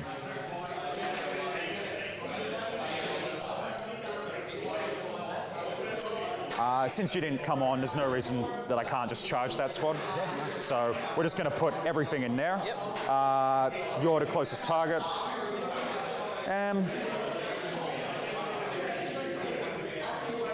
I'm going to spend my CP here just for fire discipline because I really want them dead. Them being alive is a problem for me. So Sums up 90% of Rhys's army, to be That's honest. how we're going to do it. Yeah, so they 1, 2, get 3, 4.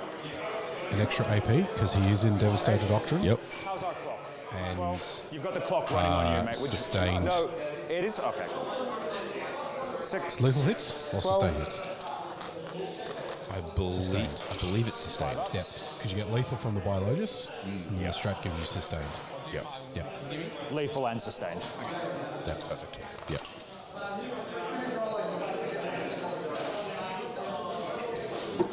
Okay, so that is 5, 10, 12. Start with 12 saves.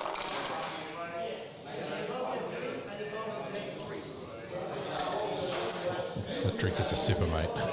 I 17. asked Jez what was in it, and he just 22. looked at me and said, "It's Christmas, mate. 27.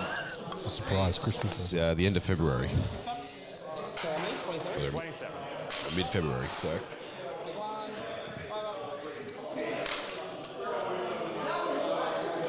So that's Yep. So that means it was 3 left.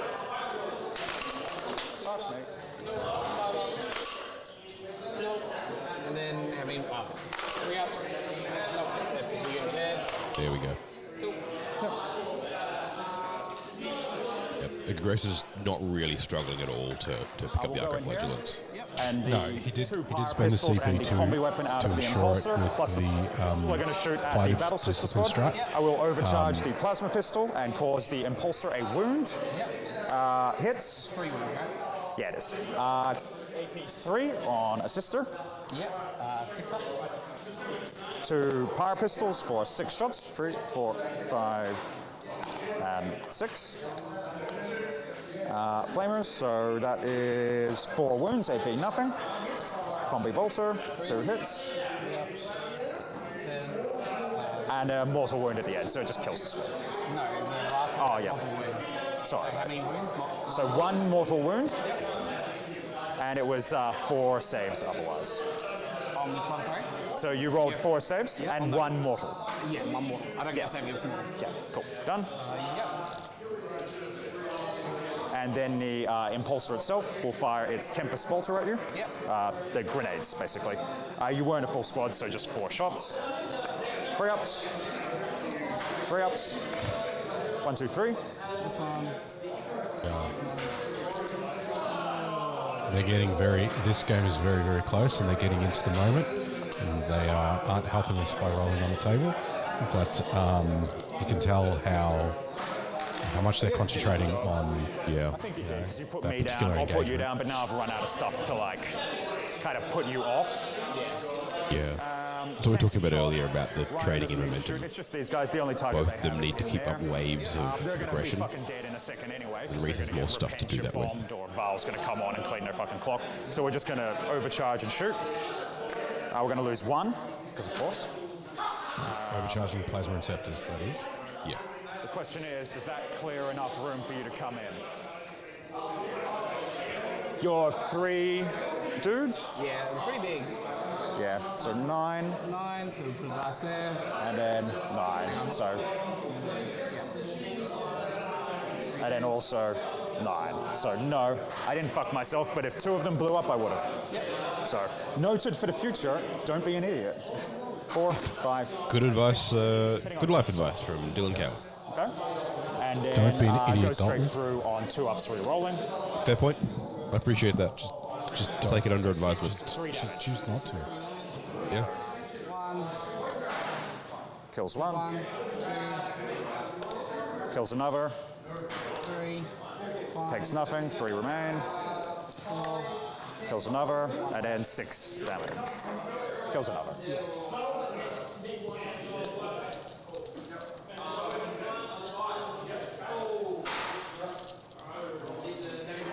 No charges to declare. You can just see the concentration in their faces too. And Yeah, shot. clock to you, mate. Sorry. Shooting here. Yep. We're going to fire our multi-melters. Depending on how long this goes, the clock may become an issue. I think that's going to be out of range, plus behind the wall. So we'll fire melter gun. They into are this. on clock. No. Yeah. These guys just hit fucking better can't if I see it. kill one. So it's we're not even going to fire the On the melter bottom gun. right side of the shot there.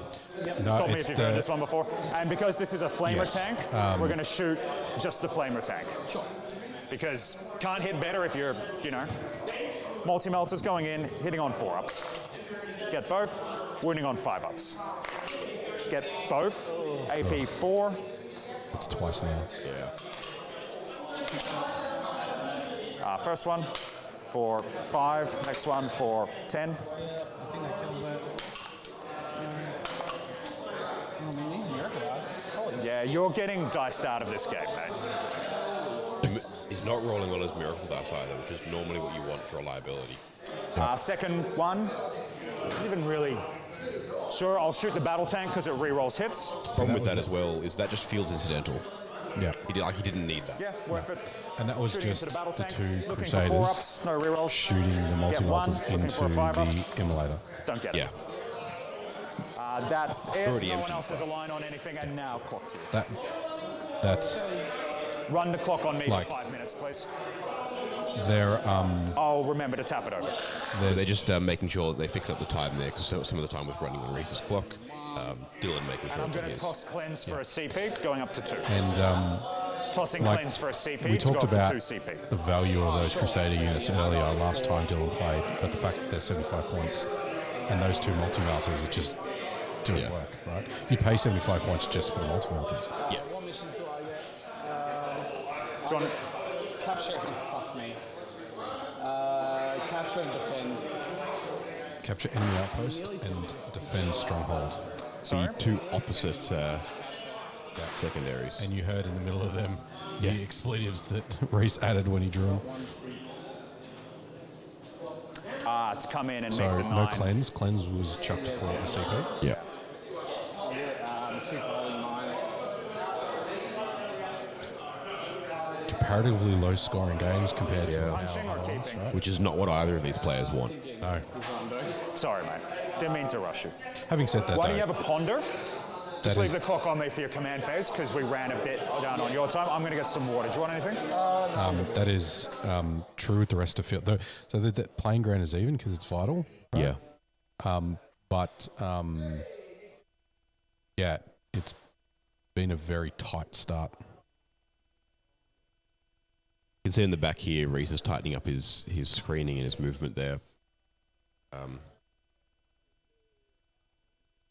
Making sure that Dylan's not going to be able to get in his backfield. I believe he still has another unit of Inceptors. He only has one unit of Inceptors. Okay. But they can leave and come back, yeah? No, No? Okay. not in Gladius. Right. So That's what's... Vanguard. What else does Dylan have? Oh, Crusaders. That both got out of the Rhino. All three? Yep. So I think everything's on the board. Okay. Well, what's Rhys screening for here? Is he clearly worried about something? Well, see if I can pull up the list again. There might be something on there that I've missed.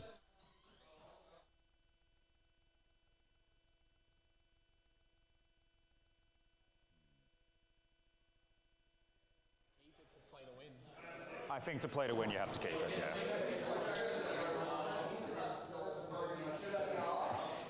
I'm just going to pick this up while I'm moving. Oh, shit, bro. Didn't realize you had them on the bottom. It's your Realised model. it was a bottom. Sorry. What are you trying to do? I just want to go that way. Yeah, cool. How far do you move? 7. Yeah, cool. So you had a guy Not roughly where to them. run. They just stay. Just the Arcos, yeah? Yep. Yep, just put out your 7 from... I reckon you get to about there. You're looking at like a... Calidus Assassin, maybe? Yep. But no, that's in the backfield. Colour the Suppy Dannies. Ah, gotcha. There you go. From there, but- Yeah, we solved it, chat. There it is. That's what the screening's for. Solved the riddle. So you had a guy just there. Yeah, because Guy to there. And I'll Rhys has defend. out in the middle. Yeah, so he can't let the Calidus get the drop, charge in, kill a bunch of stuff, and take the objective. It's low scoring. He can't, even though it's only 3 points. He can't afford to not get the 3 points. They just had a discussion as well. We caught the back end of it on the microphones. Should have shot him with Meltagun. That if they're both playing to win here, and play to win just means you can't take the risk if you know you can score points. The karma would be that next turn, then Dylan gets capture enemy outpost. Yeah. Right, and then it'd be a 10-point swing, right? Or 11 Yeah, point exactly. swing. And you can't let that happen. You can't have that be a chance for that to go wrong. That's why everybody loves the Calidus, because it just gives you so much power to just steal things, steal And away it points. comes up closer than 9, right? 6? No, it's 9. It's 9. Okay. That was my gap from Orvan's unit. What gap? 9 inches. You can't come into my deployment zone. Oh, yes, so great. Yeah, it is. I knew that when I then screwed I'm up. sorry, then yeah, I'm going to pitch capture. Yeah. It's no All right, spending a CP to pitch capture enemy outpost. Yep. Fucking end of the event. So I'm going to discard you captured. You happy to pick on my thing here? making sure. So 9. I thought I'd screened you out. I can get on, but yeah, if you want to come over a man. If you will. Yep. Yeah, I'll pitch it. Because I thought I measured it to get it right if I've got it a little wrong. I'm picking you an extra one. Yeah, so Just pitch capture. what was being measured? Spinning for engage. Gauge on all fronts. Engage on all fronts, which is better. Yeah. What was being measured there was the screening for Morven Val's unit. Yeah. Obviously, he can't come in in Dylan's deployment zone during round 3, but Dylan had also thought that he had screened him out, and a little bit sloppy in the rhino movement. They were just adjusting to make sure that it was done correctly. Yeah, and you don't need to necessarily wrap it because he's got Miracle Dice. Exactly, yeah. So he, then You can guarantee that 9-inch charge when you need to. you can get Or get very pretty close, yeah. Right, it becomes a 50-50. But not sustained. Yeah. So every 6 Well, that I make in you can Overwatch make it will a go 3+, basically. Yes. Yeah. 3 plus D6 blast. So if you come that's out not the how maths work. Overwatch, because you're Two-thirds. one wound sister models, it probably does gut the squad. Yes. Should only be 2 guys. They only come in a squad for 2. Oh, yeah. Landris reckons Dylan takes game, Rhys takes tourney. That's interesting. Engage. Because I haven't seen points, but I suspect Boyd and Matt's game can be fairly high scoring. Yeah? Well, Necrons want to score big, and Morosoli is running a list that scraps and just keeps chipping away at the score and suddenly winds up with an 80 out of nowhere. Yeah, but they're going to run into the same problem here, in which in order to score big, you have to control. There's only certain areas that you control. Yeah. And Necrons want to do that. They want Yeah. to be like, this is my backyard, you don't come. No, come here. Yeah. And I think there was a unit of Wraiths on both objectives on each side when I was last there. Yep. So that's, if you can hold both, that's 12 points. 12 points, right?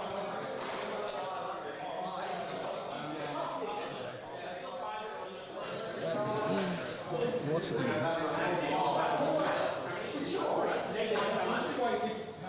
And the only...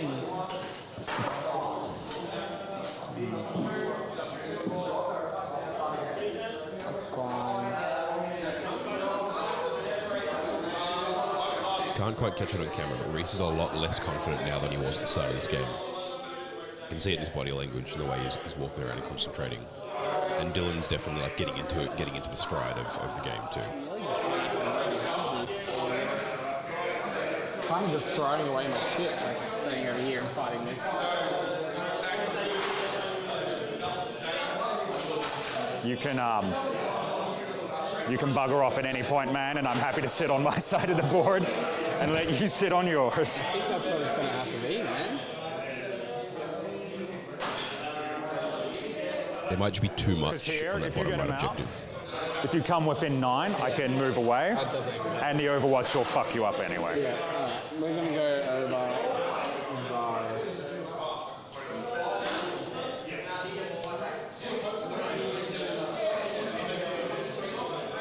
So did he preemptively put Val on that? Yeah, I believe. I think they're Seraphim, not Val. Seraphim. For engaging all fronts. Man, just, Val can't show up there. And yes, this felt preemptively measuring it out, making expensive, sure they but fit. I got the immolator out of it, so that did work out on my side of the fence, I think. Yeah, I was saying last turn it was good for Rhys to force him to commit both initiate units, both Crusader squads.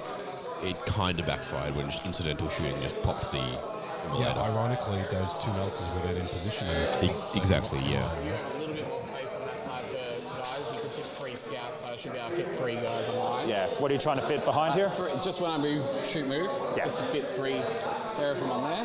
Just making sure that, because they were controlling it from behind the crates, Yeah. make sure it's even on both sides of the... Given this interesting bit here where whether or not it was intended to have how much space is intended to be on each side of the crates, because Dylan's had 3 scouts on the objective on his side behind the crates, Rhys confirming that he'll be able to do the same thing with models of the same size bases.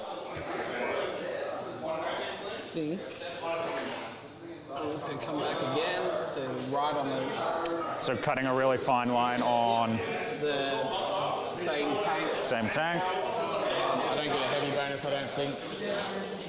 Not if you move. Yeah, no, I don't think I get it anyway. Yeah. I don't think it's heavy. Yeah, well, you're certainly on him. I can see the tip of your turret, and he shoots around corners. The classic 40k bullet curve. So, I think that's Space magic.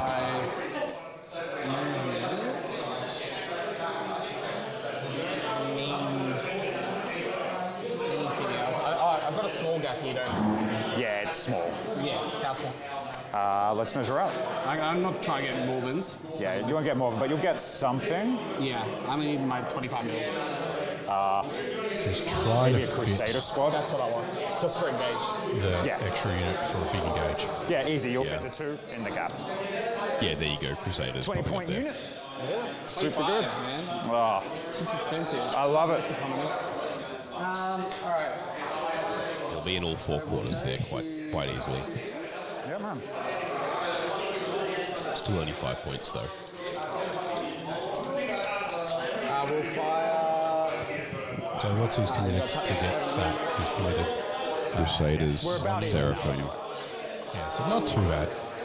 Also, the Seraphim, as much as they'll fold like a wet tissue paper, they get to move once they shoot. And if Dylan doesn't have much up there in the way of incidental shots into them either. What do you got in reserve? Judicia and Sword Brethren. Yeah, more Sword Brethren in reserve as well. So I can come down 5 in the Impulsor, 5 in the Strat Reserve. just around here, but then you have Repentia.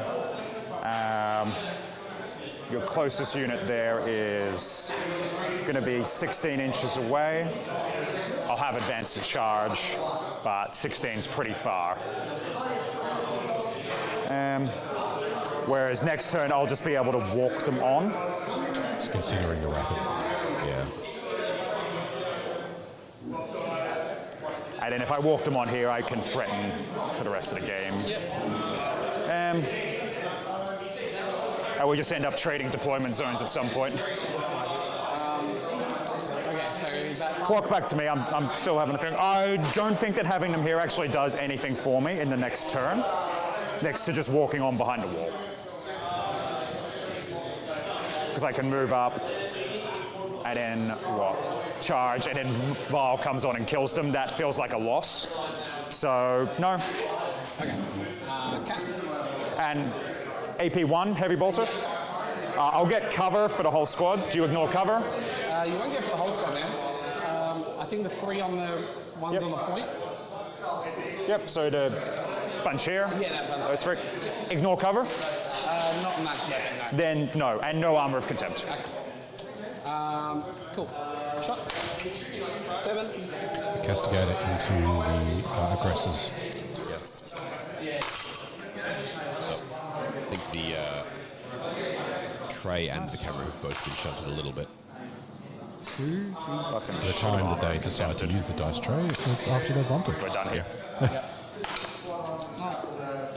Heavy bolters. Yep. I'll remove the model in a second. 8, 9. Castigator not doing what Rhys needs it to here. 5 ups. What's your toughness? 6. T6. 1. Fails. Yep. So that was the heavy bolters and the castigator. Into the aggressors there. I think it's killing one and wounding another. And the main battle cannon dropping a lancer.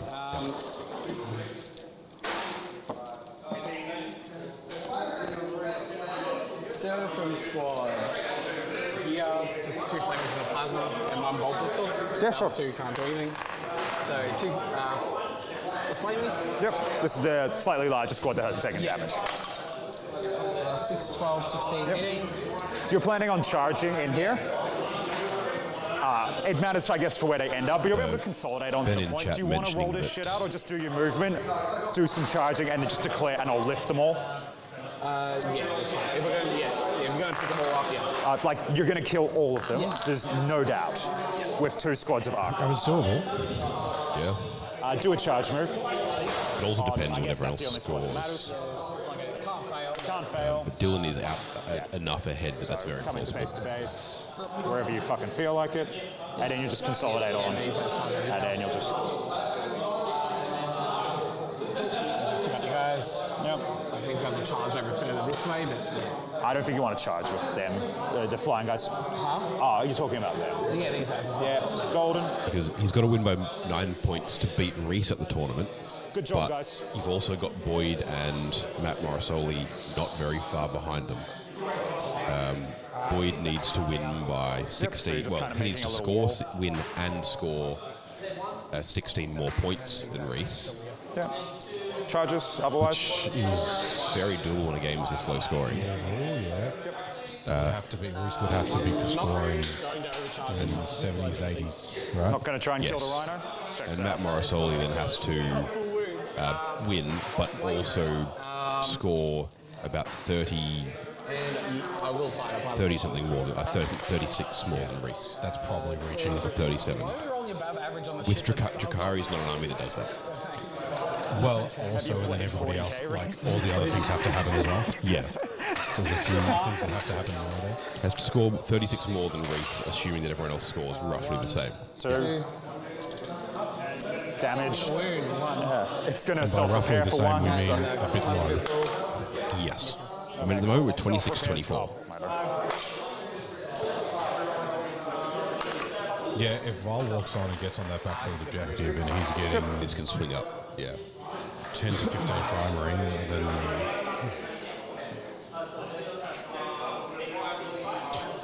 Dylan not being able to score the cleanse that turn. I got engaged and You Yeah. got engage and something else. I forget what. Sorry.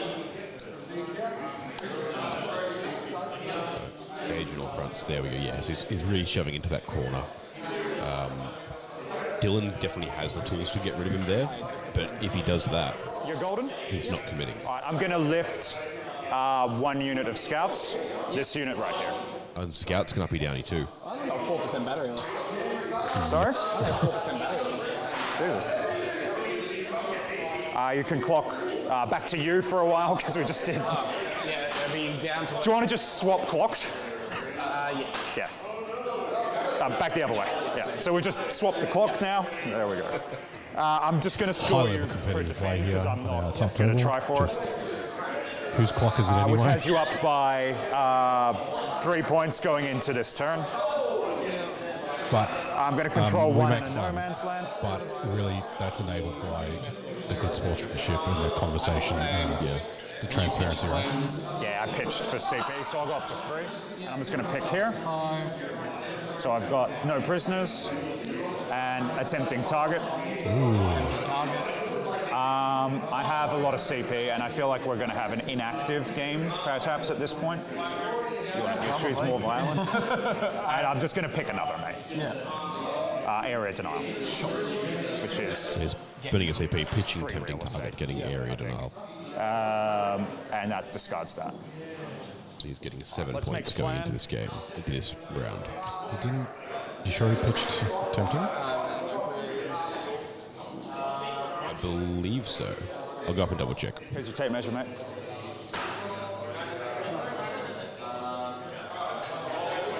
An area denial, attempting target, and no queries getting pitched. Do these guys have an invol or anything like that? Other than the 6-up. Sorry? Do these guys have like a The 6-up? Australis Tabletop Wargaming Network is in chat. Afternoon to you, sir. The games have been going fantastic. I was like, why is the screen so dark? A lot of high-level play, Just get rid of his and which has been good. A lot of close games. A lot of different factions. I mean, except for Rhys, who's been on 3 times because he likes being up the top on the good tables. But yeah, it's been good. I hope you're doing well up in Sydney, mate. You recovered from your uprising coverage. Let's just do the easy stuff. So this tank's just going to pull out to be able to shoot your tank. Yep.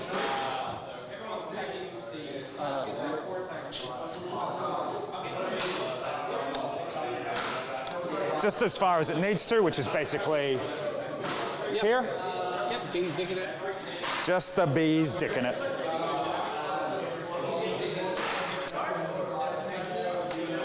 I have 1 scout somewhere. The fuck did he go? Fuck it. He's the guy with the rocket launcher. There he is. But look at all my miracle dice. All your miracle dice are trash, mate. You just have Val's squad in reserve now. And another squad of crew. And a squad of... Crusaders. I'm not too worried about them. No. Shockingly, they are... they don't top my list of concerns. What do you mean?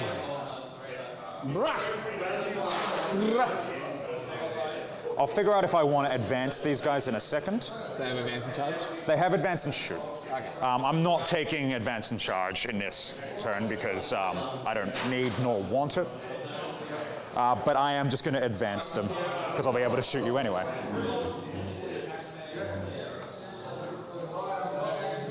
And we'll just use that to get on.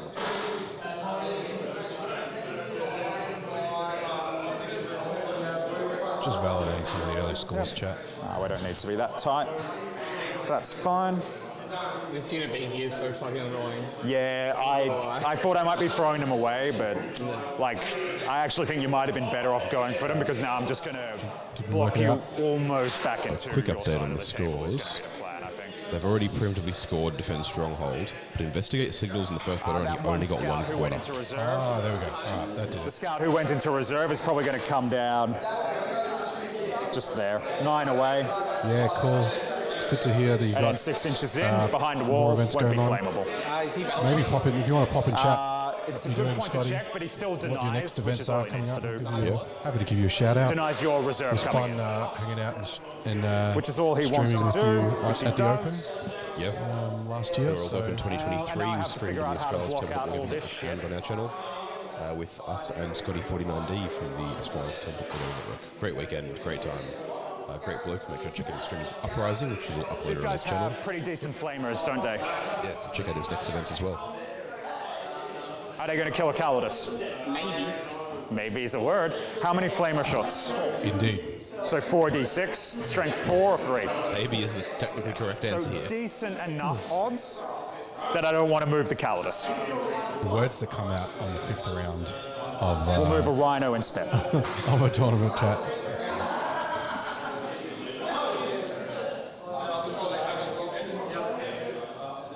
Just And I need squaring up that to dice figure out if tray. you can fit. There you go. Fuck you, box. I don't want you fitting Val's squad back here.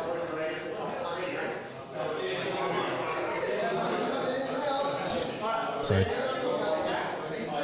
That's not turn. happening between the Calidus just making sure the There. Val can't. and there, so that's bricked out there. So I've bricked the out Val's this side, unit can't work I've on bricked out any this side opponent's down to there, and I'm about to do the same down there.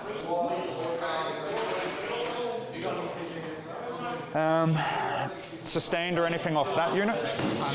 Does that guy have sustained or anything cool like that? Yeah, heavy bolters have sustained. Yeah, okay. We still got to do it, so we're going to bang an advance on these guys. For 4, makes it 14 inches of movement. The back guy will still be targetable, ending up about there, I think.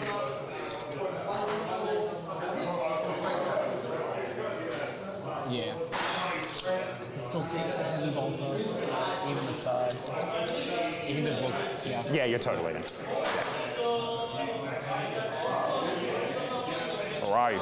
You can see the smoke contrail. And I can see it in base as well. Yeah, so it's good enough to Yeah.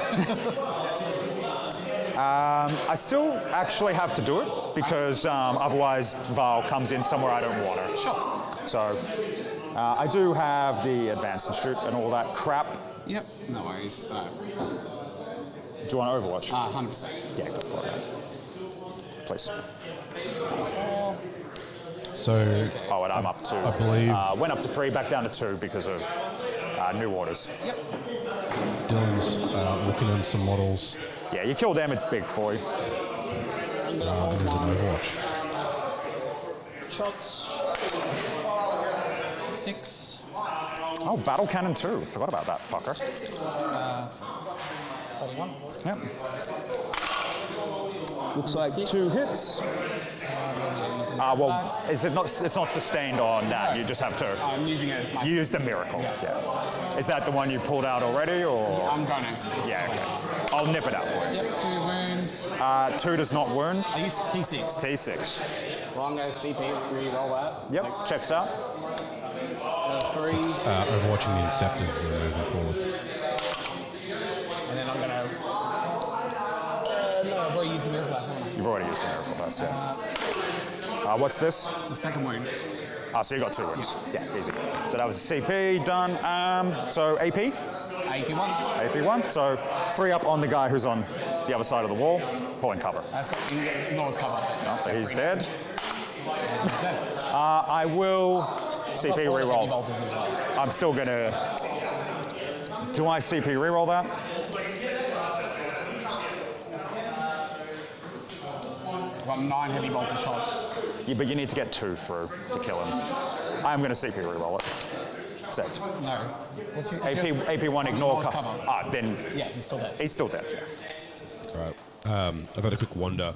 The Matt Morosoli Boyd Moral game is very interesting. Incubi have Still the completely right cleared play the to bottom move right them objective. There, Matt. The center is full of wraiths and Kronos and Maybe. just more Incubi and bad stuff. And then the top left one, wraiths are firmly cleared. Right, so Very much like they've both got 2 objectives. Maybe. Yes. Yeah. Oh, sorry. I'm still going to be Wraith's got putting the one. judicial. Yeah, Incubi got the Incubi other. got the other. Fights first. Yeah. so very even. Very even. Very like this. Well, let's in do terms these of- guys' movement. Yeah, and first. the big punch up in the middle. There's only 3 wraiths left in the middle.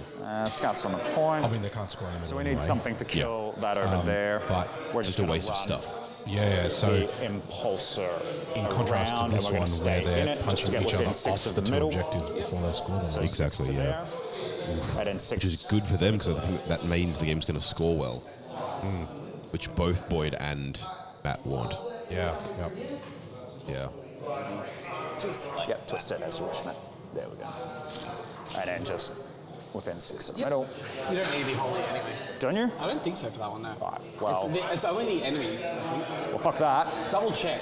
But, yeah. I don't have cards, so I don't know. You can click on the thing. Let me know. Please. So they're just checking if you have to It's just hold the enemy ones that area it cares denial, about. and you don't. It's just the Just models. simply units. Yeah. That's why the objective gets left there because it's a handy way to sort of check where the center is. Yep. What were my fucking secondaries again, bro? What were my secondaries again? Area denial and no prisoners. Yeah, easy. So when you rapid ingress, yeah. Double stack. The Overwatch killing the Inceptors there was pretty big and wasting a CP off Dylan. So,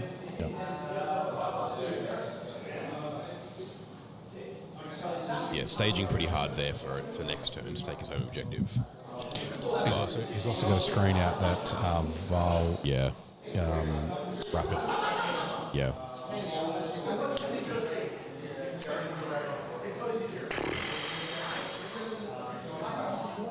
push you back 9, you move 8. And then you just see him there, don't you? Yeah. Yeah. With most of the squad, which means you just kill the whole squad. Yep. Yeah. And it's the same deal if I go back to there.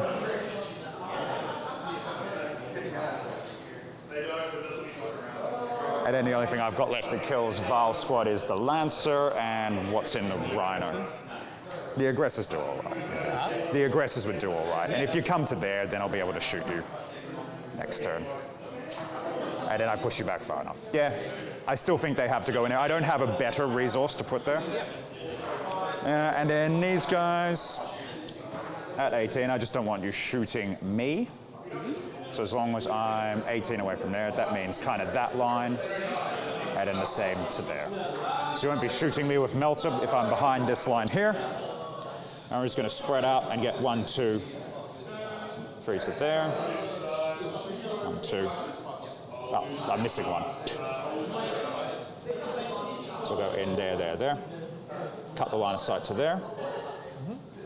And then we'll have the other 2 just to there, and just the character on the point. Yep, that checks out.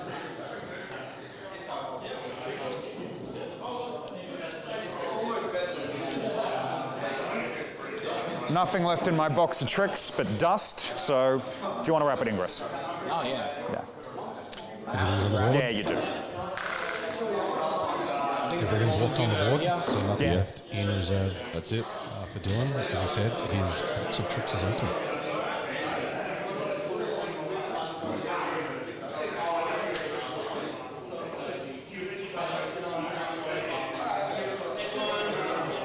Orvenval coming on in his own I was going deployment to do the zone real there. easy stuff. My tank's going to try and kill your tank. Yep. Just hitting on freeze, 1 reroll. Very interesting. Oath of Moment he's this concerned turn is about- undeclared, just on a 1-2 it's the squad down there I want to kill, on a 3-4 it's that one, and on a 5-6 it's that one. Yep. Happy with that? Yep. It's that one. 1s and 2s, 3 ups Way to there. resolve the 3 getting up, run roll. Yeah. 3 up, 3 ups, 3 ups. But again, these guys them play both. each other a fair bit, so Yeah. they can, have that conversation. Can you roll damage? Yep. I'm going to use my reroll. Okay. Roll 1 into a 1 on damage on the Lancer. Boys. AP4, yeah? AP4. And that is 8. Just gets it. Just kills it. There it goes. 6.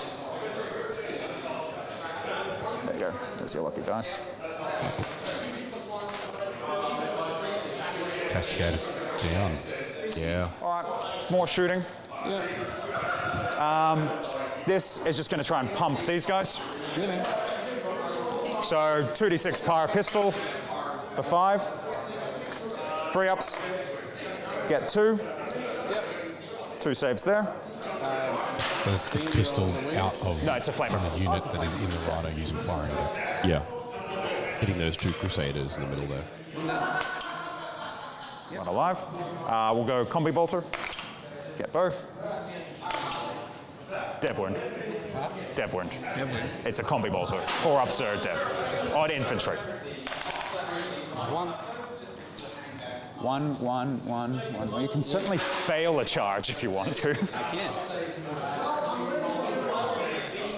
A lot of ones in the miracle dice The there. aggressors that can see, which looks like about 3 of them, into the Crusader squad. Do you want to roll or do you want to lift?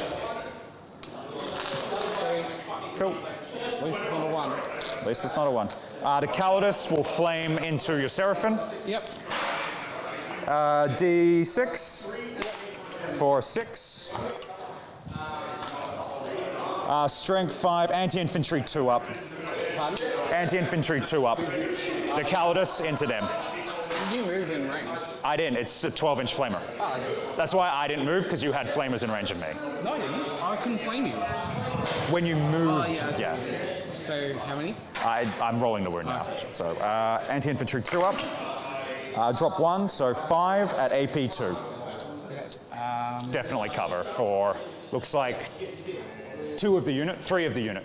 So 4 up. It's Torrent, ignores cover.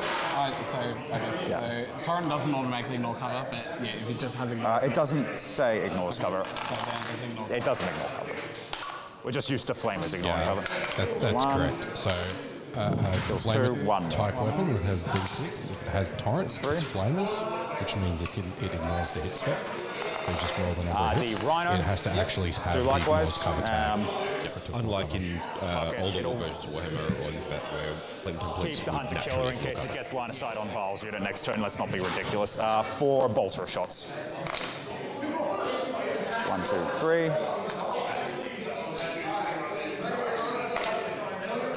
Get 2 through. Yep, first one. Good. Yep. So 2 are left. This guy will just fire frag rockets into the already injured arcophags for the hell of it. For 2, 4 ups. It's like, why are you making me do this? 1 word. Cool. Thanks for showing up. The shooting is now done. We'll just do some charges. Yep. I'm just going to charge into the 3 that are remaining. Can you just pull your models so I know? ATWN The has a, 2 without bases. a 5-man teams tournament in Sydney. and I'm going to on tank the shock you. 10th of March. Get it on the 4. 1, 2, Scotty is 3, streaming. 4. Yeah. Rhino is. Check out that. Check out Scotty's Yeah. Twitch channel. So he's got more information. I just want about to see the event. at least 2, what is it, 5 ups? Yeah. Yeah, give it a look. I get. We love team. We love team events. Yeah, they're great fun. That's all right.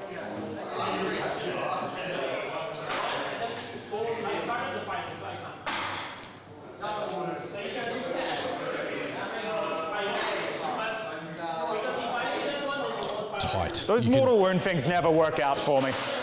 I'll go for a charge with the Calidus as well. There's no reason not to. No, because didn't move, was 9 away before. That's it. Rhino bonks times 3. Rhino hits times 2. No 2 wounds, because AP, nothing. Rhinos.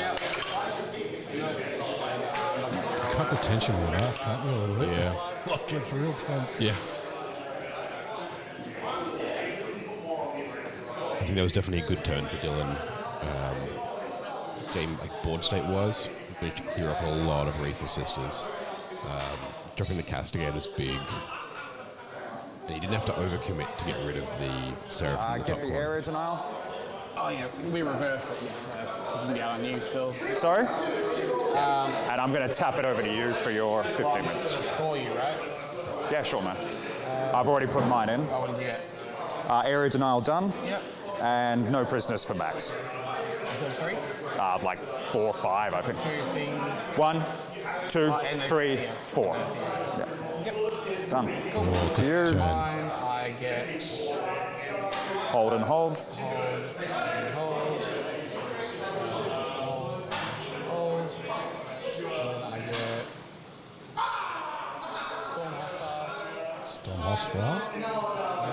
And all the way back there. The little laptop screen is getting too tight for cuts. Storm and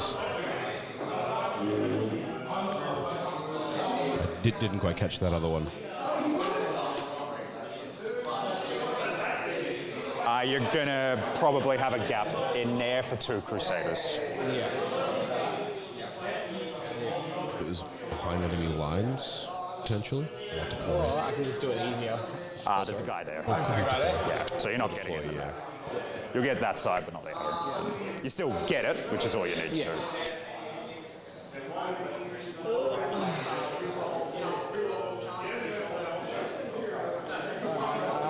Go for Morgan's unit moving up.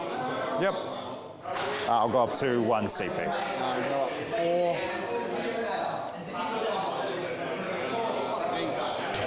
Vile's unit has to do a lot of work for the rest of the game. Just might as well make Morgan go berserk this turn. I don't know what that means. She just gets bonus attacks and shit. Yeah, cool. What are these boys getting? Like, They'll have fight first. yep. And then +1 damage at mostly strength 7 and 5. Okay. So you're going to cut an angle with. Plus Morgan, I think. Yep. And you get the others in melter range. Yeah, checks out. Yeah. Yep. Then I'm going to get out the Rapincia. I will reactive move. I'll just see what I would need to do to break line of sight, because I'd rather not take a whole bunch of rockets to the face. So to there. So if I just shove myself in tight to the wall, Morven gets nothing. 2 inches. Now we're in all the way tight. Cool. Let's shoot his fire heavy bolter down there. Sorry? Let's shoot his fire heavy bolter down there. Yeah. It's about an hour left in the round chat, so plenty of time left. I think the problem is not going to be time. The problem is going to be units left on Rhys' side of the board. Yeah. No CP left. You got nothing left? No. Probably should have saved it after the thing, but like if I'd bricked more of it out there, you were done, so. In that case, we're going to go there. We have a chance then to get Stormmaster. Yeah, I suppose you do. Because you moved. If you didn't move, we'll fight. Sorry? If you didn't move, we'll fight.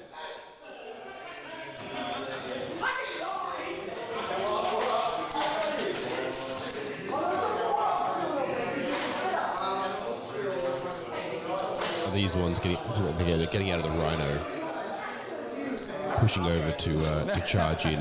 Cheeky bastard. He gets stuck on everything, man. Yeah. Repentia? Repentia from the rhino, Oh, so they are. I can't remember that's my own turn. I believe. Yeah, that looks about right. Gotta have your triumph, mate. You gotta start using that shit.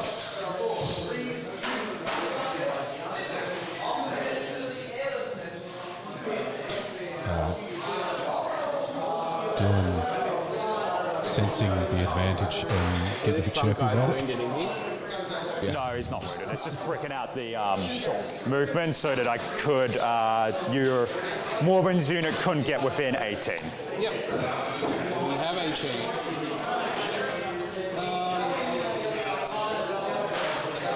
Arcos aren't really doing anything. I'm going to move him over there, try and kill that scout, I guess. Yep.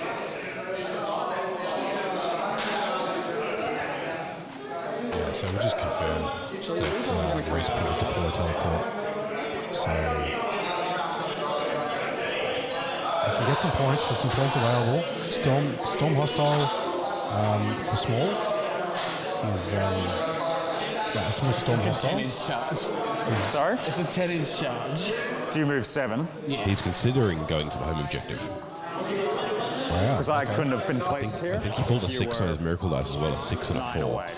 So he could make that a 50-50. If he could hold that, then it means that if That's massive. Dylan doesn't come and get him off it, it's 6 points. So it's huge. So 7. And then Big balls players. This is one of those.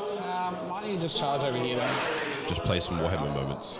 Yeah, and sometimes you gotta make go something big. happen. Yeah. You don't know when to take that risk.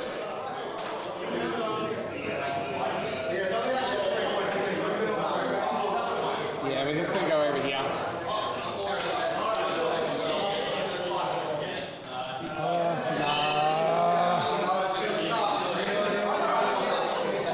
You could just call it. Huh? You could just call it. Call it. I think 7. It's like a 11. It's an 11. Which doesn't help me, to be honest.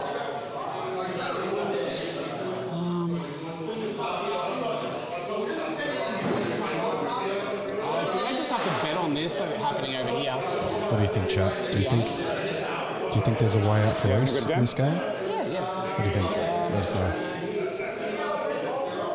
I'm gonna bring these guys over here just to deal with this guy.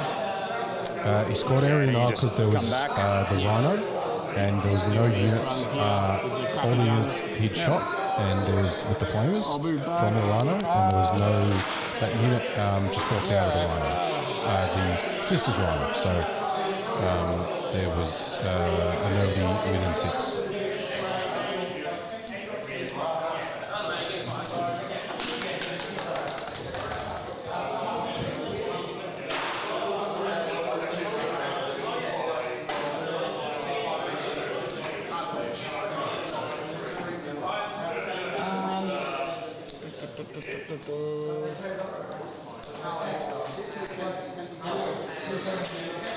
So there's a chance.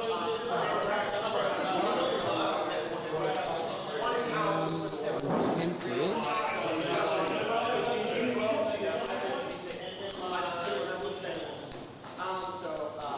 Lose some. May not be the best. Okay.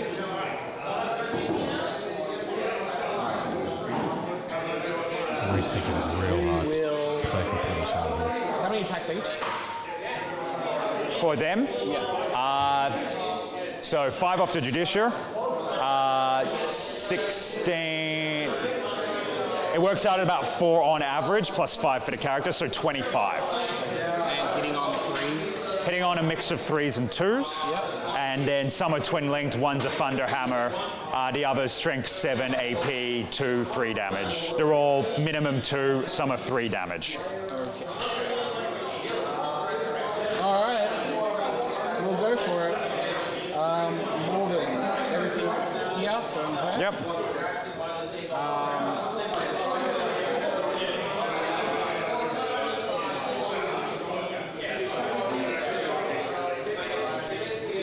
Multi-melters here, grenades here. Sorry? Grenade. Grenades, yeah. Is that 24, is it? I think it's 18. 18, you'll be out. Oh, will it? Yeah, pre-measured and stayed behind my own line for it. Are you fucking sure? Sorry? Are you sure? Well, I pre-measured from where I bricked you out for your deployment, being tied onto the wall. Well, you were there, and then 9, and then 8. I think you pre-measured wrong. I won't fire in there, I'll just fire in here. Yeah, you can see that the conversations get a little bit tight. Okay. There is more sister stuff on the table than, or at least it feels like up in person there's a lot more going on. The Arco-Flagellant's looking at home field or charges into the centre here to try and deal with those sword brethren. Yeah. Probably also charging across that objective in the top left. There's definitely a play. Who's Free? taking a lot of time. Take that So time. I'll just look at the sixes here. Yep. No. No. No. Roll 2. All in 9 Boyd's game. needs, Necrons and I believe Dark Eldar. 11 wounds on an impulsor. Necrons are free taken both If finally use objectives one at of the my centre. 2s. Right. Look at Lelith. It is is 11 committing wounds. with witches to Finally use shift. one of my 2s. You're going to use a 2? Orphans off the bottom right objective again. I'm not going to explode. And Oliver, with the I legs take of one Photon, is mortal on firmly the taking disembark. control of the board from the Necron. Wow. Alex friends. Okay. So he's not in. Is he in running? Yeah, man. He is, yes. I'll tighten up these guys disembark in a second. Assuming Dylan wins.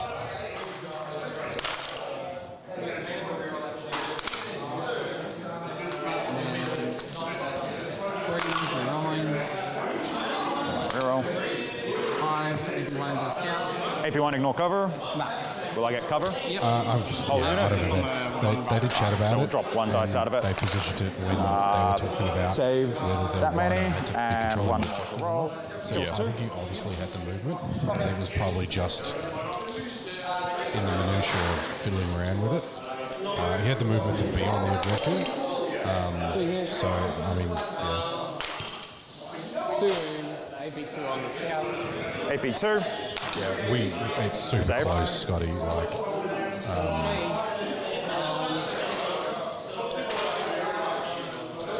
I'll clean up this while you figure out your it charging is- and shit.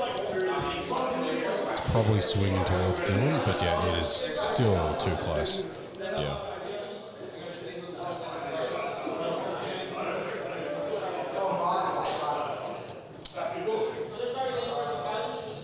AP nothing on Arcos, yeah?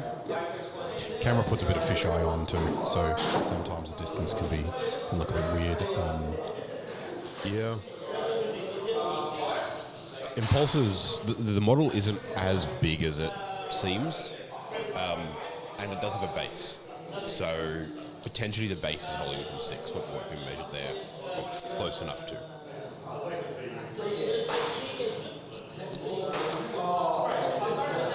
Look, if Rhys has a problem with that too, then you know. Oh, he'd unfortunately, absolutely be picking it up. yeah, and he would have to go and And Yeah, I that can't quite see how far away that makes me. Wounds each of these. we're going to jump in 3 each. on that.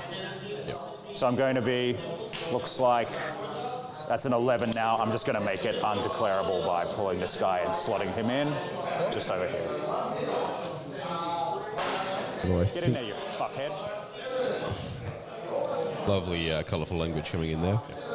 Contributing to the demonetization of the video, of course. We need to have a swear jar Beastie. We do. on the table, and then they can like put dice in the Yeah. swear jar or something, you know. Yep, into If chat, if you guys want to help us out with our impending demonetization, Yeah, you can always super chat to contribute to the demonetization swear jar, as christened by Ernie yesterday. Yep, helps us out. Helps us do this. It does. Even just watching helps us. But yeah, any contributions, super chats, or I believe super thanks is the name for it now. If you do it when it's not a live video, Yep. they do help out.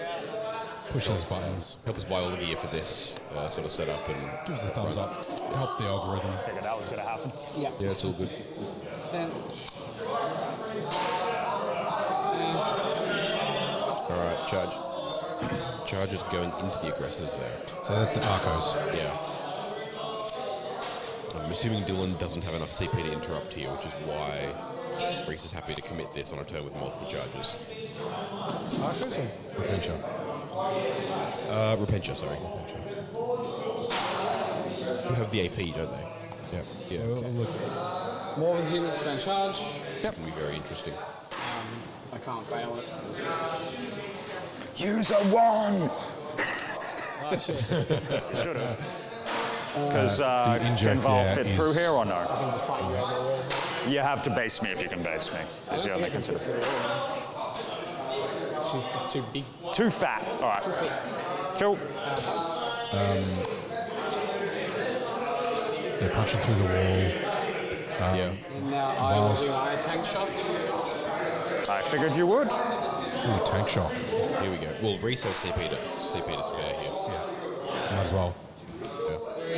It's like just 6 fucking mortals, isn't it? Basically, because you're rolling like 14 dice. It's not 6. Yes. It's like 4. Sorry? It's 4. Is it? Okay. I don't know, man. My tank shocks do a mortal. 10, 11, 12, 13, 14. Is there a cap on mortals from Tank Shock?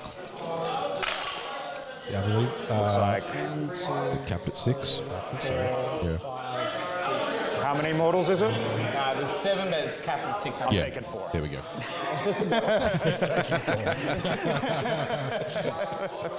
Well, they did talk about it, chat. You know? We're just going to kill the 2 kind of ablative idiots. Yep. Okay. Now we're gonna. You've got no interrupts. I fight first. Yeah. I guess you fight first. So I'm going to fight you. Yeah, I'll fight on death, I guess, just in case. Yeah, I think that it's probably worth it. Again, just in case. Not interrupting. Excuse me, mate. How many wounds does Morven have? Morven? Yeah. Dylan almost tripping over his I'm own going to feet be there. 3 damage out of the Judiciary. How many wounds do each of these guys have? 4. No point in not coming out, and I'll figure out if I want a precision into her. You're not basing me, so I can move. And we'll just, sorry about moving your model there. I figure there's a whole bunch of people here who are going to die. And then these guys, closest model would be just to there. Yeah, can't go any closer.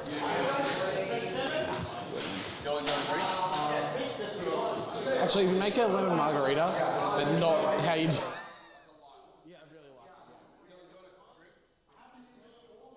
I'm going to roll the rest of the squad's attacks before I decide whether I want a precision. What's he talking about? It was like peak, like nerd gamer. Would you like a drink? I'm gonna roll out these dots.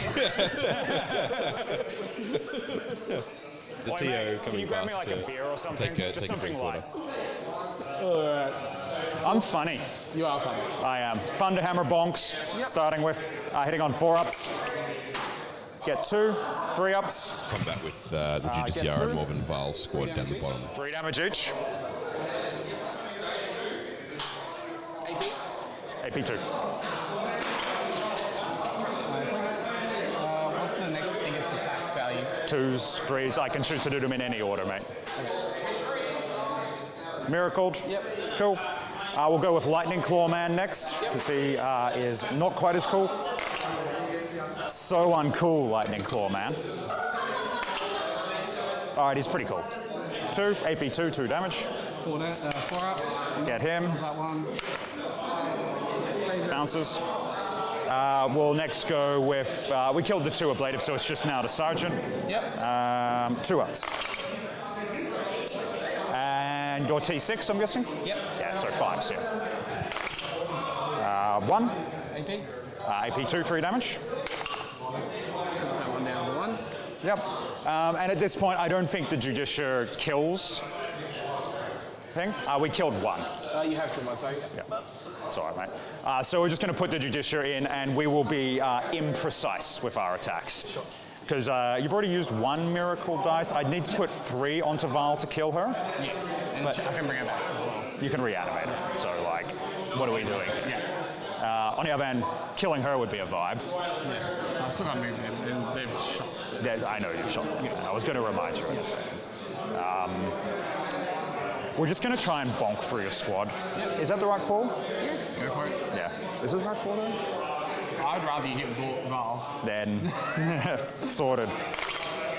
How about I bonking through just the squad fucking here. miss everyone? Oh, that was horrifying to look at. 2 wounds. Yep, AP.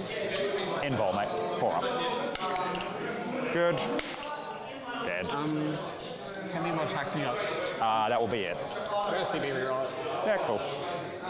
Ooh, CP to keep the extra suit alive doesn't quite pay off. We are not allowed to CP reroll. I'm also going to vect your CP reroll, mate. Oh, sorry.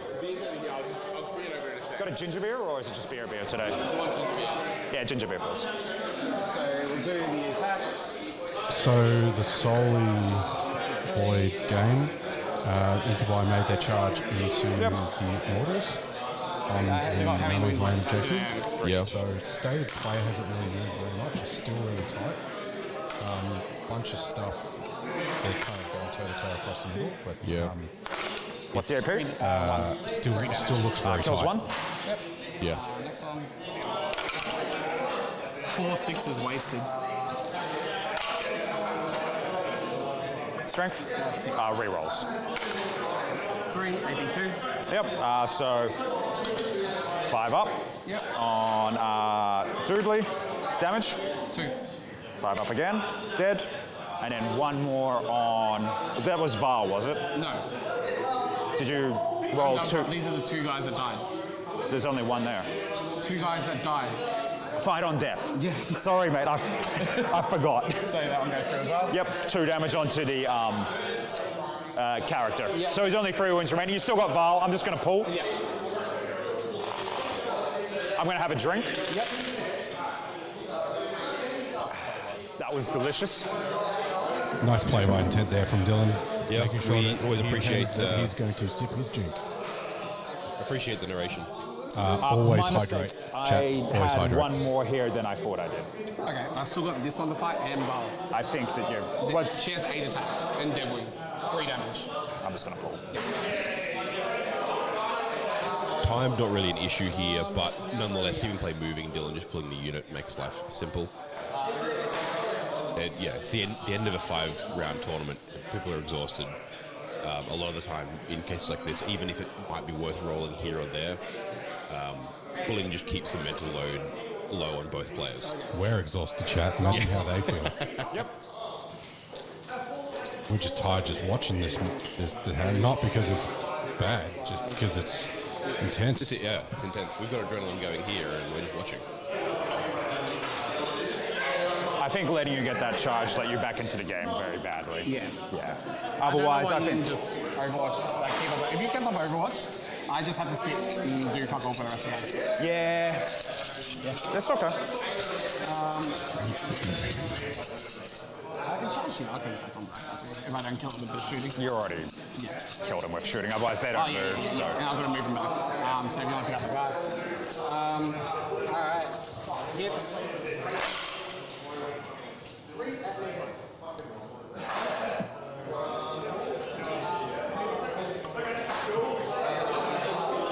I'm gonna hold 1.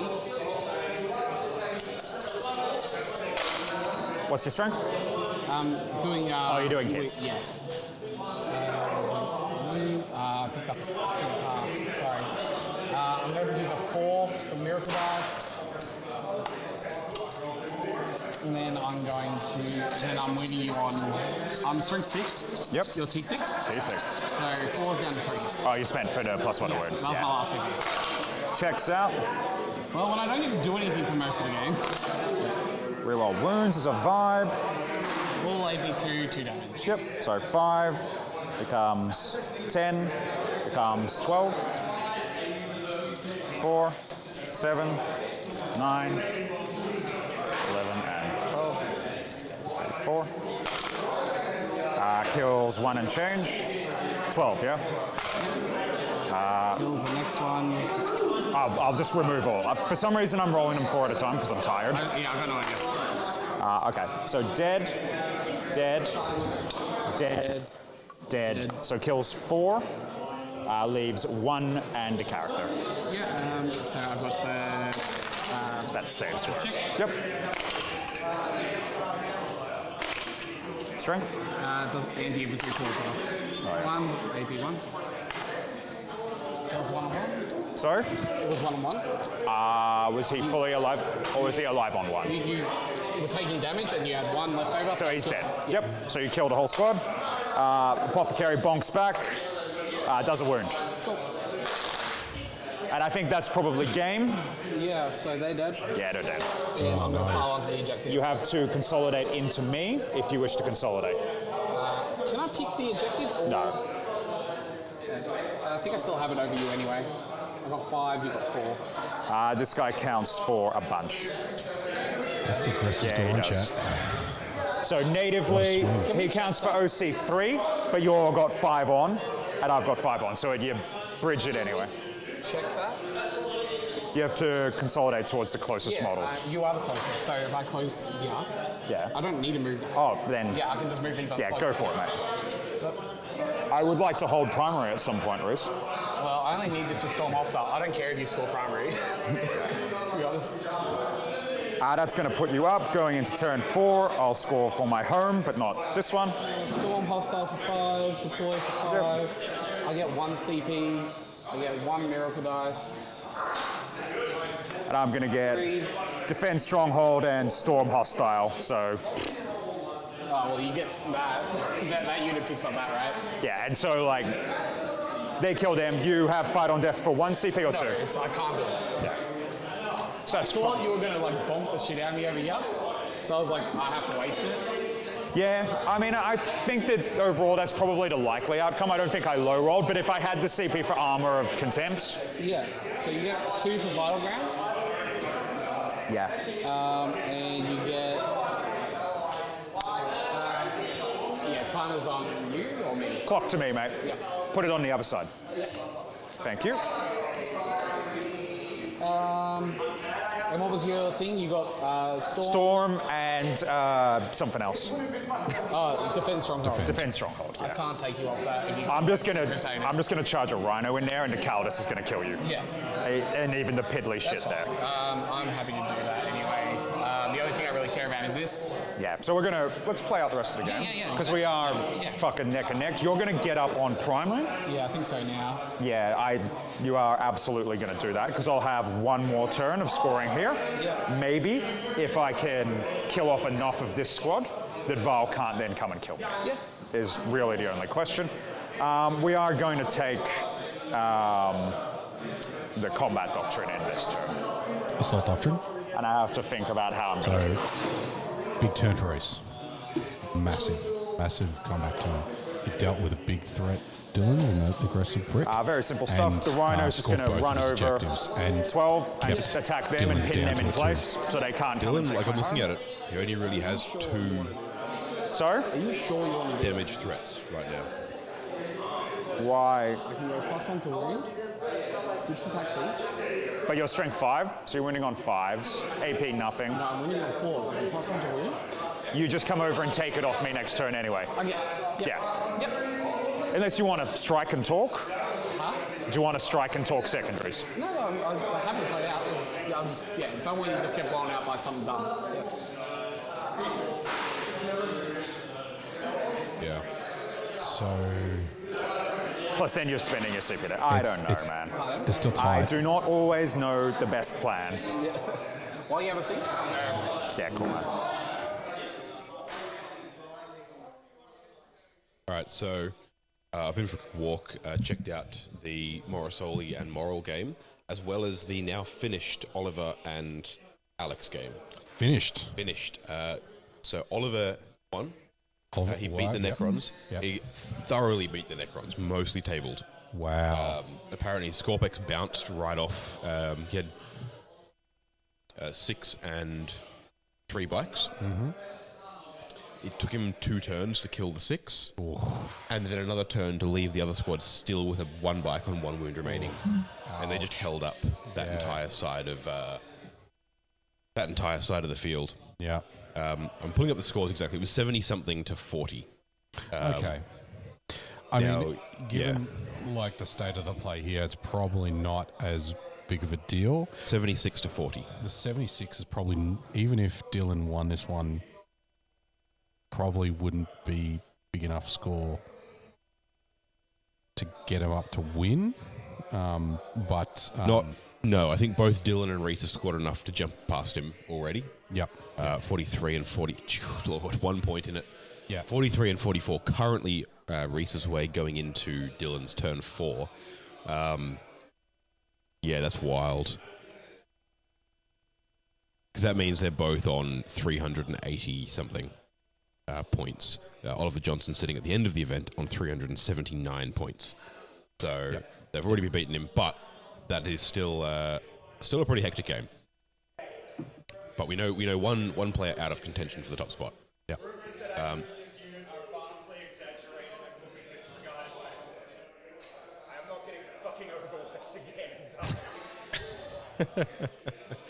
Good, Dylan throwing some shade.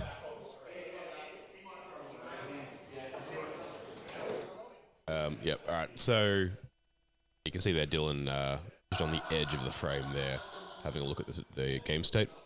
Yeah. So the Boyd Morrill and Matthew Morosoli game, I can't see scores anywhere. I haven't been able to update those. I'm not going to interrupt their game to ask. Yeah. Their game looks like it's fairly high scoring. However, Lilith has indeed cleared that bottom corner objective. Okay. So, once again, both of them sitting there very comfortably holding to a corner each. Yeah. And Necrons are running out of stuff. A lot of Wraiths are dead. Yep. The Drakari are really putting out the damage there. All right, both players are back. Let's see what's going on here. That sucks. It does suck. I'd really rather if you didn't. I can't fight on death. Sorry? I can't fight on death, and if I do that, I can't go +1 to wound on the Archos. Yeah. What do I get? Storm and something else? Defense Stronghold. I kind of need both. Yeah. Can't fight on death on ours. Fuck it, let's just shoot. The Apoth fell back just to get in the very corner. Rhino. Is this turn 4? Such a low-scoring game. Sorry? Dude, it is such a low-scoring game. This has been a sick game, though. Yeah, it is. I can't see you there. No, I can't do anything there. I'm not in range from Melter anyway. Yeah. It's only this one here that I can overwatch. We're gonna fire 4 Storm Boltery Goodness shots in there and hit twice. Yep. And wound once. 4 up Philippine. Yep. You got how many in there? 8, I think it is. We're firing our fucking rocket at you. Sure. Misses. It hits on 2s. Man, I have fired so many today where I've just whiffed. I think I did one on screen where I rolled it and re-rolled it. Calidus in here. Yeah. For 5. Anti-infantry 2 up, so 5. 4 ups. I think my dice anyway. 4 up. Probably. Fails it, 4 up. Passes 4 up. Fails it. The other dice 6. That was a 1, I think. That's a good one to have. But you got so many 4-ups that it doesn't matter. This guy's just going to laser tank you. Yep. He'll put all the bullshit in there. If you're inside 24, which you're not, he won't put the bullshit there. So, everything there? 2 lasers in there. By the way, Oath of Moment is this squad. Yeah. So 3 up. Yep, 3 up. Reroll. 2 up, re-rolling. Get it. Get it. Yep. Kaboom. Do you have an invol? First guy, yeah, I do. I'm going to pass the first one. Yes. And I'll roll this one. Dead. Oh, it's +3, isn't it? Yeah. Just for the sake of the exercise, it is not that, whatever. Sure. D3 rockets. 1. Haven't used a hit reroll. Oh, it's Oath of Moment anyway, so hits. Wounds, AP 1, 2 damage. You did use an Oath reroll. Oath is here. Oath reroll, sorry. Yeah. So, but didn't you reroll here? I have 1 floating reroll, and that was a reroll to wound. Okay, sure. Yep, 1 wound there, AP 1, 2 damage. 6 up. It can get confusing sometimes to Love keep that track for of me. where different rerolls are coming from. And While so you're leading a unit, you have 4 rerolls to hit, And that's so you don't get it. why Lance Okay, is so so good because they do not need to Dude. be shooting into Hot over rolling. time. yes, yeah. Grenades, 10. I have like 6 here. I'm just going to re-roll a bunch. You know what? I need another 4 fucking dice. There's one of them. There's another one. There's another one. Too tired for this shit.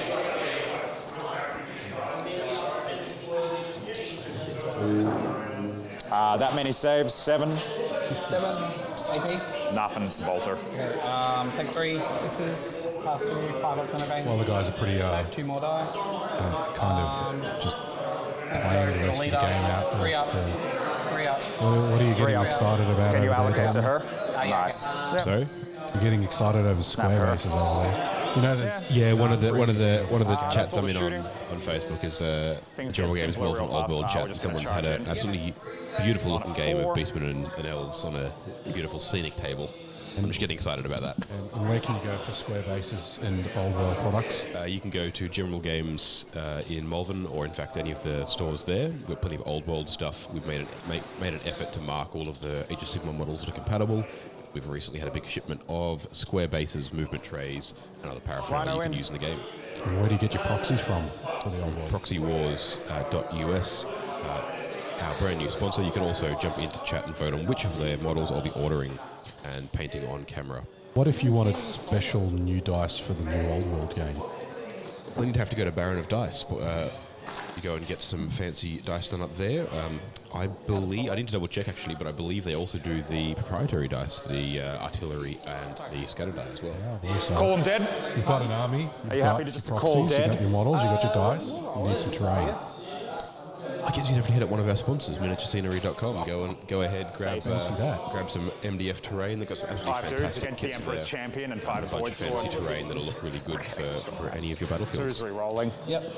Seems like you've got all you need And 2's sorted. re-rolling. Yeah, No, you not just re-rolling. head down 2's. into our description below, follow those links, and get going. There he is. Hold on that. There we go. That kills 4 because it's minimum 4 damage, and you've got 1 left with the rest of the squad. Oh, do you? Sorry, my mistake. That's what I said. Matters? No, it doesn't matter. Okay. So that's 4. Yep. Yeah, and the rest of the squad will pick up the rest. Let's see if the Thunderhammer Man kills you, because we do like Thunderhammers. Get a dev wound. Technical name for that man, Thunderhammer Hey, Man. there you go. Oh, yeah. Hey, would have saved. Just whatever. And then we're just going to consolidate on,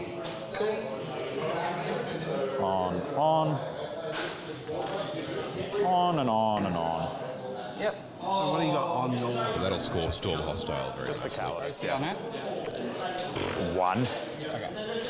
What can you get on? Well, it just depends, right?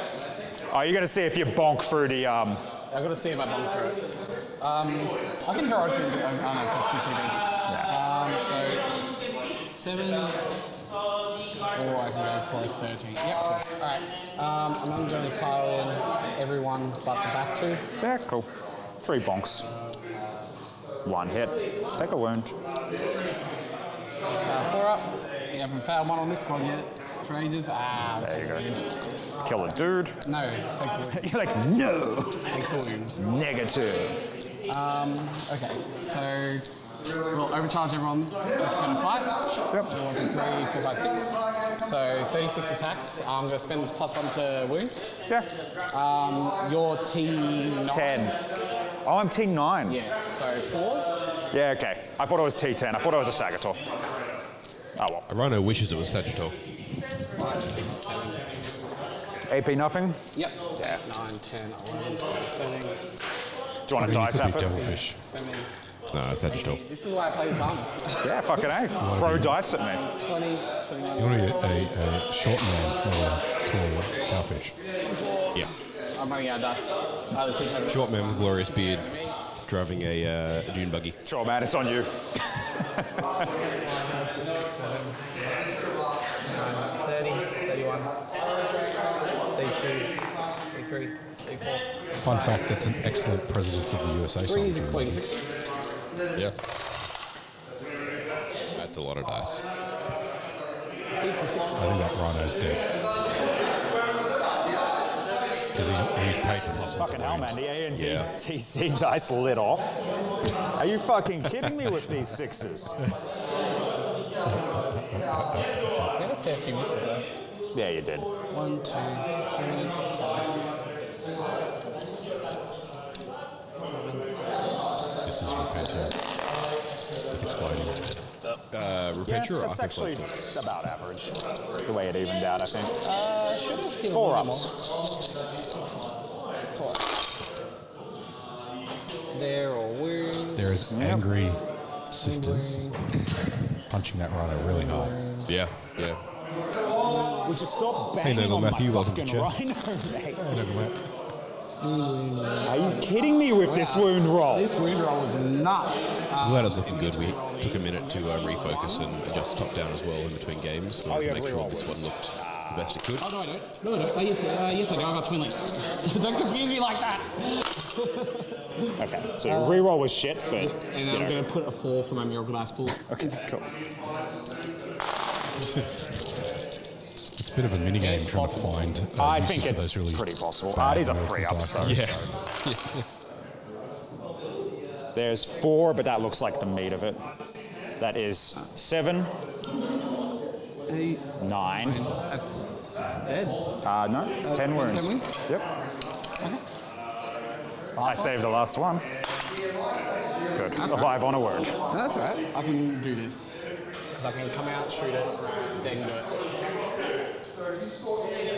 You won't be able to get my home off me this turn, but you'll get it next turn. I score. You'll score at the end. This is only round 4 for you. Okay. Yeah, you'll have another turn to get it. So I think game's in your control. It's just about score at this point. Okay, so I get. So what do you score? You got Storm. I got the Storm. And you're waiting on Storm on Defend Stronghold. I think I just get it. I don't see a way that you take it. No, I can. So if I come out and I kill the Rhino, then I'm free to move. And then I go, if auto Sure. 6, 13 on top. Sure, if you killed a Rhino in your shooting phase, you're Yeah. free to move in your movement phase Yeah. before the shooting phase. Yeah. I'll still get defend. Oh, sorry. Yeah, I'm not sure. Yeah. Yeah, I got confusing. Sometimes I like to do my shooting phase yeah, before no. my movement phase. It's been a long fucking weekend. Been a long weekend, chat. Yep, that's fine. At this point, I have you up before you select your secondaries. Do you want to pick on yours? I get control my home, control one in no man's, and then I get extend battle lines and bring it down. Oh, well, bring it down's nice. Bring it down and extend that. Hey, there you go. Oh, they're pretty Take a easy. leg off, 10 mate. points for Okay, so Rhys there. which one's extend? He needed that. He needed Oh, I already got to. it. he's rolling it Yeah, in you're now. right. Yep. 51 I to think, 51 if going I in may, here just as so well. we unfuck the shit. he's got These guys acceptance, just fall back so their 7 inches. These guys There's just no charge in more and kill it. Dylan's, Basically. point Yeah. advantage. I'll as a measure that out for you. Yep. Yeah. And then you can figure out what you're doing. I hide behind the wall a bit because I don't want to just get blasted for no reason. I don't have blasting. No, like here. Oh, this side. Yeah, that's right. Just so. And you'll just be able to advance on next turn. Yeah.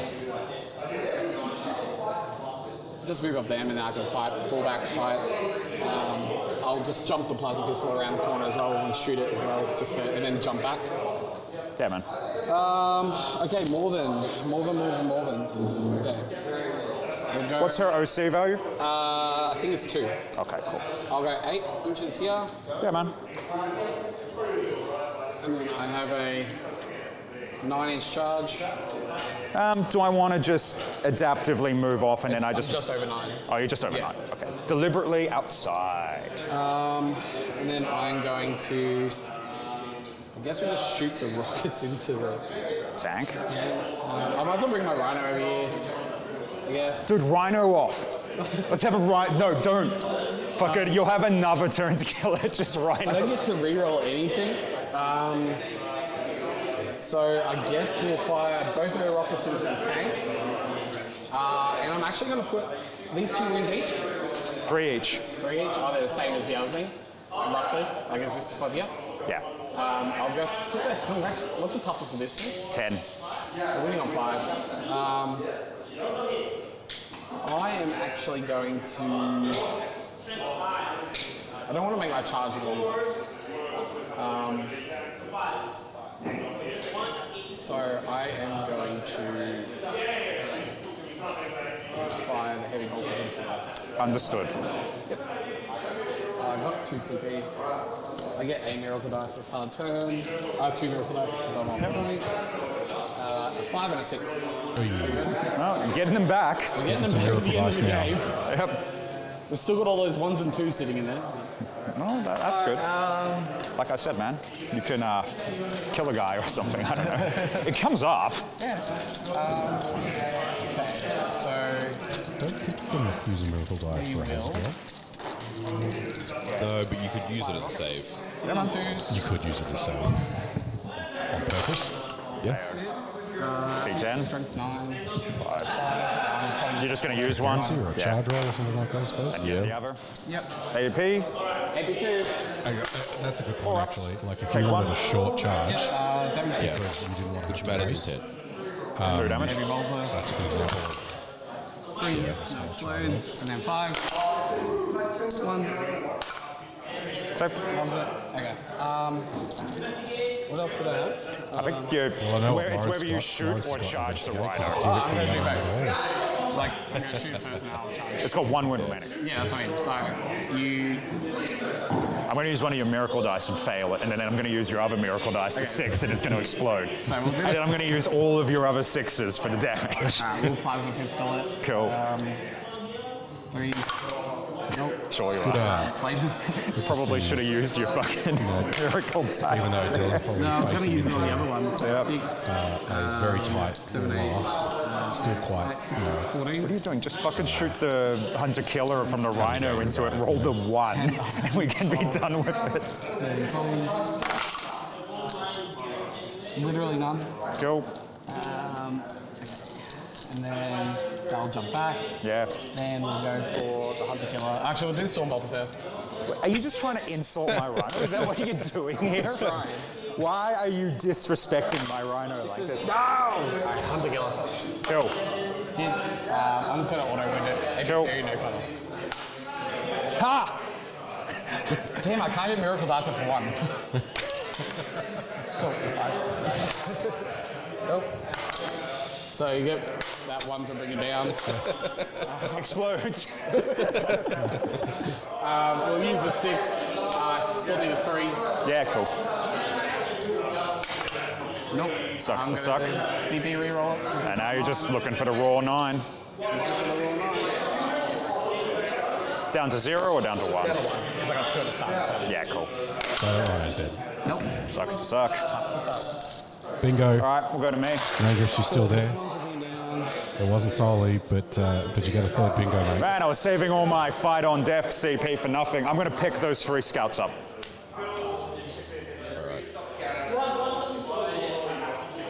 You score extend, you score bring it down. Yep. So I've got 4 for bring it down and 5 for offset. That is correct. I have you up by 9 going into the final round. 60 to 51. Unless I do some stupidly crazy stuff, you will max out, I think. I think so. So what do you get? Oh, I should probably do that. So I'm going to score 1 and control, so I'll score 18 on primary total by the end of the game, I think. So you get 1, 8, Yep. I have 18 as well. Yep. Yep. And then selecting missions. Yep.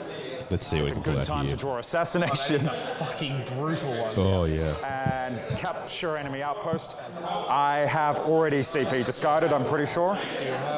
But none of the other ones were really scoreable other than secure no man's land.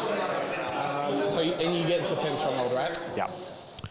All right, capture enemy outpost. I don't At think this point, it's I doable don't here. think I win the game. Because you're up by 9, you'll draw a couple of cards that you can It score. doesn't matter what I draw, but don't forget you score Like, I don't- defense stronghold. I've already scored it in. Okay. I've already scored my primary to bring us to... Let me see here. Scoring the primary puts me down by 2. When I score assassination, I will be at 63. At that point, none of this matters, so I'm happy to strike and say Val was killed in shooting, and then also killed. Yeah, it's 100% going to get killed anyway. With the Lancer shots, yeah. Yeah. And the squad coming up and charging it, like, you can kill it once. And the only thing that's going to happen is that scout squad are just going to stand on the objective just so you can't, like, kill everything and take it off me. So you get 5 for assassination, and Actually, what are we doing? that. Yeah, we're done here. Yep. And then I get, for my turn, I don't score it to the end, but I'm just going to advance onto the point. Yeah, you are. Yeah. So primary. So I'll control one in no man's land, I control the enemy, and I control my home. Yep. And then I get from my two So it could be secondaries, I get 15 there, 8 and 5 and 2. Behind enemy. No, I can't kill the Calibus then Why not? because I'm advancing onto the point. Ah, then you don't kill the Calibus. And you Behind overwhelming. enemy lines, I get behind enemy lines. You'll get behind. Have the, But your score functionally matters not because you are undefeated. so I get a 70-60-63. That was a crack game, man. Behind I think enemy that's the lines. closest I've come to beating you in a What while. was that other one? Yeah, that's it. Yeah. The second one was. I think You fucked up here. Yeah, I did. With the giving up the Overwatch. Yeah. You kept the Overwatch, that would have been completely different. Which part? What time giving up the Overwatch? For the Repentia. So when you're moving these in here, Yeah. it didn't matter if I didn't care. Like, I'm just firing 6 heavy bolter shots in some rough. I thought you had the melters there, so Well, there's only more than. yeah. Yeah. So fucked me. Yeah. And what was your Overwatch? The aggressors into repentant. Yeah, and that would have changed it. Then. That would have changed it, because then you don't get it. I think it still ends up really tight, but it's Yeah, I think I still maybe eked it out. with by the like a bottom of point. turn. Yeah, I still get to this situation here. Yeah, because I don't have much that can come back. Yeah. I think probably the only difference is the aggressors stay there and the sword brethren can maybe deal with there, but then it's the secondary wash. Cracker game. Yeah, it was a sick game, man. Well done on your win. I think, depending on what they score over there, that puts me third on podium, depending on how Boyd does. I think you get second. It depends on Boyd. Yeah, it does depend on Boyd. And Solly, I guess. And Solly gets a big one. Yeah. Alrighty, so that does bring us to the end of the game. We have it scored 80-63 in Rhys's favour. I think that pull that up there. Beautiful, yeah. Sisters of Battle taking it with 80 points over Dylan's 63. Pulling it back out of where we thought he was probably beaten at the end of turn 3, but pulling it back out. I think there was one particular move Yeah. where there was a choice to move the aggressors away from being able to be charged by a unit of Repentia. Yeah. Repentia picked up the aggressors in the combat phase after making that charge with Miracle Dice. Yeah. And that meant that... Dylan suddenly very quickly ran out of scoring damage dealing pieces. Yep. And Wasn't then able it was to keep just up a the matter pressure. of what was scored. And then Rhys Yeah. pulled excellent secondaries to round the game out, and he was going second. Yeah. So honestly, like the latter half of that secondaries for both of them were pretty good. Rhys only scored one more point in secondaries in turns 4 and 5. It was the primary. Yeah, he could. He got the 7 every turn. Is in turns 3 and 4. Yep. Just kept Dylan off it for one turn, and then scored the full 15 at the end. Yep. Yeah. So yeah, no, that was a phenomenal game. It was great to watch. Seeing that go back and forth and sort of happen over the course of the game there was great. I couldn't pick who that was. At one point, I was chatting to the TO and sort of saying I think Dylan might be able to pull this out. But yeah, how are we looking at the overall tournament scene for this round? Well, we do not have the. I can see in the shot there, Soli and Boyd Boyd still playing. Yeah. So I think what that does is it puts Dylan at 3 and 2. Yep. So I think that firmly knocks him off the podium. Because you'll have Oliver on 4 and 1, and then you'll have either Boyd or Soli also on 4 and 1. Yeah. So we'll wait for the scores to come in and check that. So A draw between Boyd and Soli would be a massive upset. would be a massive upset. So what we might do is just maybe break for 5-10 minutes. Well, yeah, have a bit of a break. I might see if Rhys and or Dylan would be interested in coming on here and having a bit of a chat. Yeah. We'll have a bit of a break. We'll come back with that one. I will say we've had a poll going in chat here. I will leave up until we come back for that. Basically asking what models you want us to order from Proxy Wars and then build and paint on stream. You guys get to see some of that. At the moment, it's drawn between some detailed, it was drawn, now the votes have just adjusted. Currently in the lead is some detailed WTC style terrain. So that's sitting there at 43%, with 36% for the Velociraptor Exodites coming in second. The Raptors were pretty cool. They're very cool. All right, well, I think, thank you for watching. This has been game 5 of the Menza Masquerade VII. Rhys Cunningham on Sisters of Battle, narrowly taking out Dylan Cowan on his Black Templar Gladius Strike Force. Thank you for watching. Thanks to all of our sponsors, General Games, Miniature Scenery, Dice Arcade, Baron of Dice, and Proxy Wars. We'll be back. Thank you for watching, and we'll see you guys later if you are watching this later on YouTube. Otherwise, we will be back soon with a bit of a wrap-up for the event. Bye.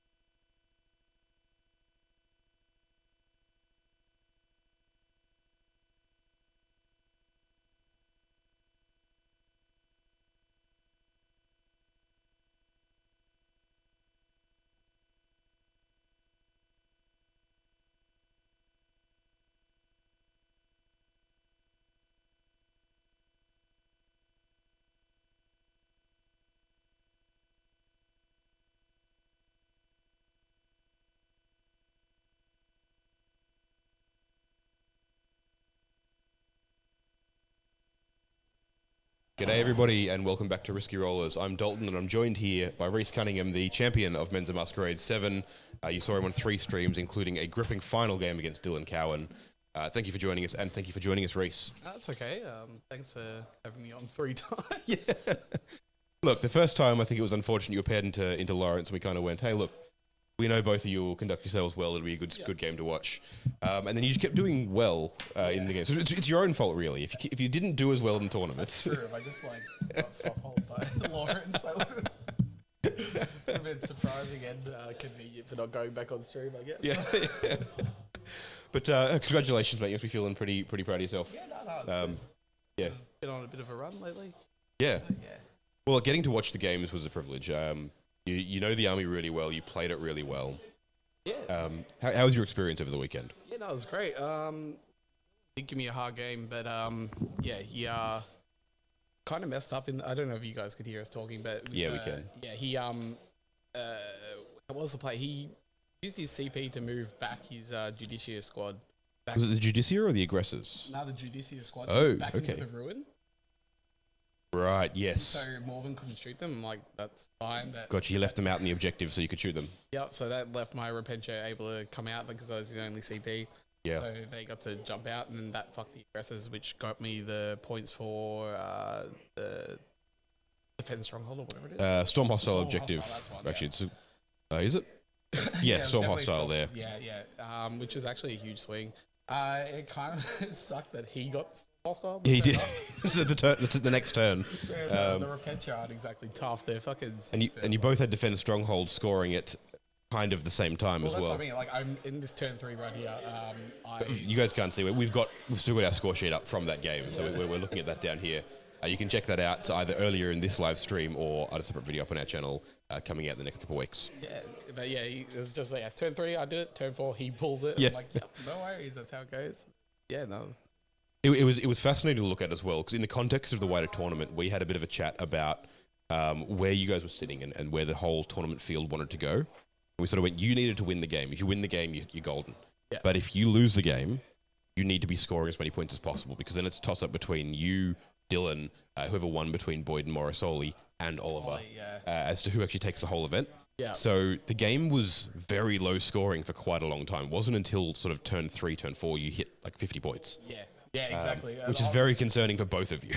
Well, I looked at the points at turn 3, and I'm like, it's turn 3, and we have like 40 points. Yeah. Yeah, it's just incredibly low scoring. Like getting the investigate signals on turn 1, rubbish. Yeah. Had to throw away a lot to get that tempting target that I pulled on turn 1 as well. Yeah. I mean, you didn't bounce off the Land Raider, which is what happened in the previous game on stream with Dylan. Completely. So we have that a was bit more good. tech for it now. So Yeah. like with the immolator, like that thing's going. It's awful. That was one of my favorite moments of the game. We saw you overwatched into Dylan's squad of Crusaders. Yeah. In order to force him to submit the second squad to that same objective. But then it was those 2 melter guns that just out of nowhere just popped your immolator. Yeah, 2 6s to hit, 2 5s for damage. Yep. That was a 5. I think it was a 5 and a 6 to hit and 2 6s to wound. Yeah. Yeah. It was wild watching it go through. And then 2 5s for damage. Yeah. I just popped it. Yep. So it was a fantastic thing there where you've both made the most out of a situation that neither of you were happy with. Yeah. But yeah, no, that was fantastic. How do you feel about the whole event? Like That was great. I like that there's like a fluffy aspect of people that you want to- participated in exactly 0 times. 0 times. As you can tell on the stream, I did not have Morven Vol available to do anything but like play the game. So Warlord being able to do an action is just dumb. But yeah. But no, that was fantastic. Thank you so much for being on stream so much and for being a good sport as well.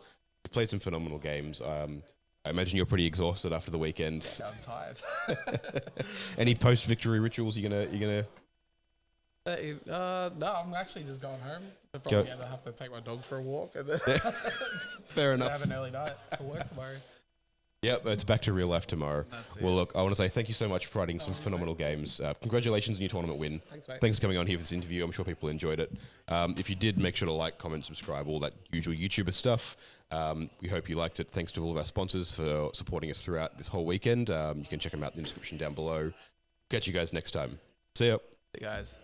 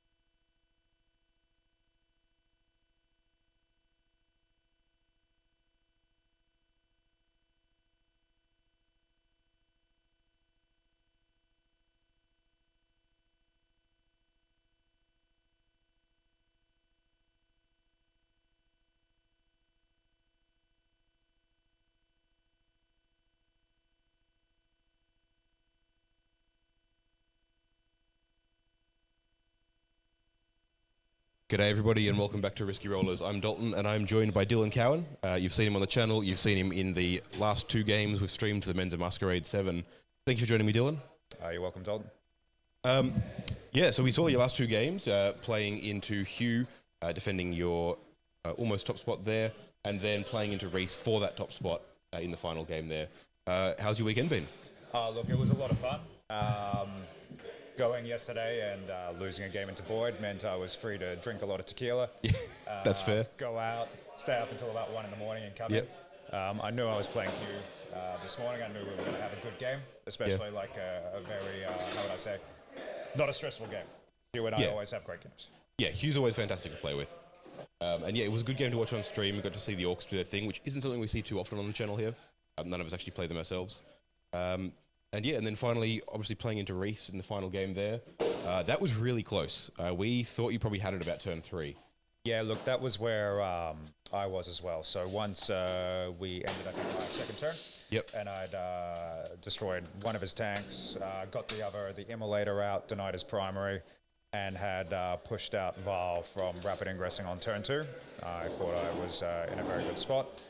I think it was around turn 3 where it got away from me, where the Inceptors came out, got Overwatch to death, and I spent a CP to try and keep one alive to deny that rapid ingress. And then you didn't have the CP left for your squad tactics. Yeah, for like a bunch of other shit.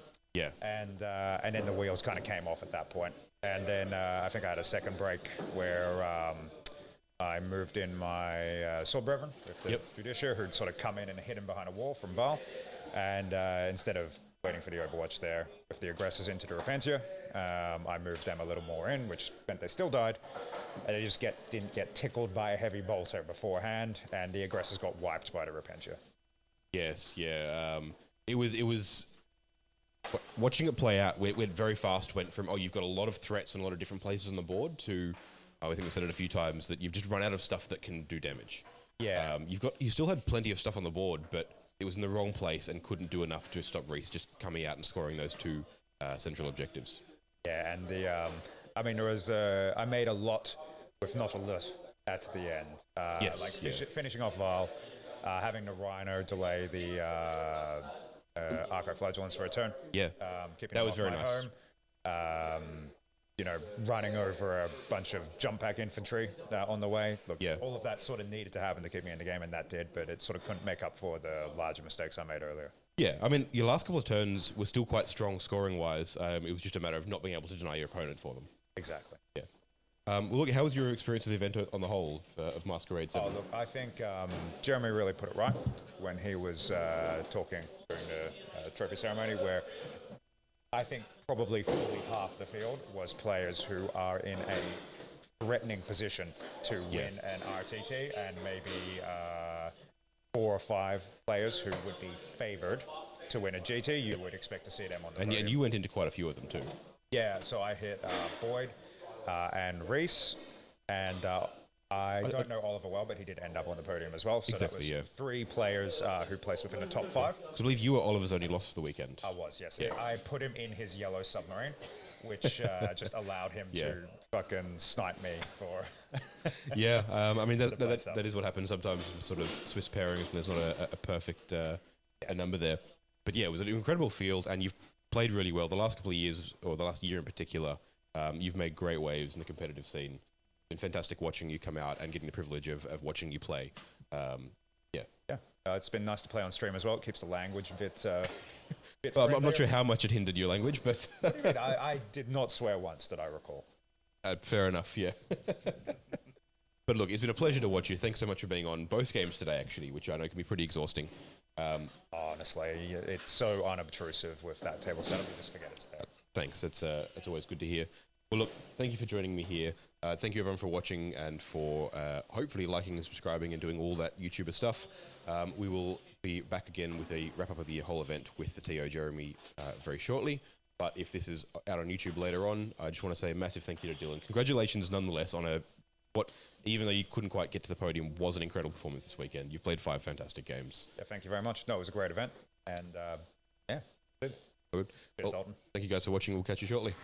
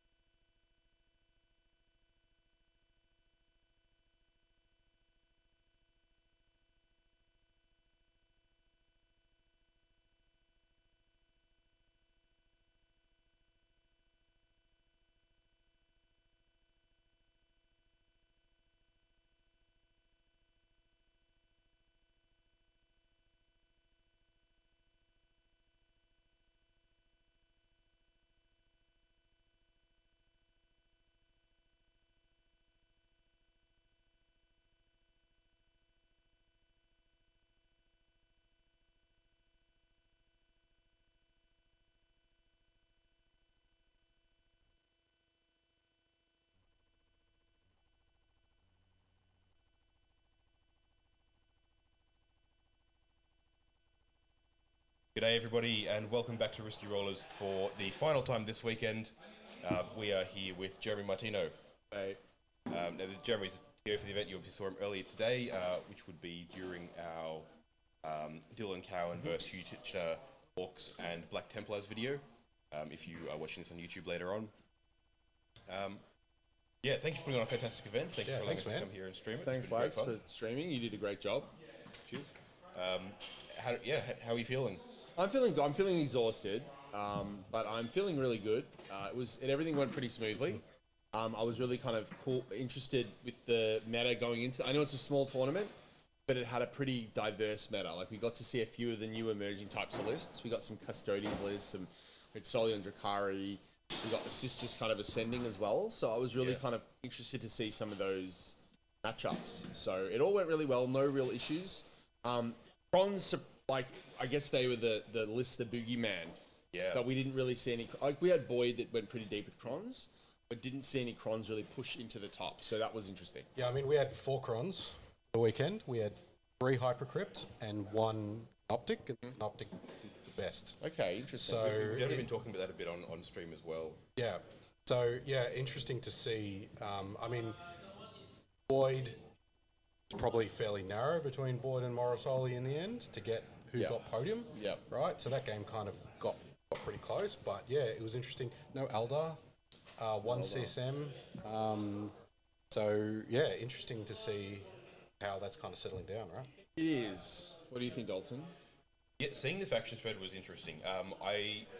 There were 4 Custodes and 3 Custodes. 3 Custodes. 4 Necrons. 4 Necrons. 3 Space Marines were the kind of the multiple representatives. Yeah. It was interesting seeing that spread and never quite seeing either of those 2 big factions get up. And I think potentially because people were expecting to see them. They've got this plan of how to deal with them that kind of kept them bouncing around the mid-tables most of the weekend. Yeah. I feel like that's always the case. I think those are obviously very strong factions, and we're expecting them to do really well. I think people are kind of, because we did that ruling at the start of the event where we basically ruled the Hypercrypt and just that general style rule in kind of alignment with LVO, which was in the benefit of the Hypercrypt. Yeah. But nonetheless, it was just, I think people are used to it now. There's that sense of, okay, we know what you can do. That means maybe we should deploy a little bit more conservatively, block those holes in the backfield. And as a result, that surprise factor that led to a lot of early wins in maybe other types of games and other events have been adapted to. Yeah. Well, even like we talked a lot during the stream. I think almost everyone on stream over the weekend had some sort of like take off the board, redeploy. So the uppy downy we kept calling it. We can take it off the board and redeploy it. Hypercrypt is essentially just an extension of that into an army rule where you can force that to apply across a bunch of units. Hence the inclusion of the monolith and things like that. Well, it's like Grey Knights. Grey Knights had it from the start, but Grey Knights are a super elite army, so it was interesting when Grey Knights were doing it. When you gift that to an army that's got a lot more diversity in unit types, it obviously gains a lot of strength. So. Yeah, definitely. Yeah, and it's a skill cap in Hypercrypt. Movement-based army lists tend to be a higher skill cap. Yeah. And, you know, you're going to get a percentage of people that go, okay, well, I'm going to go on to what's performing good. It's had a lot of airtime, the Hypercrypt list. And I think people might have forgot about Canoptic Court just a little bit because they've had those minor buffs in terms of the way that the keywords trigger some of the strats and that kind of thing. Minor nerf, sorry. But yeah, Boyd kind of showed in the set of 4 that there's still play in the Canoptic, right? You know, if you want to play the Necrons and you want to play that bully list. Well, the issue with the Hypercrypt is just that when you're going up and coming down, if an opponent's got enough units, they know how to screen and they know how to push you forward. Yep. Going up and coming down actually doesn't achieve very much. Like if they're pushing you right to like past the center and they have their whole backfield screened, you might be able to do the 3-inch, like the strat that offers some play. But if they insulate the objectives from the strat and insulate the 9-inch drop, it actually isn't particularly effectual. Yeah. And we saw people like, for example, we had Hugh on Orcs, we had Rhys on Sisters, we have Soli with Drakari, lots of units where they can flood the board, screen their backfield while pushing hard the center. It makes that kind of style of play a lot less scary than it would be against a much more immobile and small army. Yeah. Yep. Yeah. If anyone is still sticking around, if you've got any questions that you want us to put to Jeremy before we finish up, make sure to put those in there now. What we might do here quickly is just run down the podium, because we obviously talked about it a bit on stream, but we do, of course, have our first place winner, Rhys Cunningham. You will have seen that just recently. But then coming in second place with Drukhari, which is still a pretty, I guess, off-meta pick to see this high at a GT, was Matthew Morosoli. We saw him on camera last night with his only loss of the weekend. Yeah, the New Balance slate detachment. It's got a little bit of airtime. It's kind of popping up here and there, but seemed to do a bit of work. Well, I think what makes it really interesting is that it buffs the type of unit that Dark Eldar needed. What made Dark Eldar weak was, if you think about 9th edition Dark Eldar, they were, like, I remember I used to play a lot of Sisters last edition, and Drukhari were a list that could out-combat me as a combat army. Had a lot of powerful combat movement. They could out-move you from the perspective of they had the longer disembarks, the longer charges, and they had good combat. The problem with 10th edition Drukhari up until now is they've been like a wet noodle in combat. All their combat units, except for maybe Talos, which come in very small number, have been bad in combat. And you end up just playing this kind of like MSU shooting army, which is not bad. Like, we've seen some effect with them. Like, however, typically they're not good. Whereas, but now with this new detachment, simply getting the Lance rule alone from the disembark means that Dubai, among others, with the Archon attached, suddenly become the hammer unit that they needed. And the other key one is that you can pick that unit that can get back into a transport as well. So even though Incubi is still kind of squishy, you don't get the Neglin to hit strat in this detachment, right? So you can kind of protect that unit once it does go in, it does its damage. Because still there. They go into the transport, and if I'm not mistaken, that transport can then reactive move.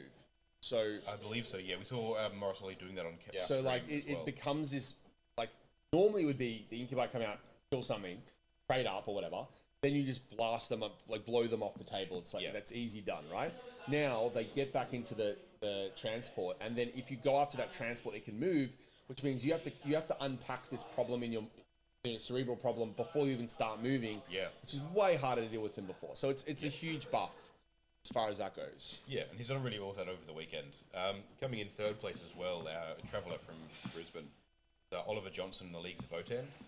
We didn't have the chance to get him on stream all weekend, which is a shame, because everyone watching, of course, knows I love Leagues of Votan. But it was great to see him do really well over the weekend. Also taking out the narrative portion of the event. Yeah, Ollie, that's pretty impressive, because for those that weren't, I mean, I mentioned it in that previous interview, but we've talked about it each round on stream. Some of the components of narrative have been forcing secondary picks, which is done. It's done as a challenge, but it also does make it hard if you want to stay in the narrative campaign. Ollie was able to do both, so stay in the narrative campaign and win games. It is actually quite impressive. With Votan, because a lot of those narrative campaigns involve things like engage and behind enemy lines. Yeah, and we were talking about it as well. He's not bringing the 30 half guard list or the 6 Sagittarius list. Yeah, it was 2 land fortresses, a bunch of berserks. Yeah, a bunch of six-man Thunderkin, 3 units of berserkers, 2 land fortresses, only no half guard, only 1 half kit. Yeah, and a bunch of bikes. Yeah. But I think we were talking about this earlier, about how, and even Ollie himself was saying how the problem with Votan at the moment is they don't really have any tricks. They don't really have much depth. Yeah. They've got cool flavor and fluff, and the models are great. Yeah. They certainly capture the essence of like Space Dwarves, but they don't have the tricks. But if anything in that army has tricks, the Berserks are one of the units. It does. Just if there's something they're a bit of a problem if they're used really well from cover. Just that reactive capacity to hurt what's killing them is really important. Native fight on death?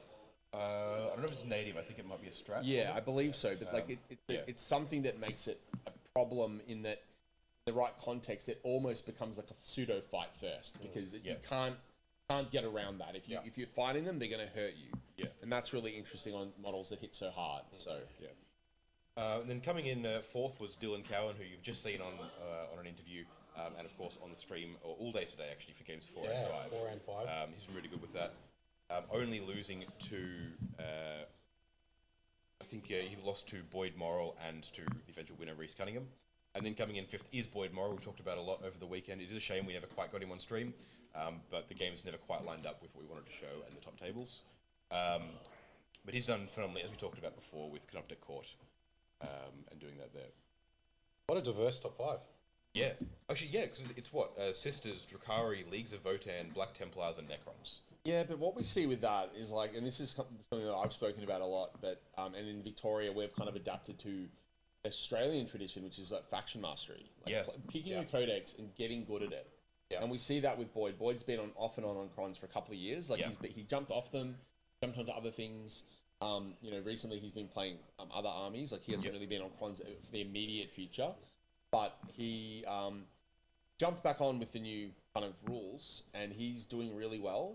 Dylan's been playing Marines for ages, and Soli's had a lot of experience on Drukhari. Yeah. Rhys has been playing Sisters for probably at least 6 months now. So we've seen like that faction mastery come through. And Ollie, I played Ollie the first time about a year ago, and he was playing Votan. Yeah. So it kind of demonstrates that if you keep playing an army through its ups and downs, you develop this deep understanding, and it kind of fills you with gives you that confidence to do what Boyd did, which is to go against the meta. Yeah. To say, I'm not just going to take what everyone else is taking. I think there's some play in this specific thing. I know my army well enough to know that these more defensively style buffs help me. Yeah. Yeah. So, and that, I mean, we were sitting watching that last game with Rhys and Dylan, and just like almost table gripping type hits. Yeah. Because, and you can see that because they know exactly, that almost surgical. Yeah. They know exactly what they can do in any given situation. And what made that game particularly interesting as well was they also knew what the other one could do, because they've played that game before. They've played each other a bit. Yeah. Yeah, that was an absolutely fantastic game to see on stream. Yeah. Unless chat has any other questions, is there anything else you'd like to say at the end of the event, Jared? Not really, guys. Thanks, guys, for I'm actually, as I mentioned it in my awards before, but I'm actually going to go back and watch some of those games. Because I was hovering over during the day, but I was obviously had a lot of other things to do, but they look really close. So I'm going to go back and have a watch, which is not something I often do after watching being at an event. But seeing how close some of these games were and how good your casting was, I'm definitely keen to jump in. Cheers. Appreciate that one. One last thing to wrap up before we go here. Most of the afternoon we've had a poll running in chat about what you guys want to see me build and paint in the channel from our new sponsor Proxy Wars. Winning the poll at the end of it with 39% of the votes is somewhat unsurprisingly the Velociraptor Exodites. Oh, it got back. It wasn't winning, it came back. Wow. No, it was draw. It was WTC terrain, like the detailed stuff for that was winning for a bit. They drew, and looks like I will be ordering and painting up some Velociraptor Exodites from Proxy Wars. Make sure to watch out for that one coming out on the channel fairly soon. And you can also look out for all of the games from this weekend, as well as all the interviews and things coming out, including an interview with Jeremy. Thank you so much for coming on for this one, Thanks, mate. lads. Thanks for having us. You can watch out for all of those coming out in the next few weeks. Otherwise, yeah, massive thank you to all of our sponsors, Dice Arcade, General Games, Baron of Dice, Miniature Scenery, and Proxy Wars. Thank you to all of you for watching. It's been absolutely fantastic. Thank you, Carl, for hosting here with me. Thank you, Dalton. Cheers. And thank you, Jeremy, for putting on a fantastic event and having us here to stream it. It's been awesome. And yeah, catch you guys next time. Bye. Bye.